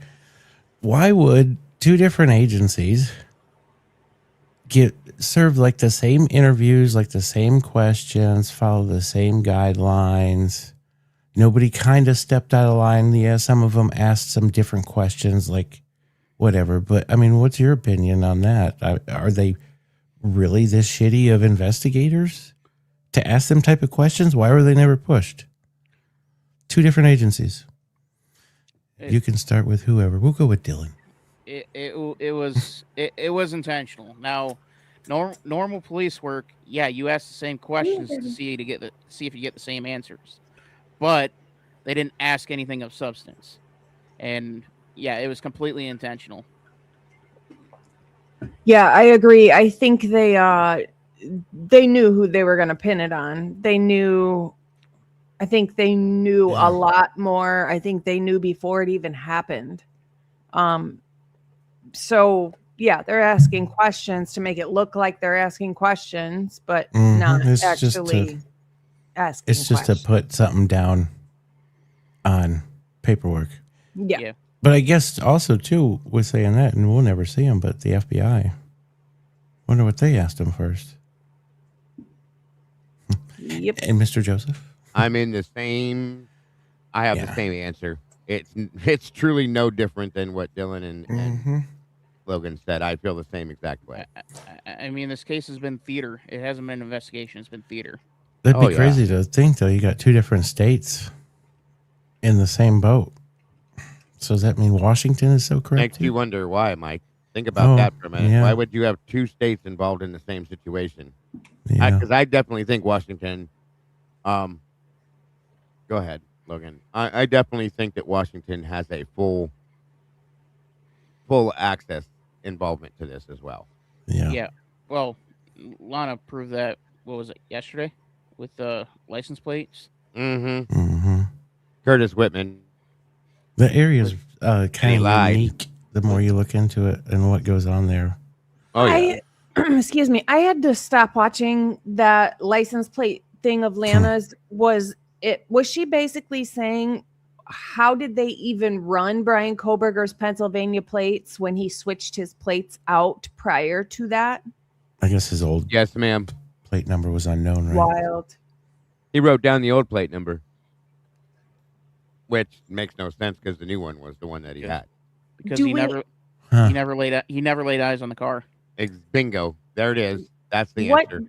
what date did he supposedly run those plates? 11/29. 11/29, and he already knew what he was doing with it. That's You know the where whole they got point the right plate there. number from? Parking permit for his apartment.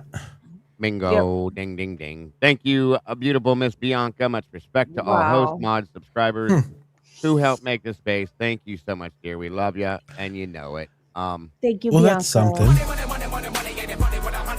If they would have gotten his plate number from his apartment, don't you think if they would have interest in that apartment, so wouldn't they have canvassed it? That complex? I would think you should. Yeah, you would definitely think. So I wonder what caused him to get that. Yeah, he already had BK's old plate number, ran that one, and that's where we know he lied. There was a blatant lie, and there was nothing done anything like they said it was. So I feel like that is way bigger than what huge. we're making of it. Like that is a huge deal. I mean, that to me proves that, you guys knew this was going to happen and you had somebody picked to be pinned for it. So with Yes, saying ma'am. that, damn. And Say that also, again, what was you that, Mike? said something. Me? Yeah. Oh, I'm just trying to figure out. I'm trying to figure out why they would have had that plate number earlier to do what they did. What do you remember how many times they pulled him over for Yeah. no reason? Yeah. I wonder what this thing needs It an was 3 extended times? timeline. Yep. What the? Now, I now wonder the- when this goes back to those wiretaps and what was. Man, I got to look at these dates later. Now, the other thing that I find very, very interesting is Whitman is unaccounted for on the night of the murders during the time of the murders. From 4 to 7. Right. Who was? Where were you, buddy? Why did you take that specific period of time, and where'd you go? Is this the Not guy? just where were you and where'd you go, but why did you lie about it? Thank you. Exactly. Huh. Is that the guy that worked for the FBI and the too? No. He's the one that worked for Washington. Yeah. Probably worked for the FBI too. Who knows? But yeah, Whitman clocked out early to work a football game that happened at noon the day prior. Lie. Yep. So He was just a beat cop. I think he was a little bit higher up because there was a lot of turnover because there was a I think scandal that happened. He had a higher rank, but basically he was patrol. Yeah. Oh, so he worked Arizona out there. Yeah, there was a huge scandal at Washington State Oh prior. yeah. The freaking. And so there was a lot of turnover. Yeah, they were losing people left and right. Definitely need some dates.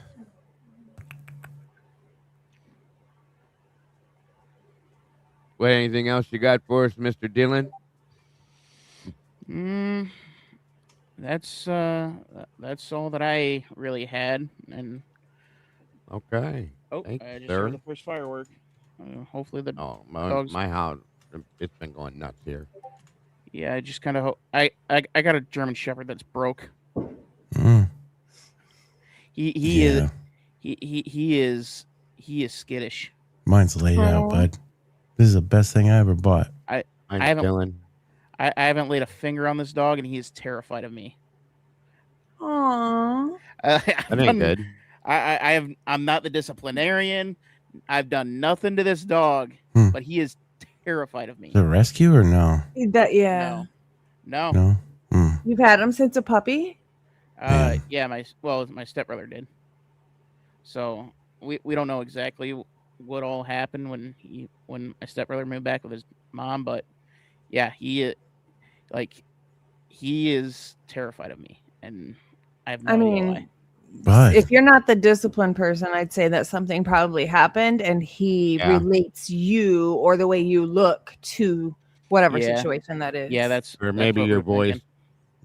Maybe you should take the guard down to a number 3 or something. Well, when that dog barks, you can hear it, and he barks. He barked at me when I was going down to go to the bathroom at like 1 a.m. Aww. Jeepers. Dude. Poor baby. Crazy. But yeah. It's out of control. But yeah, it's funny because when my mom and stepdad are around, he's completely fine with me. Oh Lord. Like I'll cuddle up with him, or when I'm petting the other dog, he gets jealous and then he comes in. Does he bite your ears when you're trying to cuddle with him? No. This is something else. I don't know. Maybe he does see black and white.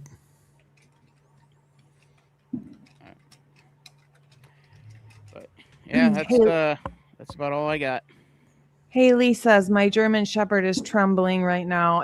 I swear 4th of July makes me feel so terrible for animals that are scared of it.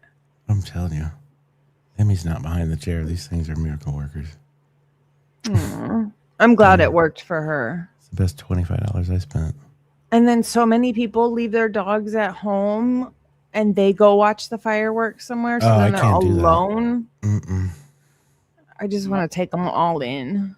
My husky, completely fine. She could give a care less of what's going on.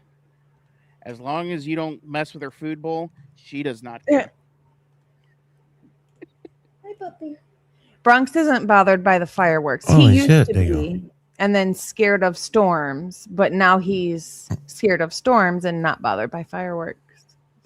Yeah, This dude is so beyond mellow. It's hilarious. Yeah. I can't imagine, but the freaking all the shit they pick up out in the grass. Yeah, he's a low rider, so I have to constantly check him. He's okay. Yeah, my husky will jump up on the back of the couch just like Bronx does. Yeah. Yeah. And it was funny because how much does that dog weigh? Probably this one 40 to 60. 40 to no, 60. I'm talking to Dylan. Who? Probably 40 to 60 pounds. 40 to 60 pounds. She's not that big. Damn, German Shepherd? Maybe that's why she doesn't like you. You don't feed her, mother. Oh, husky. Husky. Oh, Still be bigger than that. What is that? I don't know. Is that a toy husky? I haven't picked her up, so I couldn't tell. Maybe you. that's the problem. I'm not the one that. Trust me, she doesn't like being picked up. the only time I pick her up, or either dogs, is when it's bath time, and that husky holds a grudge. Hey. She is unforgiving. You gotta do some Mr. Miyagi shit with your dogs, bud. Yep. So one time my mom took the husky to the vet, and I think it was to get her fixed, maybe, or I don't remember what, but she did not have a good time. Ugh. And she would side eye my mother for 3 months. Oh, bud, they got an evil personality. If you piss off a husky, you better. They will look let the you truck know up. too. Wow. Holy shnikes, though. That's a big kitty. 30 pounds? Oh. Was it a Maine Coon?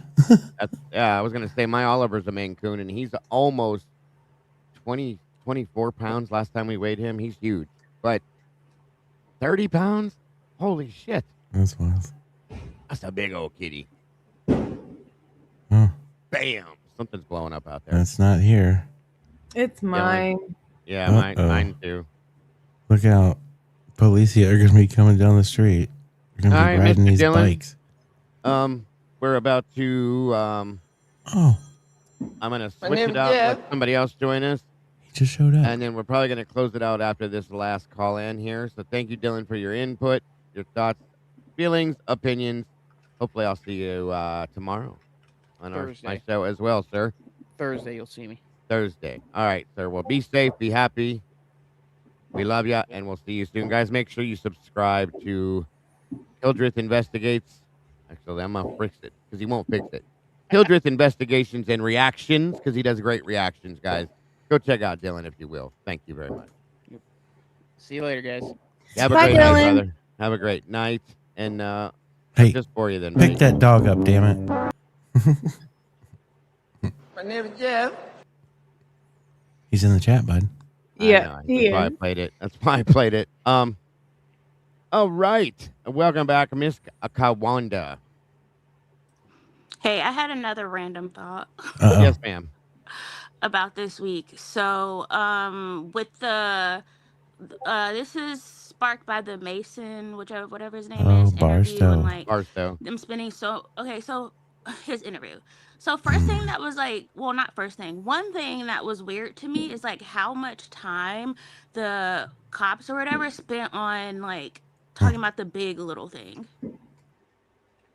Like, it's so weird to me because like that is something that like obviously is a part of Greek life, but that is not like a lot of times that only really matters for rush and like really special events. So like for I don't the know, mixing I just thought it of was the very two. strange for a quadruple murder Mhm. that they would like Well. spend so much time talking to him about like the big and littles across the fraternities and sororities. So that was weird to me. Well, And I then guess the second with thought about that interview was I still think there is a significant sex trafficking angle to this case. And so I'm starting to wonder, and again, I don't know, this is my opinion. I'm just saying shit. I'm starting to wonder if this whole sorority fraternity big little thing was like is part of like the sex trafficking setup. I guess you got to put a Because timeline again, to it. I'm on the East Coast. I went to school in the East Coast, but this is the first time I have ever heard of a actual structured and like unofficial official big little system across fraternities and Yeah. sororities. I mean, I guess I wonder Like, when this especially started. for sororities, like typically East Coast South, again, that's that's the area that I know. Like typically sororities are very, very, very hyper vigilant about their reputations and like when they're out in social settings. So to have this like this well organized yet unofficial yet prominent like big little situation happening across the fraternities and sororities, I find that strange personally. Well, okay. If you paid attention, anybody that saw Mason Barstow's Hello? interview, Mason Barstow seems to have created a. Can you hear us? Hello? Can you hear us, Kawanda? She may. This has been doing this. Okay. Mason Barstow, when he explained his whole big little thing, yeah, he was creating a. Kim calls it an organization with these people. Okay. He had a I girl think it in was every almost house. like a connection to the house. Yes, he had. He made sure he had a connection to each sorority, guys. It's insane. I feel that's why he was worried about his phone. I agree with you. I agree.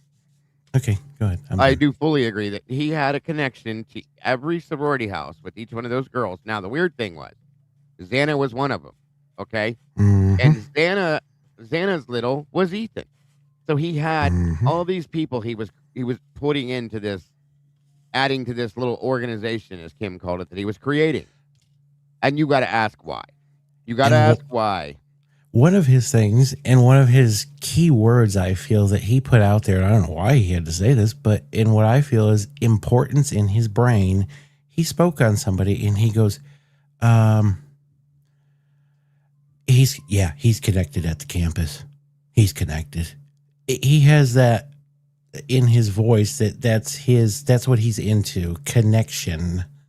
I'd like to know when this whole big little mix up started, because I feel it was tops 6 months to a year before this. It was whoever his big was, I think, is the one that may have kicked it off.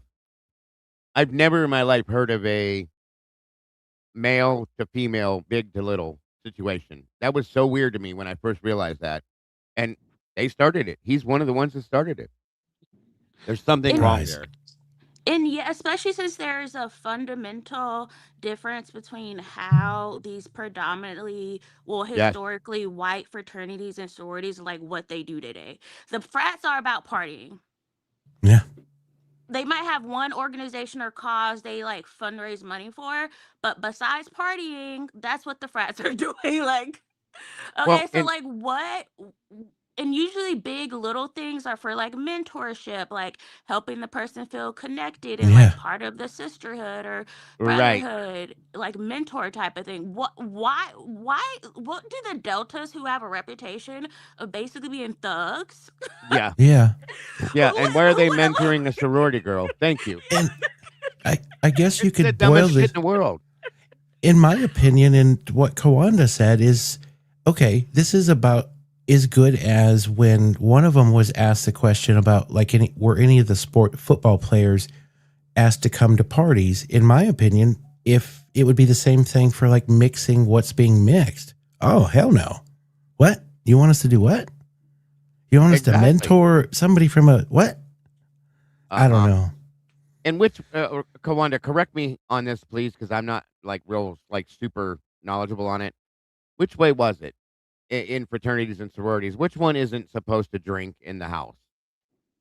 Oh, that would be a chapter rule. So I don't know. That would be because I've seen a lot of them. Yeah, that would be something specific to the like organization. But I think we typically always hear about frat parties at frat houses, like as just like a common thing on like a random Thursday. There'll be a party at a frat house, whereas you don't really hear that much when it comes to sororities. Like at sororities, like seem more organized, like nice, like civilized. I get it. I get it. Was that just more of an age thing? What do you No, I think it was more, Mikey, like from my understanding, I've heard from a few people that said that they don't have like sorority parties at the house that they broadcast to the whole world and have the guys come and drink there, from my understanding. Yeah, that would be too risky for their image and their reputation. Yes. So the girls, Campus-wide reputation is very, very, very, very, very, very important for sororities. Right. So the girls go to the frat party so that they can drink. That's my understanding. Yeah, but then they have a ton of rules. Then they have a ton of rules too. Right. How they can behave and what they can do while they're at the parties. Oh, bingo. God. Bingo. And I wondered how that plays into this as well, is all I'm saying, as far as drinking and all that stuff. It's pretty wild. Yeah. Yeah, like one of the sororities that were on the campus that I went to, they had a rule that if you were at a frat party, you couldn't be photographed with a red solo cup. Yeah, I've heard that. I've actually heard that before. That's what I'm saying. An actual rule. Like that's how like they do interviews for sororities. Like, don't they have to get you gotta get recommendation letters? Like, no. Like, yeah, I've heard all this stuff, right? The people are vetted. So having this like unofficial, official, well organized, structured brother little thing like between the fraternity, like no, like that's a red flag. That's a red flag. It's just weird. It's absolutely so out of line. And it made makes no sense for why. Thank you. And then when you add into that the Barstow interview, the dude flipped shit, folks, when they wanted his phone. Literally, like, argued to the point. Yeah. And his only statement was, I about pissed myself laughing when he was like, I'm kind of a freaky guy. Get the fuck out with that. Are you serious? I think that was just a dude, come off on. rip. Oh, I'll just tell him I'm a freaky guy. That was so dumb. I mean, I think what he was either going to be showing, or he's got either photographs of drugs in his phone or some shit, or some really out of whack shit that he was doing. And if that's the point, bro, like the man was like, so you're only going to be like downloading the things that you need to down. No, bro, we're downloading and copying your entire fucking phone. And he was like, oh. Yeah, the dude was freaked out. Something's wrong. Okay, Well, he was hiding they something. well, Period. they pinky promised him that they would only Yes. do Oh, certain yeah. stuff. So. Yes, pinky Yeah. promise. That's a good Yeah, way to put it. Yeah, they It was spit so on that stupid. pinky too. Yeah, that was a mess. Logan, I was going to ask you that because you got that interview. When you first heard him like literally break down, oh, check him out. Bronx alert. He There comes he flying right is. behind you. When he first started flipping about his phone, what did you think like immediately? That he had something to hide.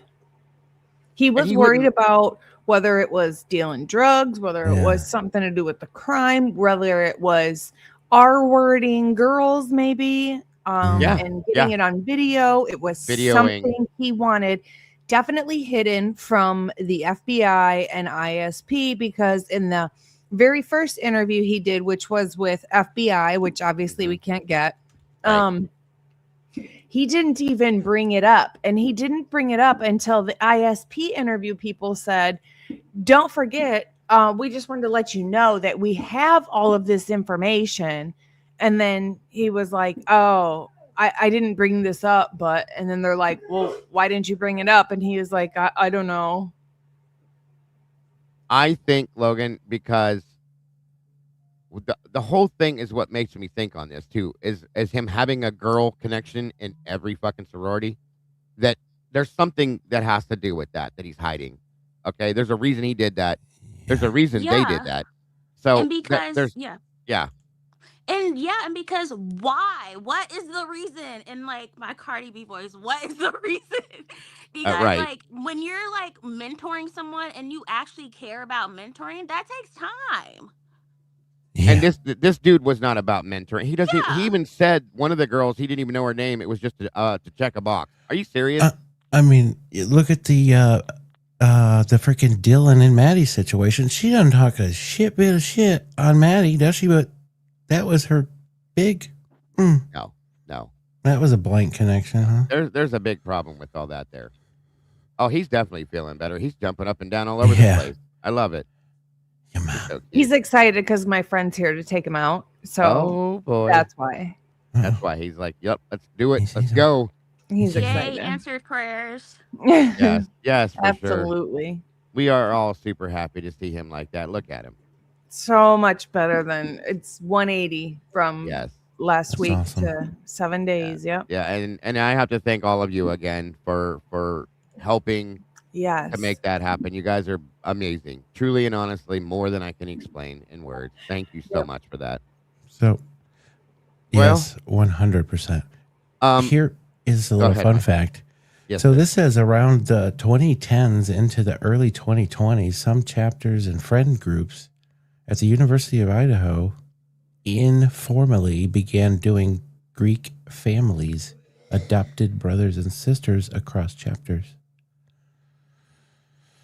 Weird. I don't know. That's weird. Yeah. Very weird. I'm glad you brought that up, Kawanda, because that's a high point that needs to be brought. There needs to be attention brought to that. I fully agree. Yeah, It's definitely a strange situation.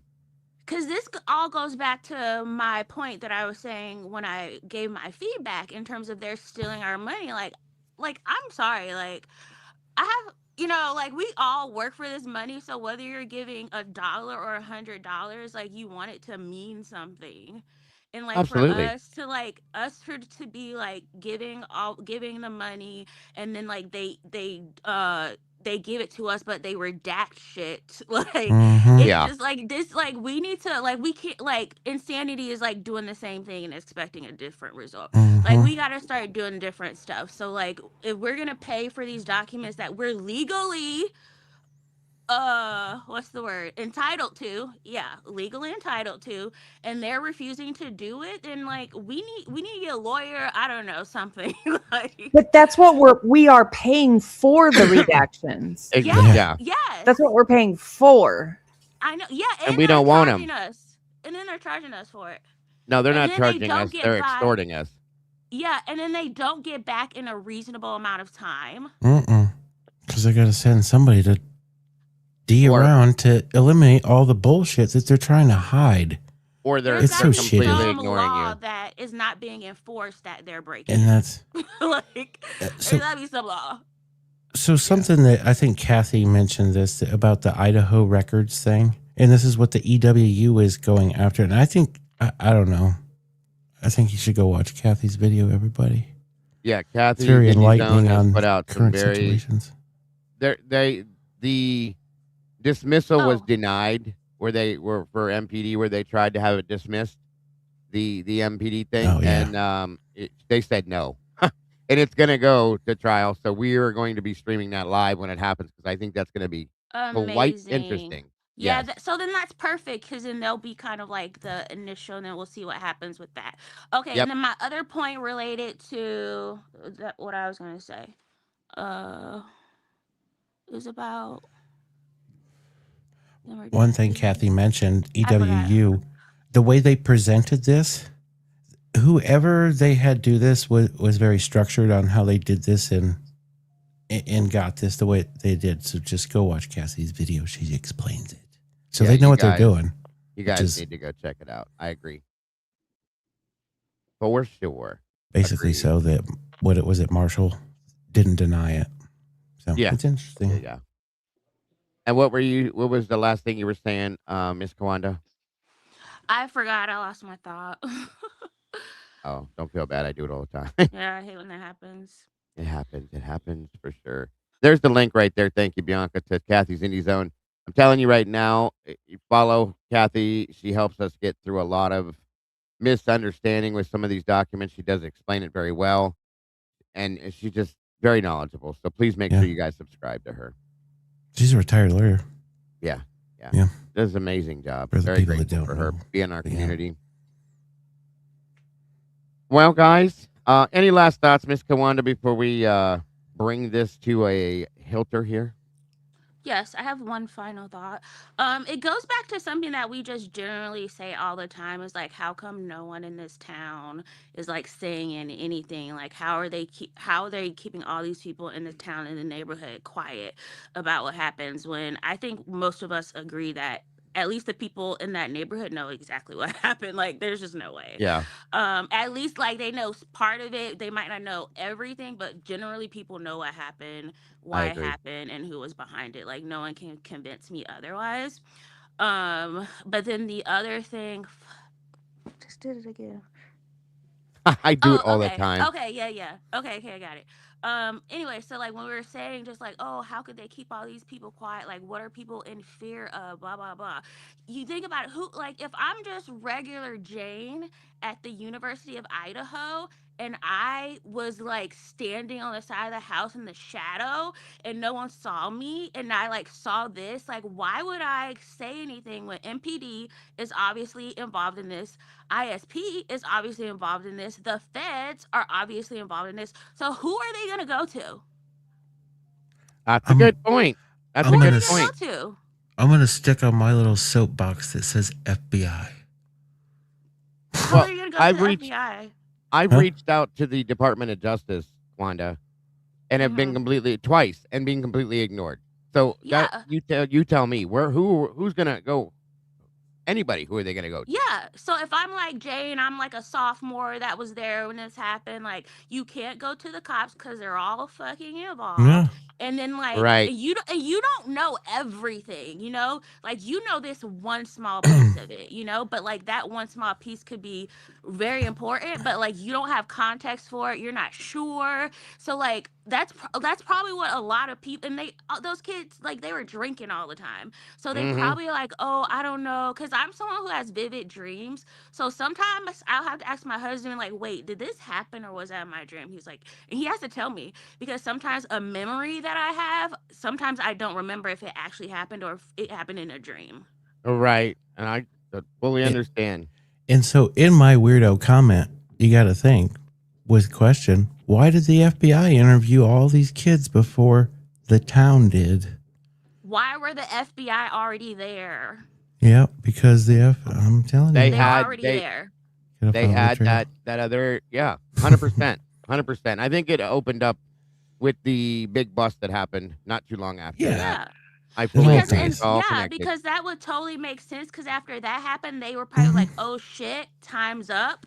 Yeah. Like we need to bring that hamper. Because the feds, they like to wait and wait and wait until you basically accumulate like the worst possible offenses so they could keep you in there as long as possible. So who knows if they actually planned on ending that operation when they did, but because of Yeah. these murders, they had to just go and do that before the gangs Well, figured it Sure. out or whatever. Sure. it'd be something too that they lost track of one of the 3 that they wiretapped, and one of the 3 that was in that bust that happened after this. They lost track of him. What was it? 2 days before the murder in California, and then he popped up in Moscow. Yeah. So that would be a reason that they wouldn't know this was going down, and this Good point. happened, and they would have just had to serve it the way they did.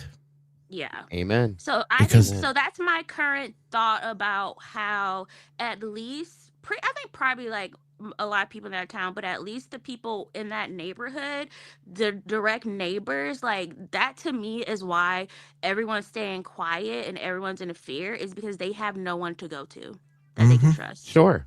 Sure. There is nobody that they can There's trust. no one. I get it. No one. I fully agree with you too. And even if they were to come out, like people will be like, "Oh, you're lying," blah blah blah. Like, and they could be like, "I don't know." Like, and again, like even with my own dreams, I'm like, "Oh wow, that felt really real. Like I actually thought it happened, but let me double check if that was a dream or not." And like people can have those experiences, but they don't have a safe place to like give anonymous. That's why anonymous tips are a thing. Yeah. That would Because that people would want to make share a their information, but they might not be sure. They might like it. They just want to get it out though, in case they don't know anything. They just, that makes sense why they put that media spin on the way they did, huh? Agreed. I mean, yeah, fuck the Agreed. media. Just keep sending it. Burying it, Absolutely. yeah. Propaganda train all the way. Yeah. I mean, Yes. like, I Yes. don't trust the media, but I think, like, in real time, since we've been talking about that so much, the reaction to Chris Whitcomb's book is just it tells me everything that it just tells me everything about how they're dealing with this case. Sure. Yes, ma'am. Amen and agreed. Yeah. Well, thank you, Miss Kawanda, for all of your lovely thoughts tonight and very interesting points, information, and opinions. Fully agree. You're making great points tonight, as always, and we appreciate that very much. As well as Mr. Dillon. Thank you. And I think that is going to bring it to a close for tonight, y'all. We've been here 4 hours and 18 minutes. Holy Wow. shnikes. No wonder everybody's tired. Good run. Yes. Good Happy run. 4th of July. I Yes, feel like the show was absolutely. variety hour. There was like different stuff happening. Oh, It yeah. was like we had segments, so that was fun. No, that's we like to do it completely unfiltered and bring it down that way. So, again, thank you, Kawanda, for joining us again as always. No Appreciate you so many different ways. We appreciate you, and again, Dylan and everybody else. And before we get out of here, Ms. Logan, do you have any last thoughts before we do break away from this? And thank you again, Miss Kawanda. I'm gonna go ahead and drop you down now, dear, so we can close Okay, out. Okay. bye. Bye, dear. Bye. I think you're muted. Look. There you go. I just wanted to say thank you, everybody, for showing up. Of course, you guys always show up and show out. Thank you to the mods for doing such an amazing job every single time. I hope everybody has had a wonderful 4th of July and everybody stayed safe and got to the place they were going safe and got home safe. So that is what matters to everybody today. I'm trying to think.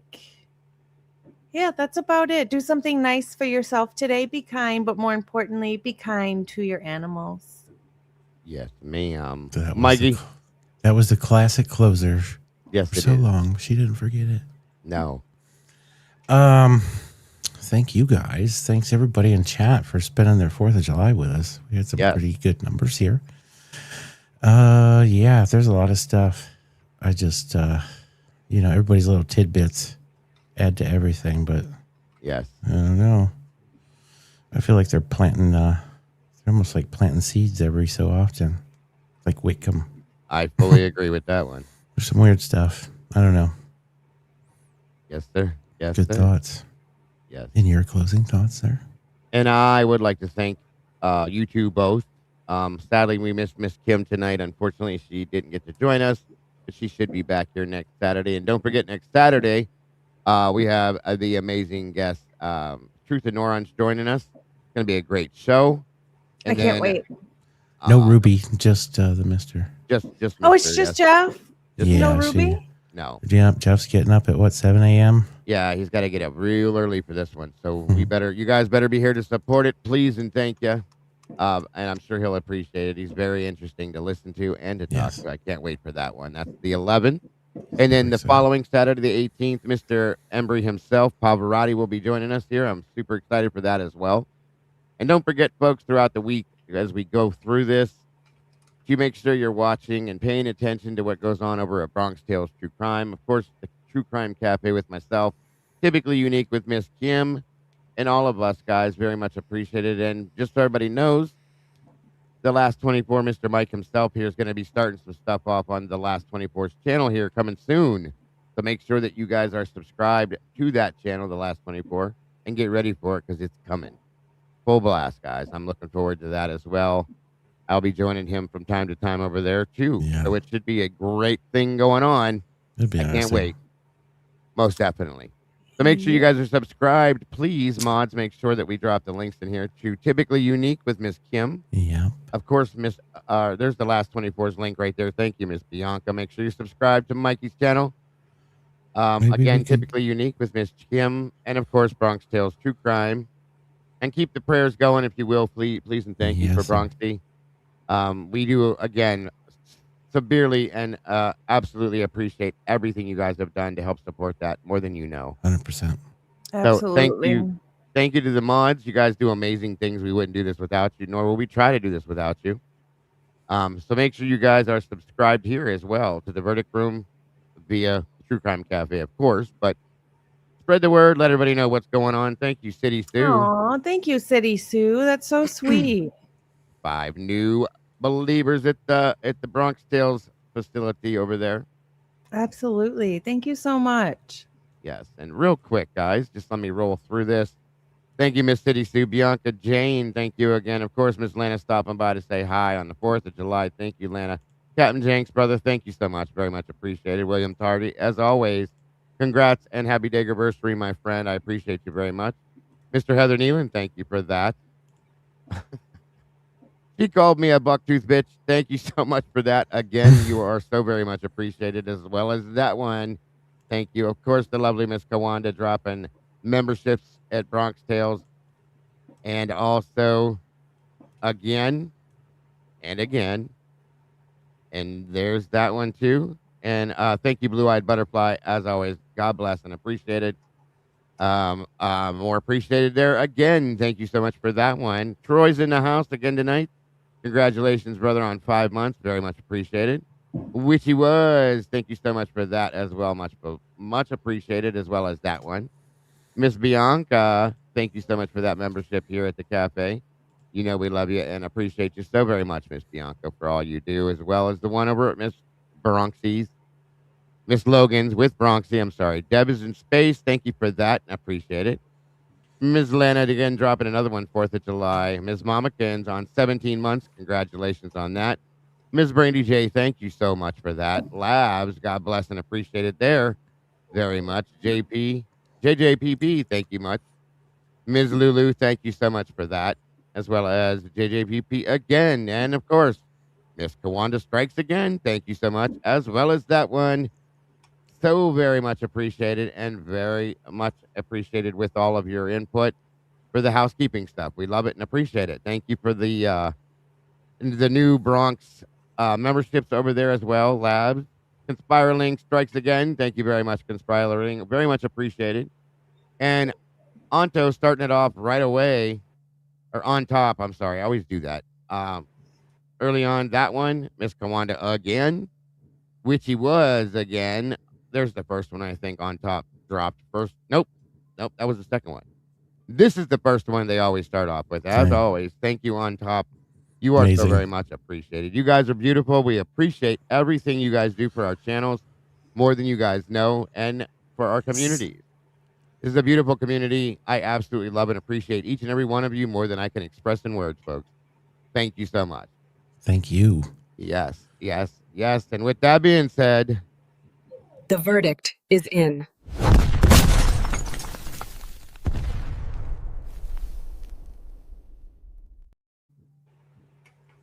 Happy 4th of July, folks. Do it.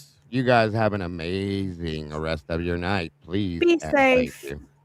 Yes, Be stay smart. safe tonight. Yes, 100%. You too, Joe. Love God. to you all. Have a great night, folks. Hug your fur babies. Yeah. I'm going to dig her out. Please do. We'll see you next week. See y'all. Thanks for coming through to the verdict room where we're seeking truth. Yeah, we're seeking truth. Hey.